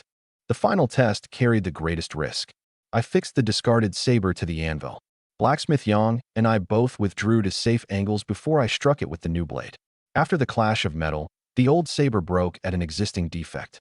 The new one showed only a shallow mark, without rolling or cracking.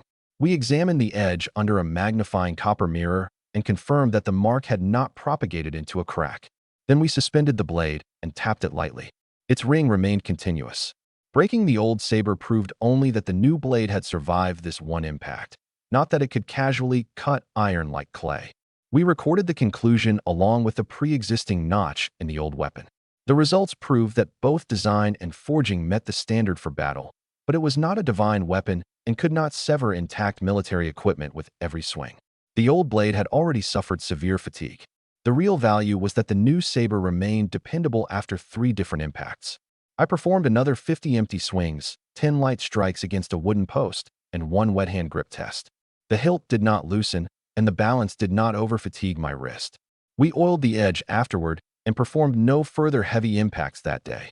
The following morning, we would inspect for delayed cracks. Only after that short-term check passed would I carry it regularly. Blacksmith Yang made an unremarkable wooden scabbard line to protect the edge and decorated with no jewels. A battlefield weapon had to draw quickly, avoid swelling shut in rain or snow, and not immediately reveal its owner's identity to the enemy. The name could wait. We first wrote its maintenance instructions into the blade's record. Blacksmith Yang honored his wager. He was not discouraged. Instead, he repeatedly inspected the layered pattern and edge and demanded that we continue producing samples until the method became stable. "The saber doesn't have a name yet," he said. "Let it prove itself in battle first. Then I'll name it." I carried the blade home. Halfway through the meal, Yu Sheng hurried in with word that Chun Jingyao had summoned every company commander. The atmosphere inside the commandant's headquarters was heavy. A 5-man patrol had failed to return the night before. Reinforcements found only signs of fighting and a little blood on a concealed path. There were no bodies. The names of the missing men, departure time, rations, and route were all in the patrol register. The 5 had not lit the agreed return signal or left a Zhou distress marker anywhere along the road. The search team found only a drag mark already half covered by new snow and 1 broken arrow shaft, suggesting that the enemy controlled the fight quickly and carried away or concealed the bodies. The Hujia had only just suffered a major defeat. Ordinary scouts would not penetrate this route again within half a month. If the 5 men had been silently removed or captured, the intruders were likely a specially trained team that had already infiltrated the area around Wolf Beacon Pass. Missing did not mean confirmed dead. Chun Jingyao first sent 2 search teams along the original route, always within sight of each other, and ordered the gate to verify all entries and departures from the previous 12 hours. The infirmary also prepared for possible survivors. Until reports from every crossing were consolidated, we preserved all 4 possibilities: capture, entrapment, desertion, and enemy contact. Xiong Guang advocated searching the entire settlement with the garrison. Chun Jingyao feared alarming the enemy and harming civilians. I first requested a detailed map of the market and homes inside the pass. The map showed buildings, alleys, wells, storehouses, drains, and abandoned courtyards. I connected the patrol's disappearance site, the gate times, and every path that could avoid the night watch. I overlaid the granary, commandant's headquarters, armory, and residences of the company officers, then marked the radius one could walk within the time it took an incense stick to burn.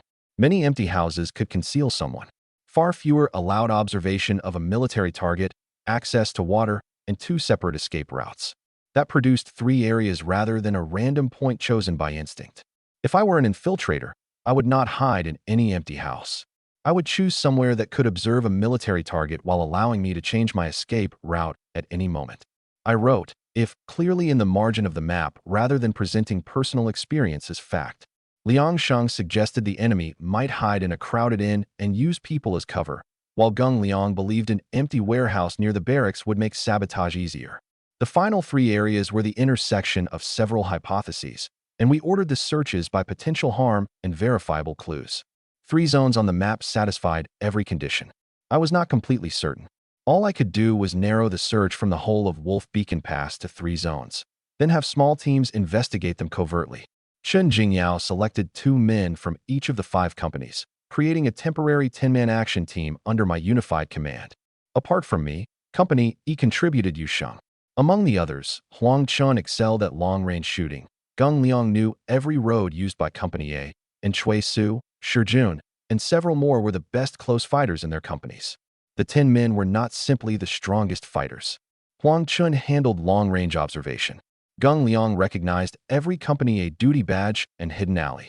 Shi Jun was a skilled tracker, while Chui Su knew the residents of the market. The other 4 carried out shield, spear, and medical roles.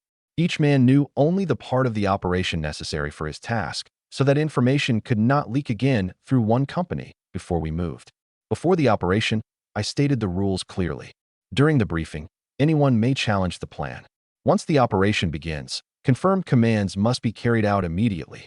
If something changes in the field that I could not possibly see, the person closest to the target has authority to report it and take life-saving measures. Obedience doesn't mean marching blindly to your death, and a commander can't use the words military order to escape responsibility. We standardized 3 signals. 2 short whistles meant traces had been found, but there was no contact. 1 long and 1 short meant support was required. 3 in succession alone meant immediate withdrawal. If a team failed to report by the agreed time, the nearest group would check only the rendezvous point, not charge into an unknown building. The missing patrol had already shown that feeding in men one group at a time would merely let the enemy swallow more teams. Huang Chun had worried that one mistaken order could kill the entire team. After hearing the rules, he accepted the arrangement. At the same time, Chen Jingyao strengthened the defense of the 2 dangerous trails, gate, granary, armory, and water sources. Every movement was disguised as an ordinary change of watch to avoid panicking the market. Trusted personal guards also quietly watched the courtyard where Suli lived. The reinforcements did not pour from the barracks simultaneously. The gate retained 1 extra squad under cover of a shift change. At the granary, workers in plain clothes patrolled while carrying supplies. Military families familiar with the residents took turns observing the wells. If the infiltrators watched the barracks, they would see only normal traffic. If they had already approached a target, they would encounter an inconspicuous second layer of security. I did not rank my family as a special target above every civilian. The personal guards covered the entire lane where military families lived. Our courtyard was included only because I was a newly appointed company commander and a possible target for decapitation. Suli knew the emergency command and evacuation point, but not the action team roster. Even if she were coerced, she could not reveal the entire deployment. While the others prepared their equipment, Chen Jingyao told me that the disappearance might involve the Hujia Blood Raven Scouts. Northern Frontier Archives recorded 2 elite Hujia scouting forces specializing in infiltration, sabotage, and command decapitation, the Chifu and the Blood Ravens. Their members endured brutal selection from childhood, and both their individual and coordinated abilities far exceeded those of common soldiers. Years ago, a Blood Raven team of little more than 10 men had inflicted devastating losses on an entire Zhou battalion. Their name alone was enough to frighten many border soldiers. The information came from old battle reports Chen Jingyao retrieved. The archives could confirm only their operational habits, blade markings, and previously observed team sizes. Whether the current intruders belonged to that same force still had to be established through prints, arrowheads, and captured equipment at the scene. The disappearance site had been cleaned too thoroughly. The 5 patrolmen had mounted no effective resistance, which indeed matched an elite team. Yet 2 anomalies remained. 1 Zhou arrow had been snapped in the middle rather than fired and missed, and 1 bloodstained leather armor buckle did not match the equipment number of any missing soldier. The former showed that they had at least made contact with the enemy. The latter might have belonged to an attacker.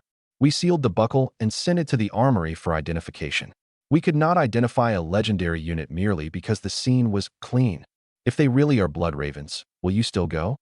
Chen Jingyao asked. Precisely because they may be, we can't let an ordinary patrol encounter them first. I also established stopping conditions. If we confirmed more than 15 enemies, found a concentration of hostages, or followed the trail into the barracks, the 10-man team would only maintain surveillance and immediately request large force support.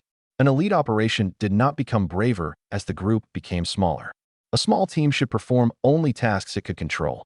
Before leaving, everyone deposited a personal effects pouch and named a family contact with the clerk. This was not an attempt to dramatize certain death. It was basic preparation for a high-risk operation. Chui Su joked that he intended to reclaim his wine gourd after we returned. I remembered the missing tooth at the side of his smile. Later, when I wrote the casualty record, concrete details like that were harder to forget than the phrase, died heroically. I inspected the new saber, compound bow, and the team's equipment. We would not decide whether the enemy belonged to the legendary Blood Ravens until we captured evidence. But no matter how terrifying the name, their objectives, provisions, and routes would inevitably leave traces. As night fell, the 10-man team left the barracks in separate groups. We first returned to the place where the patrol had disappeared.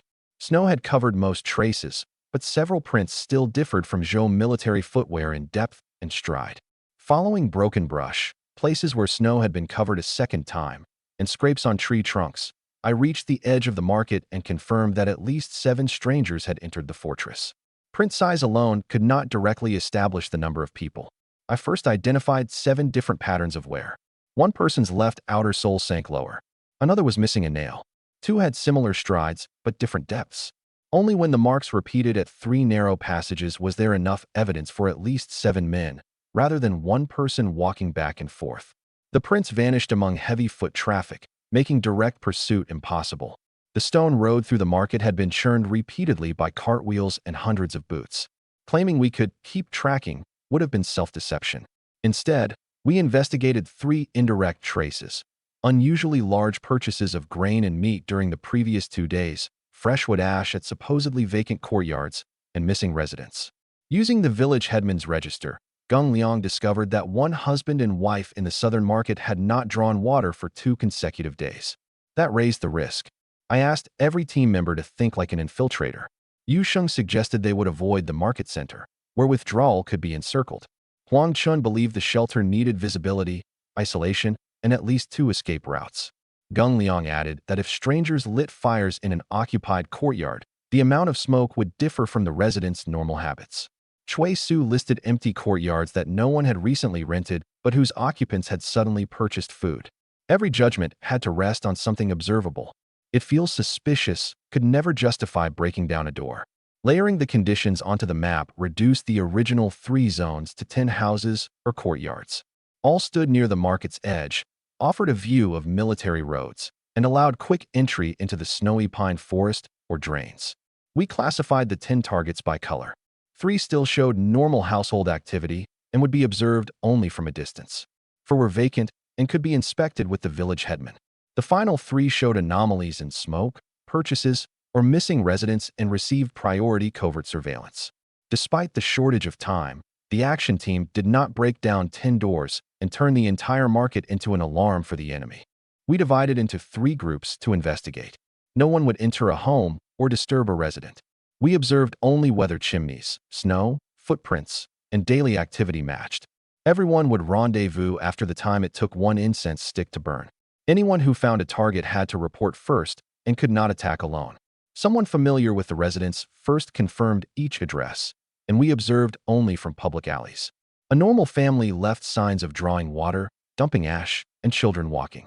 An abandoned courtyard entered the high-risk list only if it suddenly produced enough wood ash and meat bones for 7 or 8 people along with signs of nighttime traffic.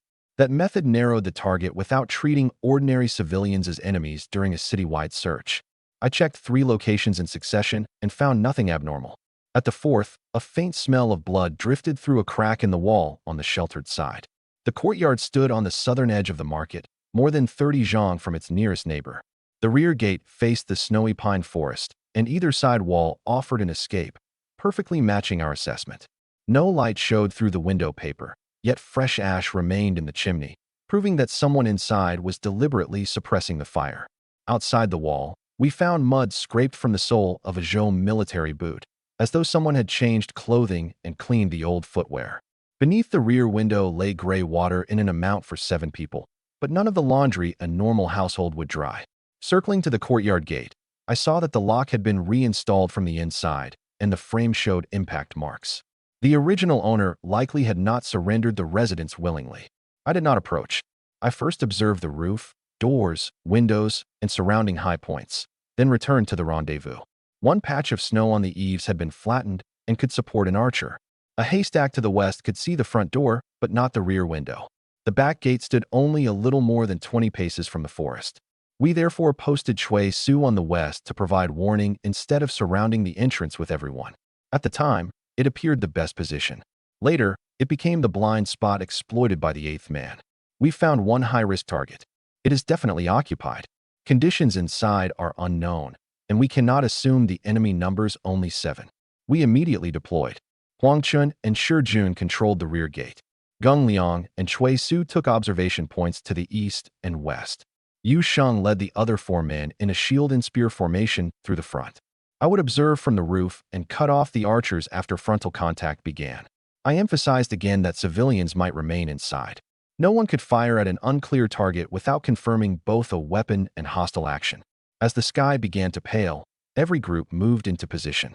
Before the operation, I had the village headman quietly confirm that the owners were a married couple with a young son, and that they had not left to visit relatives during the previous 2 days. Precisely because civilians might be inside, we abandoned the plan for simultaneous arrows through the windows. A shield team would enter through the door, I would cut off the rooftop archer, and both flanks would block escape. If anyone saw a child or an unarmed person, the nearest soldier would shield that person before pursuing a fugitive. A nearly inaudible impact suddenly sounded inside. The enemy had detected us. Move. Using the wall, I vaulted onto the eaves and entered through a side window.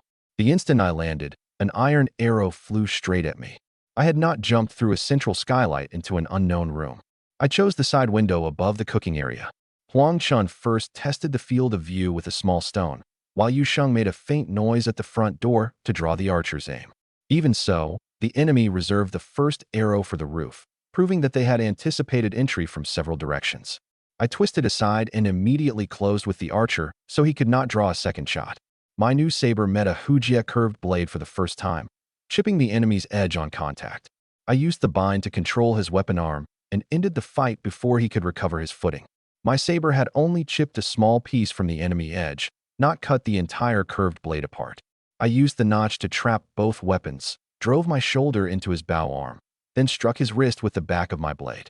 Its first real combat proved that the balance worked, but also revealed that the scabbard struck the roof beam as I entered. I would have to adjust the carrying angle. 5 armed people occupied the room. The other 4 had already risen from their sleeping places. In a corner, a middle-aged husband and wife lay dead. This was not a safe house whose residents had been bribed. The enemy had seized a civilian home. I saw only long enough to match their clothing with the family name tablet on the wall before returning my attention to the armed men. There was no room to mistake the owners for attackers. All 5 held Hujia curved sabers or bows and attacked immediately after hearing Zhou commands. The civilians' bodies also warned us that someone else might still be alive in the house. We could not burn it to force the enemy out. 3 men drew blades and surrounded me while 1 archer opened distance behind them. I used a table post to block the arrow line, stopped a frontal cut, then slipped between 2 attackers. The confined room restricted long saber swings, but it constrained me as well. I sought only to disrupt their coordination rather than stand in place and fight all 3 directly. The table post could not block every angle.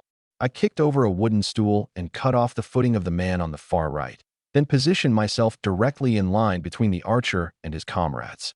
If he released, he risked hitting one of his own and had to move sideways to find an angle. That movement bought the shield team at the front enough time to break the door. The front door crashed inward. Yu Sheng advanced with 4 men in a formation of 2 shields forward, 2 spears in the center, and a saber in the rear. The shields absorbed the first impact. The 2 long shafts immediately counterattacked through the gap and forced the enemies toward a corner. I cut off the archer from the flank, then worked with the small formation to control each target. Their first real combat was far less smooth than an exercise. One shield bearer was stabbed in the thigh through a gap, but kept the shield closed, buying his comrades time to counter. Yu Sheng replaced him immediately, and the final enemy inside was subdued. The wounded shield bearer was not ordered to hold on to the end. Once Yu Sheng took his position, the rear rank pressed a cloth band around the injury and dragged him behind the kitchen wall. The formation briefly contracted to one shield and one spear, then expanded again only after I cut off the archer from the side. That confusion had never occurred in training and proved exactly why replacement and casualty withdrawal routes required repeated practice. I first ordered pressure on the wound and confirmed that all 5 enemies had lost the ability to fight. Then I rushed toward the rear room. One enemy inside still breathed. We did not finish him at the scene. We removed his weapon, bound his hands behind him, and prepared to save him for questioning. His abdominal wound was too severe, and he died before reaching the barracks without giving a statement. We still recorded the time of death and every treatment step so that the victory report could not reinvent him as killed while continuing to resist. There had originally been 2 other people there. Hearing the fight in front, they broke through the rear door and entered Huang Chun and Shi Jun's blocking zone. An arrow wounded the first man's arm, but he used the courtyard wall as cover and fled toward the forest. Shi Jun did not pursue blindly into darkness. He guarded the short route, while Huang Chen's second arrow struck the man's leg, and together they subdued him. The other man smashed through a side window and evaded several arrows from Gung Liang in succession, moving far faster than an ordinary scout. I fired from the doorway, and an iron arrow struck his torso. Even wounded, he continued fighting Gung Liang. My arrow entered his leather armor from the rear and side, but did not immediately incapacitate him. Gung Liang used the face of his shield to drive him back rather than compete in speed with a wounded man. When Yu Sheng arrived, he first sealed the side window, then compressed the space from 2 directions. The enemy eventually killed himself because we failed to prevent it.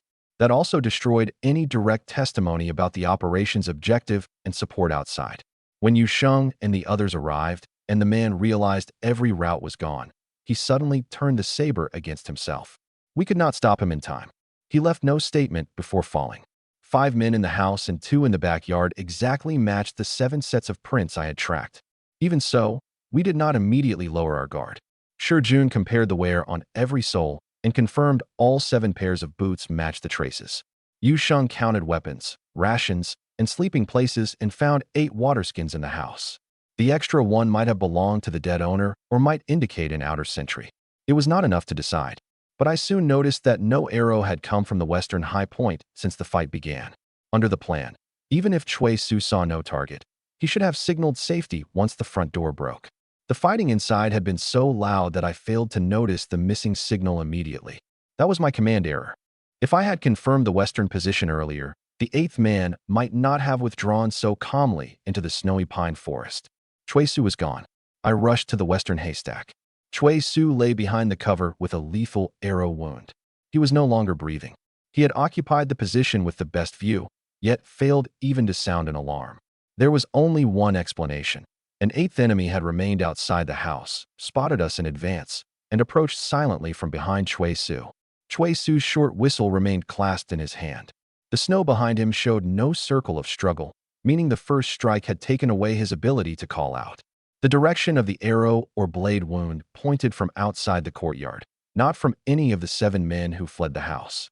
The extra water skin and shallow traces to the west corroborated each other. Only now was the likelihood of an 8th man high enough. The 7 sets of footprints had not been wrong. My mistake was treating 7 men who entered the market as every enemy in the team. The 8th might have used another route or already been hidden inside the pass. I wrote the lesson explicitly in the record, account applied only to the observed area. 7 sets of prints proved 7 people crossed that stretch of snow. They did not prove the team contained only 7. Only when the extra water skin, Cui Su's wound, and the shallow outer prints appeared together was there enough evidence to update the assessment. I immediately inspected the snow. A trail of shallow prints deliberately placed inside old tracks ran from behind the haystack toward the pine forest. Yu Sheng, leave men to treat the wounded. Everyone else blocks the forest exits. I'll maintain contact first. Follow the prints without bunching into one line. Yu Sheng objected to my moving alone in front and proposed that Huang Chun parallel me. I accepted half the suggestion. Huang Chun would remain visible along the left edge of the forest without entering my firing line. The others would first tend the shield bearer, then confirm their position with short whistles. If I failed to answer for 2 signal intervals, they were to seal the exits rather than charge blindly into the trees. I did not rush alone in blind anger, but neither could I wait for a large force to assemble while the traces vanished. New snow was falling. The tracking window would be brief. I had Yusheng write the discovery time and direction in charcoal on the back of the courtyard wall. If we lost contact, Chen Jingyao's larger force could take over from there. Each pursuer remained 5 paces apart, and the shield bearers avoided standing on the same line, so one arrow could not pierce 2 men. I went first because only I could force the enemy to move at range. Chui Su's body remained in place under the guard of Shi Jun and an army physician so that pursuing the enemy would not destroy the scene. Yu Sheng simultaneously sent word to Chui Su's company commander and the military law clerk. However short the pursuit window, a fallen comrade could not be reduced in the battle report to one sentence reading additional loss. After entering the pine forest, the prince suddenly stopped. The enemy had used low branches or fallen timber to change how he moved. The pursued man had become an ambusher. At the break in the trail, I did not continue straight ahead. I searched first for disturbed snow and scraped bark. A low branch on the right had a fresh break, while a small toe print had been deliberately left in the snow on the left as bait. In the end, a fragment of black fletching dropped from a quiver pointed upwind. We turned our search fan that way instead of stepping onto the most obvious false trail. The first arrow came from the right. I ducked and turned toward the nearest trunk, but the second had already sealed that path and forced me to change direction. The arrows were not meant to hit immediately. They were herding me into a prepared line of fire. I deliberately left the hole from a sudden stop in the snow, then rolled backward into a hollow. The third arrow struck the place I should have crossed. The enemy could predict a normal dodge, so my route could no longer follow the shortest distance. This man's archery was not merely excellent. His judgment was faster than that of the 7 inside the house. I rolled into the depression, removed the compound bow, and returned fire. My first arrow missed, but forced him to move from behind a tree and exposed his approximate position. We then changed locations repeatedly through trunks and snow, neither gaining a stable target. Huang Chun glimpsed the edge of the man's clothes from the far side, but did not shoot because I might have been behind the target. He used a bird call to report the direction, then an enemy arrow forced him back to the forest edge. He surrendered what looked like an excellent chance to kill, but avoided pinning me between 2 crossing lines of fire. The rest of the action team needed time. I had to keep the enemy in the forest without exhausting my arrows first. My next shots restricted the route north rather than aiming at his body every time. If he withdrew deeper into the forest, both prints and visibility would quickly disappear. As long as I forced him to move laterally among several thick pines, Huang Chun and the rear team could tighten the blockade. Every arrow, therefore, served a tactical purpose. A miss was not automatically wasted. After several exchanges, only 1 iron arrow remained in my quiver. The enemy again hid behind a massive snow-covered pine and stopped exposing himself carelessly. Every arrow I released recorded the direction of his movement, and his return shots were limited as well. Fresh marks appeared in the snow on both sides of the tree, proving he was still changing position without continuing north. He was also waiting for my arrows to run out, after which he would close and eliminate the only man able to keep pace. I drew the string completely, deliberately allowed the pulleys to make a sound, and held still. The standoff began. The old injury in my right shoulder grew hot again at full draw, and the wound at my lower abdomen seeped from the rolling. I had to end the long-range phase before my body failed. He had to escape before the action team completed its encirclement. The silence did not mean either of us possessed limitless patience. 2 rapidly shrinking windows had collided. An ordinary heavy bow could not be held at full draw for long. When the enemy remained behind the tree, I judged that he was waiting for my arm to fail. He threw 3 successive decoys, a clump of pine needles, a piece of dead branch, and half a cloak. I did not release for the first 2. On the third, I confirmed it only at the edge of my vision and did not let my entire focus follow. Every feint consumed my attention, but also revealed that he still hid near the same tree. The pulley system of my compound bow reduced the burden at full draw. I maintained my aim while slowly moving laterally behind a trunk, turning my original firing line into bait. I did not hold the bow at full tension indefinitely. Every few breaths, I relaxed it slightly behind the tree to keep the wooden limbs and injured shoulder under control, then gradually packed a lateral path through the snow with my boots. The string still sounded from my original position, but the true arrow line had shifted nearly 1 body width. After a long time, the enemy first tossed a clump of pine needles, then flashed out from the opposite side. Discovering that I was no longer in my original position, he immediately turned. He looked first toward the old firing line, while his blade hand continued guarding his face, showing that he expected me to have preserved one final arrow. I did not wait for his entire body to appear. I released when his feet crossed, and he could not instantly change direction. The probability of a hit was low, but it would force him to use his saber instead of his bow. The final iron arrow came from his side. He drew his blade and cut the shaft away, losing only an instant. I had already crossed more than 10 paces, and my new saber descended from above. The arrow had not targeted a vital point.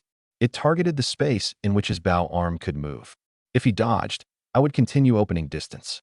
If he used the saber to block, the long bow would obstruct his turn. He chose the second response, giving me a chance to cross the final 10+ paces despite having no second arrow. Our blades collided. The impact drove him back, but he quickly redirected my second attack with the curved saber. His technique changed strangely, attacking wrists, the sides of knees, and blind spots. Mine was more direct. I kept pressing forward to reduce his space. Deep snow made broad footwork prone to slipping, so I restricted every advance to half a step and protected my wrist with the back of the blade. Several times he circled a tree, trying to reopen bow distance. I would rather abandon a pursuing cut than surrender the direct line north. As long as he could not leave, the rest of the action team would gradually close both flanks. After more than 20 exchanges, my saber cut open his breast armor. A blood-red raven appeared on the undergarment beneath it, and one gold line ran along the spine of his curved blade. Chen Jingyao had said that the Blood Raven force used gold markings for team leaders. I confirmed only that the emblem matched the old battle report diagram. It did not reveal the man's name, history, or thoughts. The gold line represented a Centurion-grade weapon in the archive, meaning he might command the infiltration team, and that every captured supply inside the house had to be sealed as high-value military intelligence rather than taken by individuals. A Blood Raven Centurion? I asked. He did not deny it. His gaze went to my compound bow. Were you the one who killed Muerza and Botcher? They died attacking Wolf Beacon Pass. You will too. We fought again. His blade opened the outer side of my lower abdomen, while I stabbed his left shoulder. Both of us were wounded, but neither had lost the ability to fight. The cut at my abdomen opened only the flesh and did not enter the cavity. I immediately applied pressure with a strip of cloth inside my belt, though it restricted my movement. His left shoulder likewise could no longer rise fully, making the long bow useless. Our weapons and injuries forced both sets of choices into close combat. I deliberately sent a straight thrust toward his edge. As expected, he blocked horizontally. At the instant of contact, I changed direction, bringing my edge down from above toward the side of his neck. He leaned away, and I immediately kicked him into a tree trunk. The balance close to my hand let me alter the angle after our blades touched, but every forced change consumed my right arm. The wound in his left shoulder was gradually restricting his recovery stroke.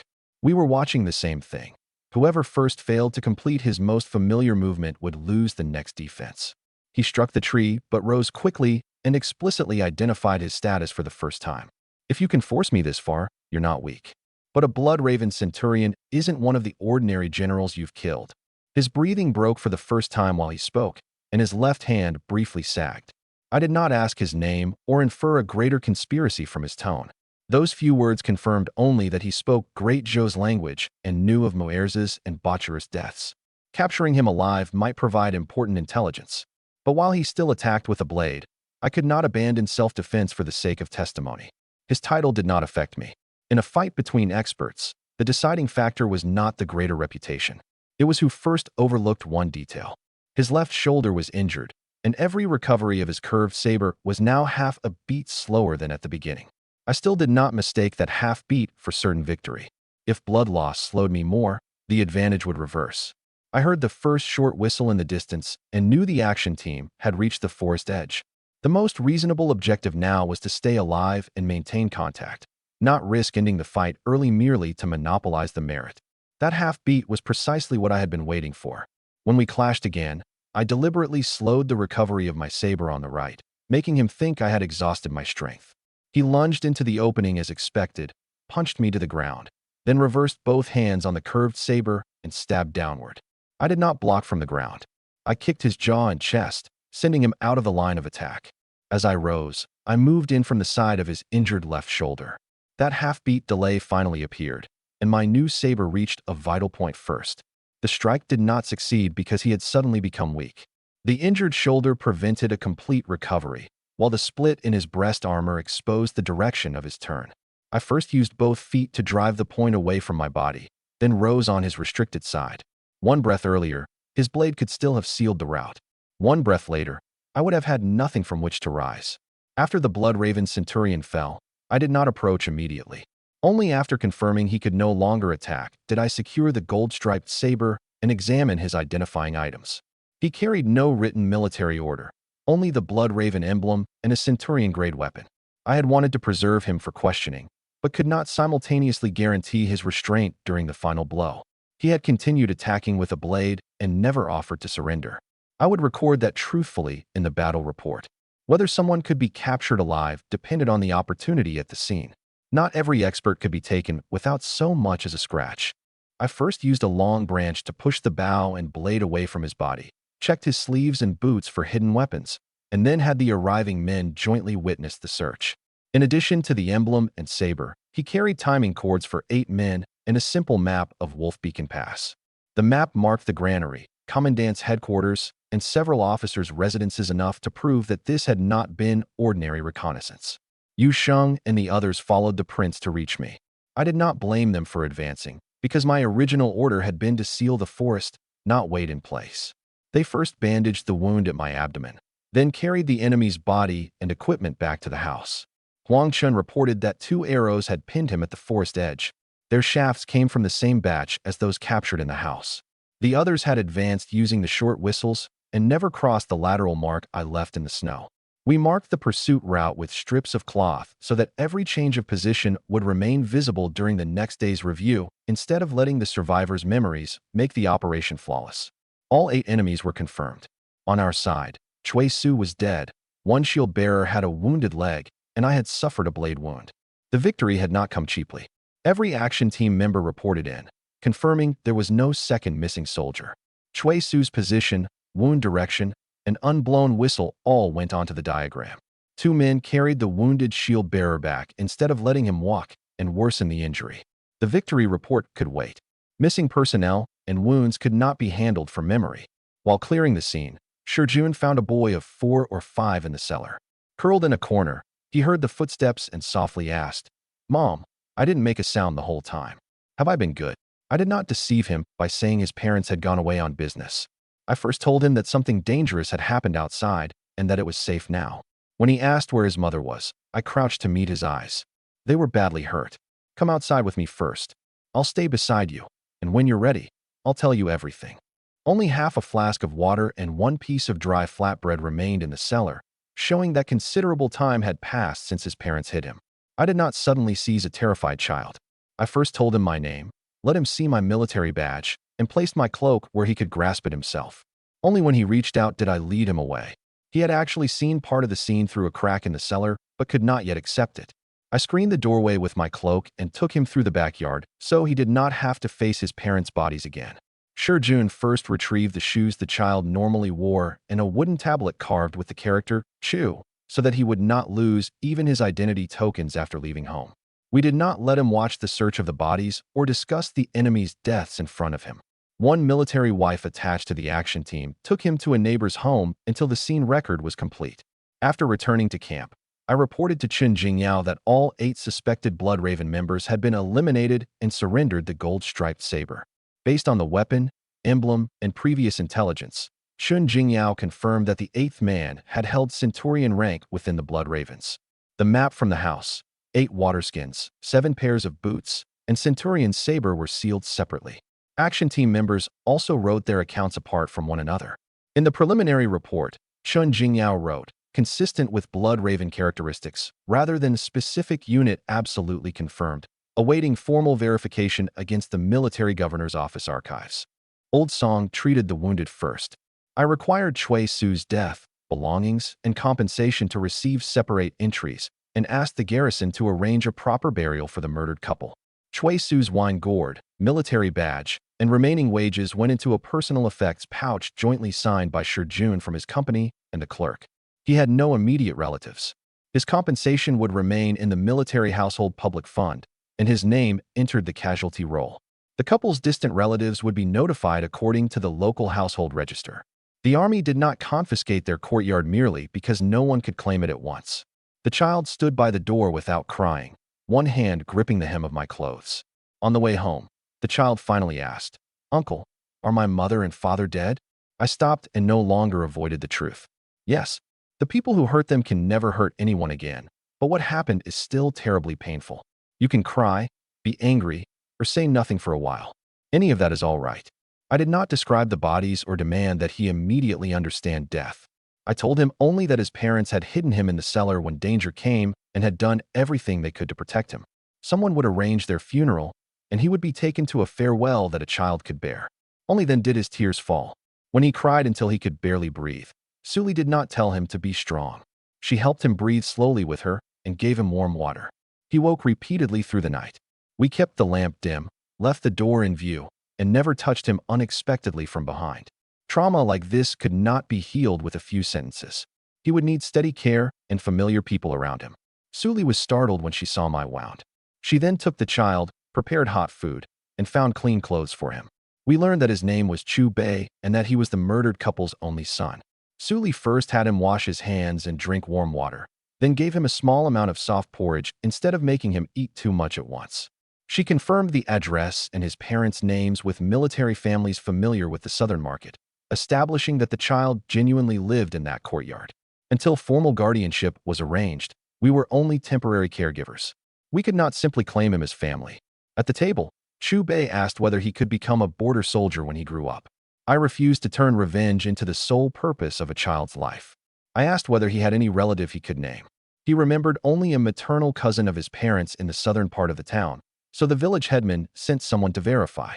She had left the northern frontier with a merchant caravan several months earlier and could not be located soon. Chen Jingyao therefore issued temporary care documents placing Chu Bei with Su Li and me, subject to monthly review by the military household office. The child's status could not hang on a spoken promise. Survive first. Learn to read and care for yourself, and remember who your parents were. When you're grown, decide whether you want to be a soldier. That should be your choice, not one made for you by hatred. He nodded without fully understanding and finally agreed to eat. I slept for several hours, then woke and conducted a complete review of the operation with Chen Jingyao. 7 men entered the civilian home while the 8th, a centurion, guarded the perimeter. That showed the Blood Raven team intended more than reconnaissance. They might have planned to destroy the granary, assassinate officers, or confirm routes for a later siege. The 3 circles on the captured map lay near the granary, commandant's headquarters, and well. The timing cords also matched changes in the night watch. We could confirm that the enemy observed those targets, but not which one they intended to attack first. Chen Jingyao therefore adjusted security at all 3 without crowding the entire force around the granary and exposing a larger gap elsewhere. After 2 attacks failed in succession and the Blood Raven team was destroyed, we had to prepare on the assumption that the Hujia Supreme Commander would reassess Wolf Beacon Pass. News from frontier relay stations and merchant caravans indicated that Wana City was mobilizing troops and might march again within 10 days. The merchant news proved only that purchases of horse feed, bundles of arrows, and iron goods had suddenly increased. The relay stations recorded more mounted messengers traveling north. Neither source gave a troop count. We recorded possible deployment within 10 days as a risk assessment, not a confirmed order, and sent scouts to verify around Wana City. Worse, Wolf Beacon Pass's post-New Year provisions should have arrived long before, but there was still no sign of them. At full issue, the grain remaining could support us for only 5 days. The 5 days came from a physical count of the granary, not an officer's guess. After subtracting seed grain, horse feed, and the wounded men's share, the remaining millet, flour, and beans would last exactly 5 full days at minimum rations for the 500 soldiers and military households in the pass. If refugees from nearby arrived, the time would shrink. Chen Jingyao sent another urgent report to the Northern Desert Military Governor's office requesting provisions and reinforcements, while simultaneously dispatching men to purchase grain from surrounding villages at market price. I reminded everyone that military need did not permit forced seizure. War had already taken Chu Bei's parents. The defenders could not become another band of raiders. The purchasing teams carried silver, a uniform price list, and 3-part receipts. One for the seller, one for the military granary, and one for the village headman. Every household had to retain a minimum food supply, and no soldier could enter a home to search its store.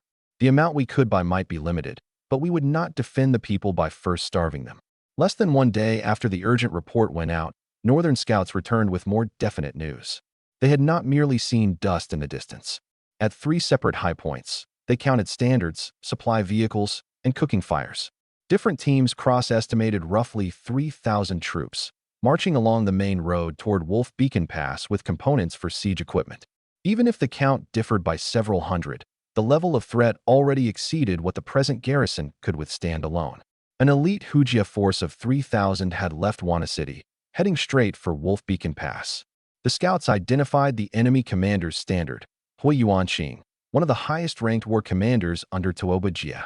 The Northern Frontier Archives recorded his origins.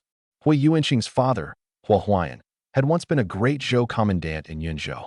In the 17th year of Zhengyuan, he defected with the Shuafang defense map and helped the Hujia capture 13 cities in succession. Hui Yuanqing inherited his military position and knew Great Zhou's fortifications and strategy. All 3,000 men he now brought were elite siege troops. The information came from the standards copied by our scouts and the old Wolf Beacon Pass files.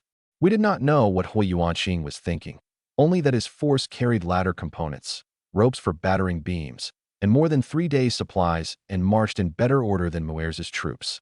The elite assessment came from those observable facts. 2 other large Hujia armies, each around 20,000 men, were approaching Old Dragon Pass and Skyward Gorge but had not immediately begun fighting. Their most likely purpose was to pin down the main northern army, so Lu Yunshou could not easily reinforce Wolf Beacon Pass. The urgent reports from those 2 places arrived at similar times. Both enemy armies had stopped where they could advance or withdraw and had not yet established siege camps. We could infer they were serving as holding forces, but could not rule out a sudden assault by either. Our reinforcement request, therefore, could not demand that Lu Yunshou strip away every main unit. It could only explain the consequences for the northern flank if Wolf Beacon Pass fell. At the enemy's pace, they would arrive within 3 days at the latest. We had 500 defenders, 5 days' provisions, and 1 batch of recently repaired equipment. The Barbican trap had already been exposed. We could not use it unchanged again. The 3-day deadline was calculated from the distance at which the scouts found them, their marching speed in snow, and their supply train. What the defenders could do was repair cracks in the outer wall, distribute arrows and stones among all sections, establish casualty points inside the inner fortification, and remove the fixed ropes left from the previous trap so Hui Yuanqing could not turn our familiar mechanisms against us. During the council, even I could find no clever trick that would make the difference in numbers disappear. The terrain allowed us to defend, but without food and reinforcements, 3,000 men needed only to keep consuming our strength until we collapsed. We eliminated every attractive-sounding scheme one by one. A night raid required at least several hundred mobile troops, which Wolf Beacon Pass did not have. Burning the enemy grain required knowledge of the supply camp and wind, which our scouts had not yet obtained. Luring them into the Barbican again would find Hui Yuanqing prepared. Admitting that no miracle plan existed did not mean surrendering. It meant stopping the use of unverified risks to deceive the soldiers. Wu Xingbang finally asked what everyone was thinking. We're risking our lives here while the military governor's office withholds our grain. Is continuing to defend this place worth it? He was not afraid to fight. Wu Xingbang spread Company D's unpaid wages and family list across the table and pointed out that the children of 17 men also lived inside the pass. If our superiors had no intention of helping, the officers had to tell the soldiers whether they were waiting for relief or preparing an orderly withdrawal. We could not shout about loyalty while hiding an empty granary. Chen Jingyao did not use military law to suppress the question. He acknowledged Great Zhou's decline and the court's loss of control. He also admitted that even if every soldier at Wolf Beacon Pass died, some superiors might care only about who would bear responsibility. I don't defend an official post, he said. I defend the civilians inside this pass, our wives and children, and the final boundary that lets ordinary people live on their own land. We may hate the injustice of the court, but we cannot transfer its cost to people who had no choice. He pointed into the settlement. If we withdraw, there will be 100 children like Chu Bei 1,000. If the Hujia want to enter the pass, they must defeat us first. They will not watch us scatter ourselves. He was not telling soldiers to die blindly for a decaying dynasty. He was answering why we still stood here. Every company commander stated that he would defend the pass. I did not shout a slogan about certain death. I added, passion cannot replace provisions. We prepare for the worst fight while finding a way to bring back reinforcements. The council ultimately established two parallel plans. The garrison would prepare for battle within 3 days. Civilians would move in groups into the inner fortification and southern evacuation points. Food would fall to wartime rationing, with the wounded and children receiving priority. Whether we defended to the last was no longer a boast by a handful of officers. It became specific arrangements for every wall section, every sack of grain, and every evacuation route. Zhang Ji was probably withholding the resources to take revenge for Lu Wu's death.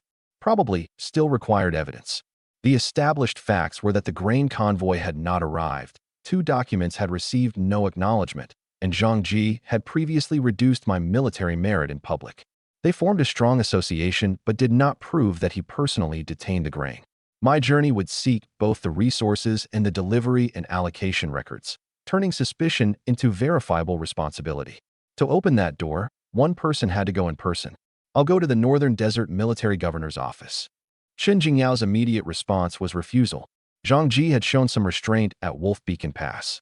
In Flying Dragon City, he could easily imprison me under military law. He offered to go himself, and I refused in turn.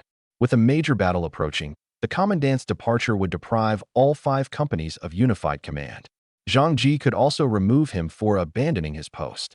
If I went, the risk fell on one man. If Chen Jingyao left, it spread to 500 soldiers and every civilian in the fortress. Wolf Beacon Pass has only 3 days, I said. Sending another ordinary messenger will produce another document delaying us. I'll carry the battle report, prisoner statements, grain ledger, and copies of the military orders and demand a direct answer from the military governor's office. Even if Zhang Ji wants to harm me, he must first explain why the front's grain is being withheld. Chen Jingyao demanded that I take at least 1 escort unit. I refused a large group, not to show off, but because every 10 men removed from Wolf Beacon Pass took away 1 section of rotating defenders. In the end, I would change horses at relay stations and use escorts only through checkpoints. Every original remained at Wolf Beacon Pass. I carried sealed copies and archive numbers, so one robbery on the road could not destroy all evidence. After the council, I temporarily turned Company E over to Liangsheng, with Li Changlong assisting and Yusheng handling messages. We wrote every personnel, weapon, and grain condition into a list so that command would not break after I left. I confirmed the instructions separately with all 5 squad leaders rather than having Liangsheng repeat everything for me. In an emergency, Company E would obey only military orders from Chen Jingyao and Liangsheng. No one carrying an oral message supposedly from the military governor's office could transfer them away. If a formal document arrived, they would verify the seal and open it jointly, preventing another false order like Chao Zhang's. The list recorded 96 combat-capable soldiers, 7 wounded, shortages in bowstrings and shields, the iron arrow balance for every group, and the 3-day rotation. Liangsheng held battlefield authority and did not need remote approval from me. If contact with me was lost, he automatically assumed command. Wait for the company commander to return could not become anyone's excuse to evade a decision. I went home and told Suli what I had decided. I did not leave secretly or demand that she prove her love by saying we would die together. I'll do everything I can to bring reinforcements back, I told her. If Flying Dragon City refuses, you must follow Chen Jingyao's civilian evacuation plan. Surviving isn't a betrayal of me. The evacuation instructions were written inside the courtyard gate. At one long horn, go to the inner fortress. Only after 3 consecutive calls would the group transfer through the south gate. Suli would take Chu Bei with the 3rd group of military families and would not wait for me alone. From home, they would carry only water, dry food, medicine, and identity papers. The banknotes would be kept close to the body in 2 separate places. Every other possession could be abandoned. Suli understood that this journey was even more dangerous than going onto the battlefield. She asked only whether I had gathered all the evidence. She packed dry provisions, medicine, and cold weather clothing and wrote the names of several former Su family subordinates who might recognize her and be willing to speak at the military governor's office. The list contained only public names and former posts, not the witnesses and documents the Su family was still seeking. She feared some might already have switched to Zhang Ji's side, and therefore marked the last confirmed date beside each name. I promised to verify them through the military roll and Zhonglai before handing over Wolf Beacon Pass's deployment merely because someone was called father's former subordinate. Chu Bei remained seated on his small stool. I told him to obey Su Li while I was gone and follow the established route to the inner fortress if an alarm sounded. He promised solemnly, as though he had finally been given one thing he could accomplish himself. Before dawn, Su Li and I formally said goodbye. She did not cry and block my way. She only said she would wait for my return. I wrote the latest expected time for a reply behind the door. If no news came within 2 days, that did not mean I was dead. Chen Jingyao would first judge according to the military situation. If no grain convoy appeared within 3 days, the evacuation plan would automatically rise 1 level. My family did not have to interpret every approaching hoofbeat. Those clear thresholds told them when to wait and when to move. Wolf Beacon Pass lay roughly 300 li, about 100 miles from Flying Dragon City. Frozen ground and snow made a full-speed ride impossible. I stopped at relay stations for water, feed, and brief rest and remained on the road the rest of the time. At intervals, I checked the horseshoes and breathing so that no mount collapsed in uninhabited country. 2 relay stations could provide water, but no fresh horse. I shortened my rest and controlled my downhill speed. The wound at my waist began seeping again from the jolting, and I could change its dressing only while the horse ate. I had to travel fast, but if I arrived unable to stand or speak, I would save no one. That evening, the massive wall of Dragon's Pine Pass finally appeared in the setting sun. 300 li had not been covered by one horse galloping all day. I changed mounts at 2 relay stations and left each original horse to be fed. The relay papers recorded responsibility for use and return. On the final stretch, deeper snow forced me to slow down. Both replacement mounts arrived without injured hooves, while short rests had kept me conscious. After verifying my badge outside the pass, the guards recognized the name in the Wolf Beacon Pass battle report. Zhang Lai, commandant of the Gate Watch, learned that I carried urgent military intelligence and personally led me through the pass toward Flying Dragon City. Zhang Lai did not admit me merely because the battle report praised me.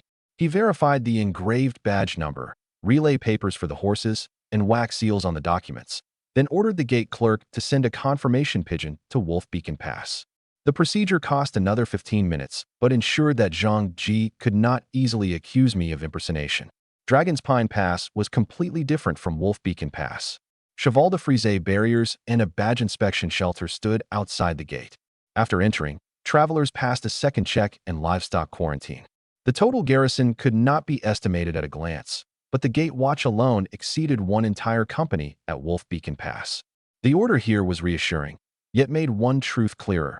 Wolf Beacon Pass was regarded as a remote minor fortress, so its messages could easily be suppressed behind layer after layer of thresholds.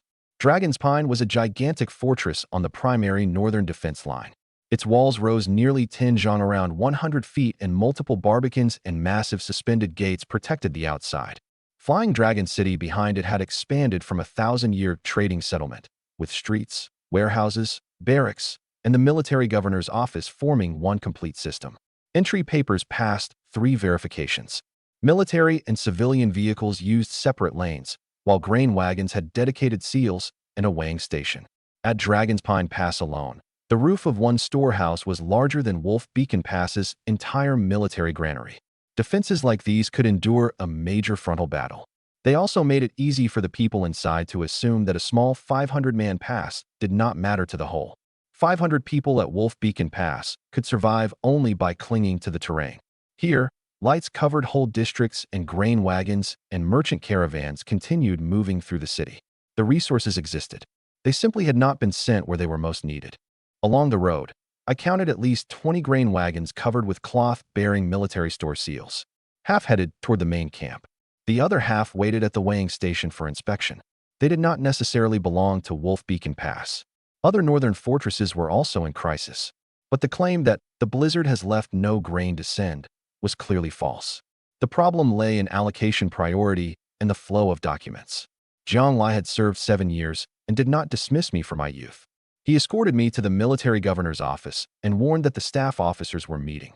If anyone deliberately delayed me, I should demand that the arrival time of the military intelligence be formally entered. He first witnessed my badge, sealed letter, and entry time in Dragon Pine Pass's delivery register, then sent a guard with me to the gate of the military governor's office. Even if the officials inside refused the document, they could not deny it had entered Flying Dragon City. Zhang Lai also reminded me that under military regulations, an urgent report wrapped in red cloth had to be received before anyone decided who should read it. I showed the guards my badge, urgent papers, and Chen Jingyao's seal. One went inside to report and returned saying only that the staff officers were handling important business and I would have to wait. I asked merely to have the night clerk verify the seal, not to see the highest official at once. The guard still refused. That showed the obstruction was not that the staff officers are busy. Someone was preventing this document from entering the formal receipt process. Without a receipt number, the military administration could later claim it had never arrived and that no response deadline existed. I waited 4 hours. Every hour, I asked the gate guard to report again and wrote the answer on the back of my arrival slip. During that time, 3 ordinary document messengers entered and left, proving that the office had not truly sealed its doors for a confidential meeting. A carriage bearing the Zhang family mark also departed through a side gate. Those observations proved only that normal traffic continued, not that Zhang Ji was personally inside. But they were enough to show that no urgent report can be received was not the true reason. After riding 300 li since dawn, I ate only a few bites of dry food outside the gate. I inquired 3 times and received the same reply. Late that night, the guard finally told me that the staff officers had gone home to rest, and I should return the following day. I asked to leave the sealed urgent report with the night clerk. The guard still refused, changing the reason from "the staff officers are meeting" to "you have no appointment." There was no such thing as an appointment for military intelligence wrapped in red cloth. The accompanying Dragon's Pine guard heard the answer change. Even if the gate guard later revised his story, there would be a second witness. This was not normal procedure. 3,000 enemies were bearing down on the front. Any urgent report should first be registered and then triaged. Refusing even to accept the document was impossible under legitimate procedure. I demanded that the gate guard write in the delivery register. Ling Chuan, commander of Company E at Wolf Beacon Pass, delivered urgent military intelligence at the early evening hour, and the military governor's office refused receipt. The guard did not want to offend Zhang Ji. In the end, he gave me only a slip proving that I had reached the gate. The slip recorded only arrival, not the reason for refusal. I had both the accompanying Dragon's Pine guard and the gate guard sign it, and noted the approximate times of all 3 requests. It could not prove that Zhang Ji personally issued the order. It could prove that I had not withheld the intelligence myself, and give a later investigator a reason to question the men on duty. I put the slip away and did not create a scene at the gate. A public confrontation would give them grounds to accuse me of roaring before a military office. Before leaving, I recorded the gate guard's duty number and the name of the clerk at the side entrance. I did not pound the door, curse, or attempt to force my way inside. The arrival slip was incomplete, but together with the Dragon's Pine entry ledger and Jiang Lai's escort record, it formed a 3-point timeline. Now I needed only to find someone authorized to retrieve all 3 records. Flying Dragon City was too large for Zhang Ji to control every message. I needed someone who could send Wolf Beacon Pass's intelligence directly to a higher level. I did not immediately visit the homes of former Su family subordinates, because the list had not been updated in years. Nor did I paste the urgent report across the streets to incite the public. The safest opening remained the Army's formal network, Jiang Lai's delivery record, the Military Merit Office copy of the battle report, and the Supreme Commander's schedule at the Northern Desert main camp. Personal connections could assist, but could not replace an order that would actually move grain wagons out of storage. I had just left the military governor's office when a carriage stopped in front of me. Zhang Ji sat inside. He did not hide his knowledge of Wolf Beacon Pass. He even admitted that he had received news of the 3,000 elite Hujia troops marching 5 days earlier. He could have coordinated reinforcements and provisions, but had deliberately suppressed them. The carriage window opened only a crack, and his attendants remained several paces away, keeping anyone from clearly hearing us in public. Yet Zhang Ji named the day the military report arrived, the size of the enemy force, and the grain shipment batch details known only to someone who handled the papers. I did not interrupt. I let him complete the timeline, then fixed the street corner, number of attendants, and direction of departure firmly in my memory. Getting me to issue the order is simple. Zhang Ji looked at me. Use your saber to kill yourself and accompany Lu Wu in death. I asked when he would sign the grain order if I agreed, which storehouse would release it, and who would escort the convoy. Zhang Ji offered no actionable details. He only said that he would discuss it after seeing my body. That proved the supposed bargain could never guarantee anything for Wolf Beacon Pass. Even if I died before his carriage, I would merely give him a closed case he could describe as suicide from guilt. He had turned the lives of 500 soldiers and every civilian in the pass into a private bargain, then asked whether I would die or let them die in my place. Wolf Beacon Pass's provisions are military business, not property in our personal feud, I answered. I won't kill myself or confess to a crime I didn't commit. If you continue withholding grain, I'll present the arrival slip, the earlier reports, and everything you said tonight to the Supreme Commander. Zhang Ji merely sneered. He said I would never meet Lu Yunshou and could not prove a conversation inside a carriage. Before leaving, he said only, "Then let Wolf Beacon Pass wait to die." As soon as the carriage departed, I recorded the time, location, decorations, and exact words on the back of the arrival slip, then went to the nearest night watch post and asked the guard to witness that I had appeared there at that time. The guard had not heard the carriage conversation and could not testify to its content, but he could fix the time of contact. Incomplete evidence was still better than one isolated memory after the fact. I suppressed the impulse to draw my saber and take Zhang Ji hostage. Killing one staff officer would not solve a military grain allocation and would immediately strip Wolf Beacon Pass of every lawful route for requesting help. Taking him hostage was equally impossible.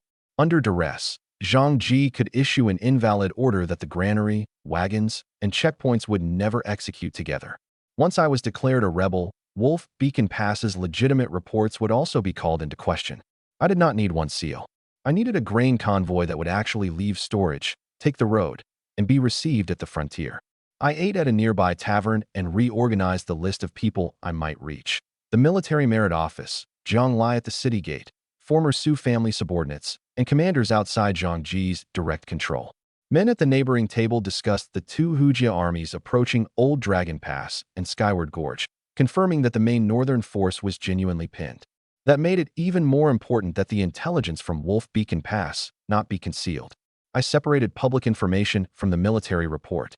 Tavern guests could prove only that the city already knew of the two large army movements, not the 3,000 enemies at Wolf Beacon Pass or its 5-day limit on food.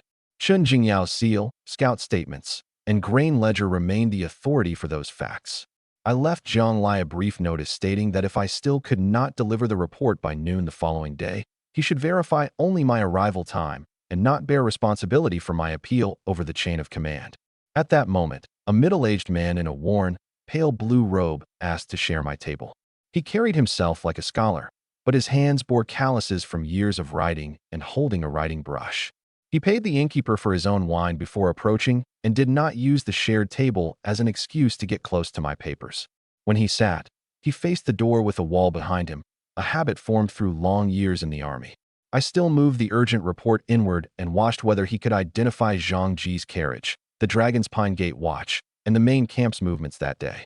He introduced himself only as Mr. Yi from Qingzhou and first asked why I sat alone in armor. I revealed no classified information. I said merely, if the nation no longer exists, how can any home remain safe? He did not ask for exact troop or grain numbers. Instead, he first described the gate protocol for urgent reports wrapped in red cloth, the Dragon's Pine delivery register, and the delay methods Zhang Ji commonly used. Anyone who knew those things had at least dealt with military administration for years. I still answered only with my public identity and purpose, kept the sealed papers beneath my hand, and did not surrender the original merely because he spoke kindly. Mr. Yi studied me for a long time, then asked, if someone can give your intelligence away past that gate, do you dare seize the opportunity? I asked what he wanted in return and why he would help me. He said only that if one staff officer privately cut off Northern Frontier intelligence, the entire defense line would suffer. He then warned that the Supreme Commander would pass Fively Pavilion on the southern official road the following day. The news could be verified through gate duty changes and main camp messages. I therefore did not commit immediately. I first went to Zhang Lai's gate clerk. I set down my wine cup. As long as the price isn't paid with civilians' or comrades' lives, I dare. Mr. Yi dipped a chopstick into the wine and wrote 6 characters on the tabletop, tomorrow at noon. Fively Pavilion. The wine marks quickly dried and left no letter Zhang Ji could seize. After returning to the inn, I verified the information through 2 independent channels.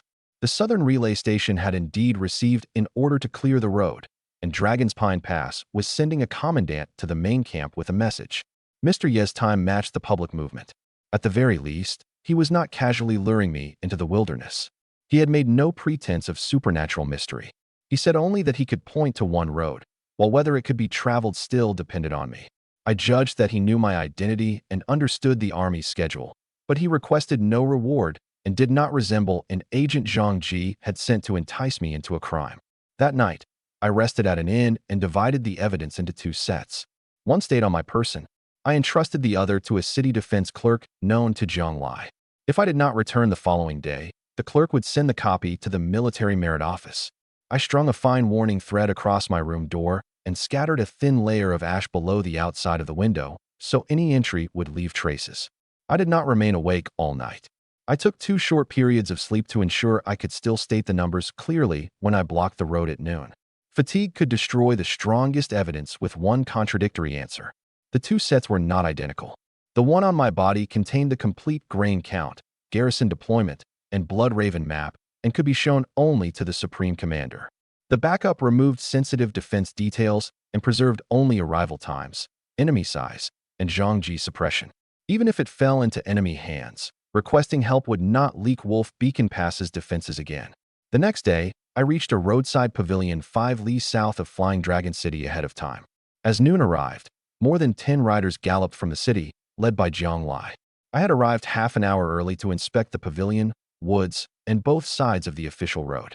I found no ambush or abnormal hoof marks and informed the clerk holding the backup where I had gone. If I did not return that afternoon, he would send the documents as agreed. Caution could not eliminate every risk, but it could keep me from treating one stranger's clue as guaranteed safety. Zhang Lai had been ordered to ride ahead to the Northern Desert main camp with a message, preparing for Supreme Commander Lu Yunqiu to review the mobilized troops. Lu's cavalry and carriage were behind him and would soon pass Five Li Pavilion. The seal on Zhang Lai's order matched the Dragon's Pine Gate watch, and he recognized the arrival slip I had received the previous night. Only then could I confirm that Mr. Yi had not brought me to an isolated place to kill me. Five Li Pavilion stood in open ground along the official road. The commander's escort could see anyone blocking it in advance, and no nearby building could conceal an archer at close range. At last, I understood the open road Mr. Yi had offered. He had not promised to persuade Lu Yunqiu for me. He had merely created one chance to be seen by the Supreme Commander himself. Whether I blocked the road and what military consequences I accepted remained my decision.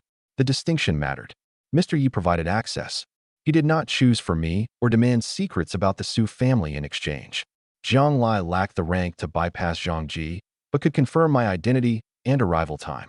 Lu Yunqiu was the only man who could order grain and troops on the spot. Zhang Lai also gave me a copy of the Dragon's Pine entry from the previous night. It recorded my entry time, document seal number, and the signature of the escorting guard. It could not prove who inside the military governor's office refused the papers, but it made it difficult for Zhang Ji to claim I had never entered Flying Dragon City. The witness, slip, and still sealed report each proved only one piece. Together, they formed a complete chain. Zhang Lai had military duties and left first. I straightened my armor beside the official road, tied the urgent Wolf Beacon Pass document with red cloth, and stood where the vanguard could see me. Soon, dense hoofbeats came from the north. More than 200 personal cavalry approached around a black command standard bearing the character Lu. Zhang Ji also rode in the procession. The command flag, ceremonial escort, and Zhang Lai's order corroborated one another. When I saw Mr. Yi riding among the advisors at the front, I knew the Real Supreme Commander was in the column. Zhang Ji's presence among the accompanying officials meant he would likely accuse me of obstruction or assassination before I could speak. Every movement I made had to remain clearly visible to the vanguard. I knew blocking the commander's road without authorization could bring immediate execution. But if I missed this opportunity, Wolf Beacon Pass might have no tomorrow. At the roadside, I first wrote a brief account and handed it to the pavilion relay attendant. My name, unit, urgent document seal, and reason for blocking the road. If the vanguard killed me by mistake, the statement would still travel through the relay route into the city. If I met the commander safely, the attendant would return the paper to me directly so that defense details did not circulate outside.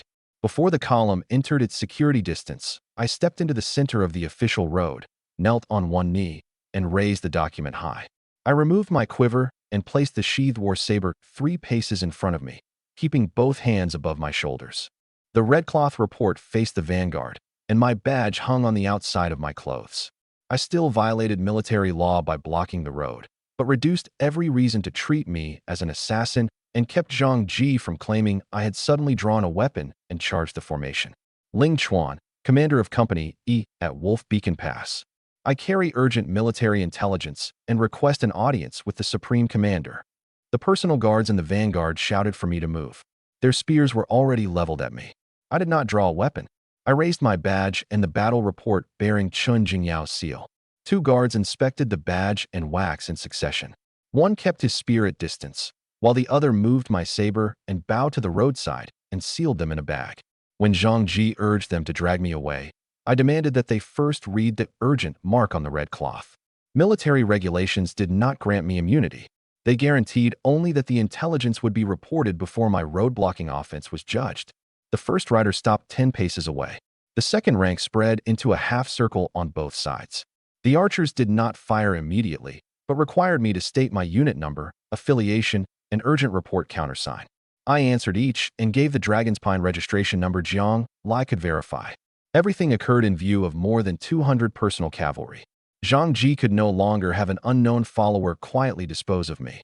The procession had to slow. Zhang Ji immediately claimed my origins were unknown and that I might be an assassin, demanding arrest on the spot. Mr. Yi, from the Supreme Commander's left, spoke instead. First verify whose soldier he is. When a northern frontier soldier blocks the road carrying an urgent report wrapped in red cloth, military regulations require us to hear the intelligence before judging the offense. Those words gave me the chance to speak. Lu Yinshou personally rode forward. He was nearly 60 but still wore complete command armor. He checked my badge first, then recognized the name from the merit petition. You are Ling Chuan, the man credited with killing Muerza and Botcherer? I am. Blocking the commander's road delays military operations. Do you know your crime? I will accept punishment. But 3,000 enemies are bearing down on Wolf Beacon Pass. Only 3 days' grain remain, and the military governor's office has still not accepted our urgent report. One more delay and the intelligence will be meaningless. I did not reveal defense details on the official road. I gave only 3 numbers sufficient to judge urgency. Lu Yinshou first ordered Yi Shizhen to inspect the seal, then had a guard record the time I blocked the road. The wax and Chun Jingyao seal were intact, proving I had not rewritten the contents during the journey. Lu Yinshou did not hear the whole report there. He ordered my bow and saber confiscated and had me accompany the column to the northern desert main camp. That did not mean he already believed everything I had said. He had confirmed only that my identity and urgent report warranted a formal review. 2 guards flanked me throughout the journey. I could not approach the command standard, and Zhang Ji could not interrogate me alone.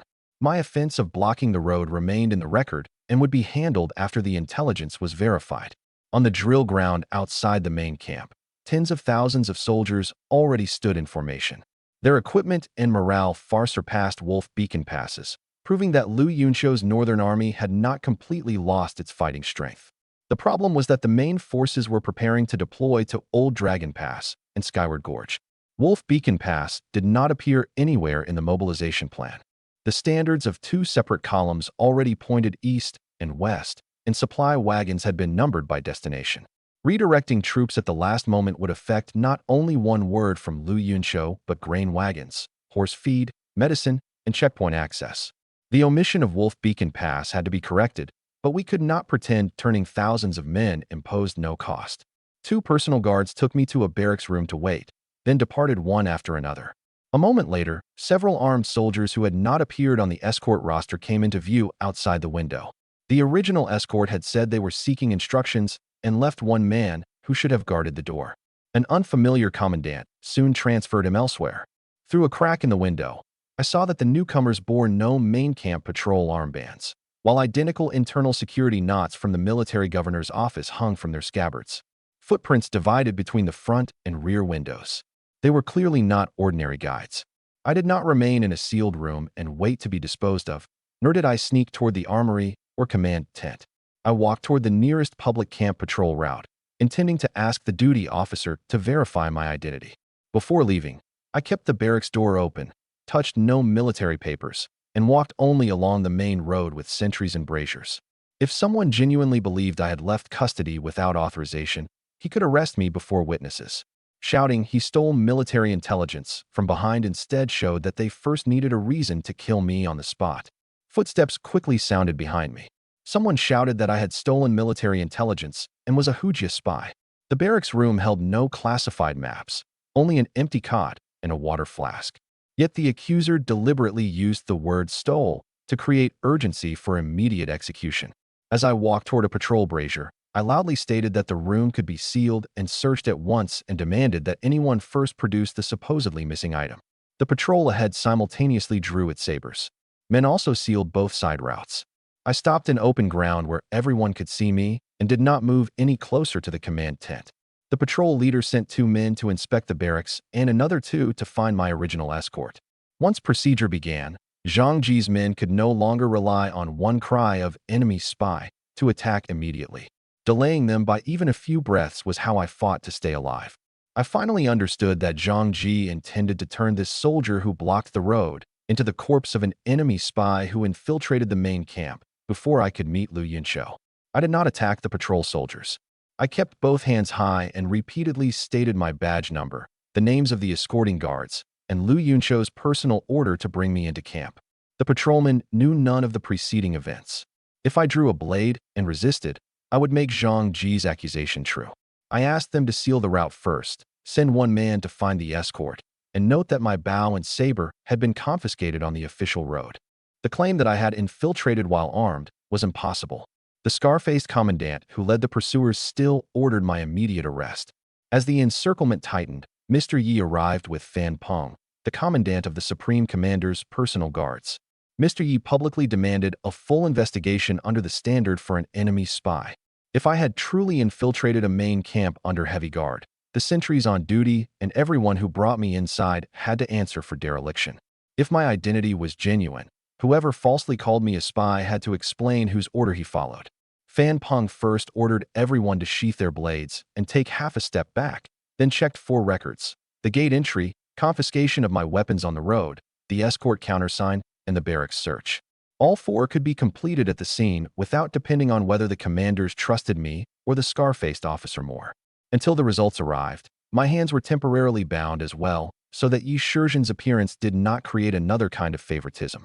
The patrol immediately verified my badge. The scar-faced commandant could produce no formal document and had to withdraw. Only then did Mr. Yi tell me his full name: Yi Shizhen, a staff officer serving Lu Yunqiu. Fan Peng also retrieved the camp entry register, confirming that the Supreme Commander's personal guards had brought me inside and that the barracks door had not been broken. The scar-faced commandant's supposed oral order had come only from one of Zhang Ji's subordinate clerks. It bore neither the Supreme Commander's seal nor the signature of the general on camp duty. The men were temporarily relieved and held separately pending investigation rather than subjected to my retaliation at the scene. Fan Peng took me into the command tent. Nearly 20 generals were discussing the situations at Old Dragon Pass and Skyward Gorge. Zhang Ji was also present. I first surrendered the still-sealed urgent report, then stood below the sand table as Lu Yunqiu ordered. For every number, I identified the source. 3 scout teams had cross-estimated the enemy's strength. The garrison of 500 came from the register and physical count of the wounded, and the food deadline came from inventory and ration calculations. Matters we could not confirm, such as whether Hui Yuanqing considered Wolf Beacon Pass the sole main target, were explicitly labeled inference. I explained Wolf Beacon Pass's situation in one complete account. Hui Yuanqing had led 3,000 elite troops to its approaches. We had 500 defenders. At current rationing, our provisions would last no more than 3 days. Neither of the 2 previous urgent reports had received a formal acknowledgement. I placed the grain ledger beside the sand table and explained that 5 days had been the full ration figure before I departed. Wartime reductions and consumption since then had left only 3. I translated the scouts' discovery points onto the map, showing that Hui Yuanqing might reach the pass without waiting all 3 days. The prisoner statements, Blood Raven map, and copies of the 2 urgent appeals respectively supported enemy intent, strength, and delivery time. Several generals immediately questioned me on the details, plainly never having received this intelligence. One then pointed out that the 2 Hujia armies totaling 40,000 might be only diversionary forces, while their true objective was to pull out the forward nail called Wolf Beacon Pass. That remained an inference from deployment. Yi Shizhen offered another possibility. Either large army might turn into a main assault at any time. The command tent therefore could not commit every reserve to Wolf Beacon Pass, but it had to correct the false premise that there is no urgent intelligence from that location. Someone demanded to know why the intelligence had only just arrived. I produced the arrival slip and explained that Chun Jingyao's messenger had returned 3 days earlier, while I had personally reached the military governor's office at the early evening hour the day before. Yi Shizhen immediately ordered the secretary to retrieve the military governor's incoming document register and the Dragon's Pine delivery ledger. The former contained no urgent Wolf Beacon Pass report. The latter recorded both the messenger's entry and mine, proving that the papers had been intercepted before or after entering the office. Who had done it still required investigation, but the claim that the front never requested help could no longer stand. Lu Yinshou turned toward Zhang Ji. Zhang Ji admitted receiving an appeal for help, but argued that Wolf Beacon Pass was easy to defend and difficult to attack, so 3,000 enemies posed little threat. The grain, he claimed, had been delayed by the blizzard, and he had already ordered local requisitioning. The villages have only the civilians' own rations left. Forced requisition will starve them first, I said. And the report states clearly that our pre-battle supply had already fallen to 5 days. Lu Yinshou did not argue in public. He ordered me to leave the command tent. The generals then departed one after another carrying signal flags. Zhang Ji walked out unharmed and whispered that meeting the Supreme Commander still could not change the difference in our status. I did not immediately interpret Lu Yinshou's silence as protection of another official. 3 simultaneous fronts inside the command tent required adjustment, and he had to verify the granary and reserve forces first. But Zhang Ji's ability to walk out freely reminded me that his network remained. I recorded his remark and did not draw my saber outside the tent and fall into another trap of insubordination. I could not tell whether Lu Yinshou was investigating, weighing the constraints, or preparing to let the matter disappear. While I waited, Fan Peng returned my military badge but kept my bow and saber sealed. That meant my identity had been confirmed, while the road-blocking case remained unresolved. Yi Shizhen sent men to retrieve copies of the military governor's gate duty record and the barracks transfer order. Every action showed that an investigation was proceeding, but until the final command came down, I could not treat the grain convoy as already on the road. At that moment, Yi Shizhen emerged again. The Supreme Commander wants to see you alone. Only Lu Yinshou remained inside the command tent. He had removed his heavy armor, finally revealing his white hair and exhaustion. 3 simultaneously endangered defense maps lay on the table, with different colored tokens pressing down Old Dragon Pass, Skyward Gorge, and Wolf Beacon Pass. Lu Yinshou did not begin with my personal grievances. He made me repeat the grain convoy's fastest possible arrival time. Whether Wolf Beacon Pass could unload at night, and the snow conditions along the 300-li road. Do you think my failure to punish Zhang Ji on the spot means officials protect one another? He asked. I did not give an insincere answer. I care only whether the grain can arrive and whether reinforcements can move. How Zhang Ji is punished should be decided by evidence and military law. Lu Yinshou told me that the attempted arrest at the barracks had been established. Zhang Ji had indeed used subordinates to try to label me an enemy spy. But Lu could not publicly punish him immediately because Zhang Ji's father-in-law simultaneously served as Minister of Revenue and Fiscal Commissioner, controlling much of the money and grain allocated to the 400,000 troops on the northern frontier. Recklessly breaking their relationship might provoke retaliation against the entire northern supply line. I did not accept using connections to conceal guilt, but understood that the constraint he described was real. Lu Yinshou had already sealed the records involving the scar-faced commandant, the clerk who issued the transfer, and the barracks roll, and assigned Yi Shizhen to continue verifying them. Zhang Ji had been temporarily removed from the grain authorization process. If the matter ended with only, "We will discuss it later," those actions would mean nothing. At least the evidence had not been returned to Zhang Ji. It did not mean Zhang Ji was innocent. Lu Yinshou had chosen to secure the military grain first while quietly accumulating enough evidence to decide the case in one stroke. For Wolf Beacon Pass, I have ordered Yi Shizhen to allocate provisions directly from the main camp's military granary. They leave tonight, he said. Zhang Ji will no longer touch the matter. The first shipment would contain the millet and beans that could be loaded fastest. The granary, convoy, and Dragon Pine Pass simultaneously received orders bearing the same number, while relay stations along the route would clear the road in advance. Whether to add a second shipment would depend on Wolf Beacon Pass's confirmation of receipt and battle conditions. If one link delayed the convoy again, the other 2 copies would preserve a record for accountability. The food problem was temporarily solved, but no reinforcements had yet appeared. Old Dragon Pass and Skyward Gorge each faced 20,000 enemies, while forces also gathered along other parts of the frontier. The mobile troops at the northern main camp had to remain a general reserve. Liu Yunqiu could not empty other defense lines for Wolf Beacon Pass. I asked for at least one usable force. Liu Yunqiu asked in return who would answer to the civilians of Old Dragon Pass if it fell as a result. This was not simple indifference. It was a brutal choice between 40,000 enemies and 3,000. Yi Shizhen had suggested that the Northern Desert main camp still possessed one force not counted in the regular order of battle, the Death Battalion. The Death Battalion contained more than 3,000 military slaves, including convicted soldiers, exiles, and condemned prisoners. In ordinary times, they performed hard labor such as repairing walls, hauling loads, and forging equipment. In war, they were often used as the first expendable force. Many had been chronically underfed and had received no uniform training. The roll listed them only as one total, but their backgrounds were entirely different. Some had been convicted of avoiding labor or fighting. Some were soldiers punished by association after their units lost a battle. Others were condemned prisoners who had genuinely committed serious crimes. The more than 3,000 men had no uniform weapons, officers, pay, or ration standard.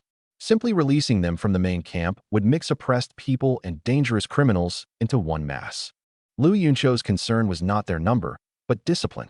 Once these 3,000 men left the camp, who could guarantee that they would not desert, plunder, or even turn against civilians?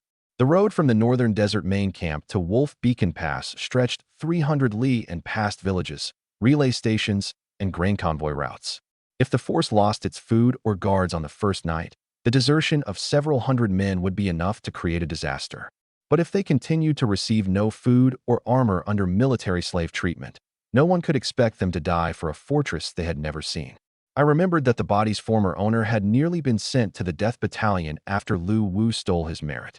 Not everyone there was necessarily innocent, but many had certainly never received a fair opportunity. Supreme Commander, I am willing to take command of the Death Battalion. Liu Yunqiu fixed his eyes on me. What will you use to control 3,000 desperate men? I will sign a military pledge. If the force falls out of control, I will bear the military responsibility. Liu Yunqiu did not accept one life as compensation for the damage 3,000 men could cause. He demanded answers about organization, supplies along the road, isolation of serious offenders, weapon distribution, and civilian protection. For the moment, I could offer only principles. Re-verify criminal records, injuries, and illnesses before departure. Organize controllable small units. Issue food before weapons. Document every requisition. And never mix severe violent offenders directly among ordinary military slaves. There are no idle words in the army. I understand. I did not offer my life as one empty verbal guarantee.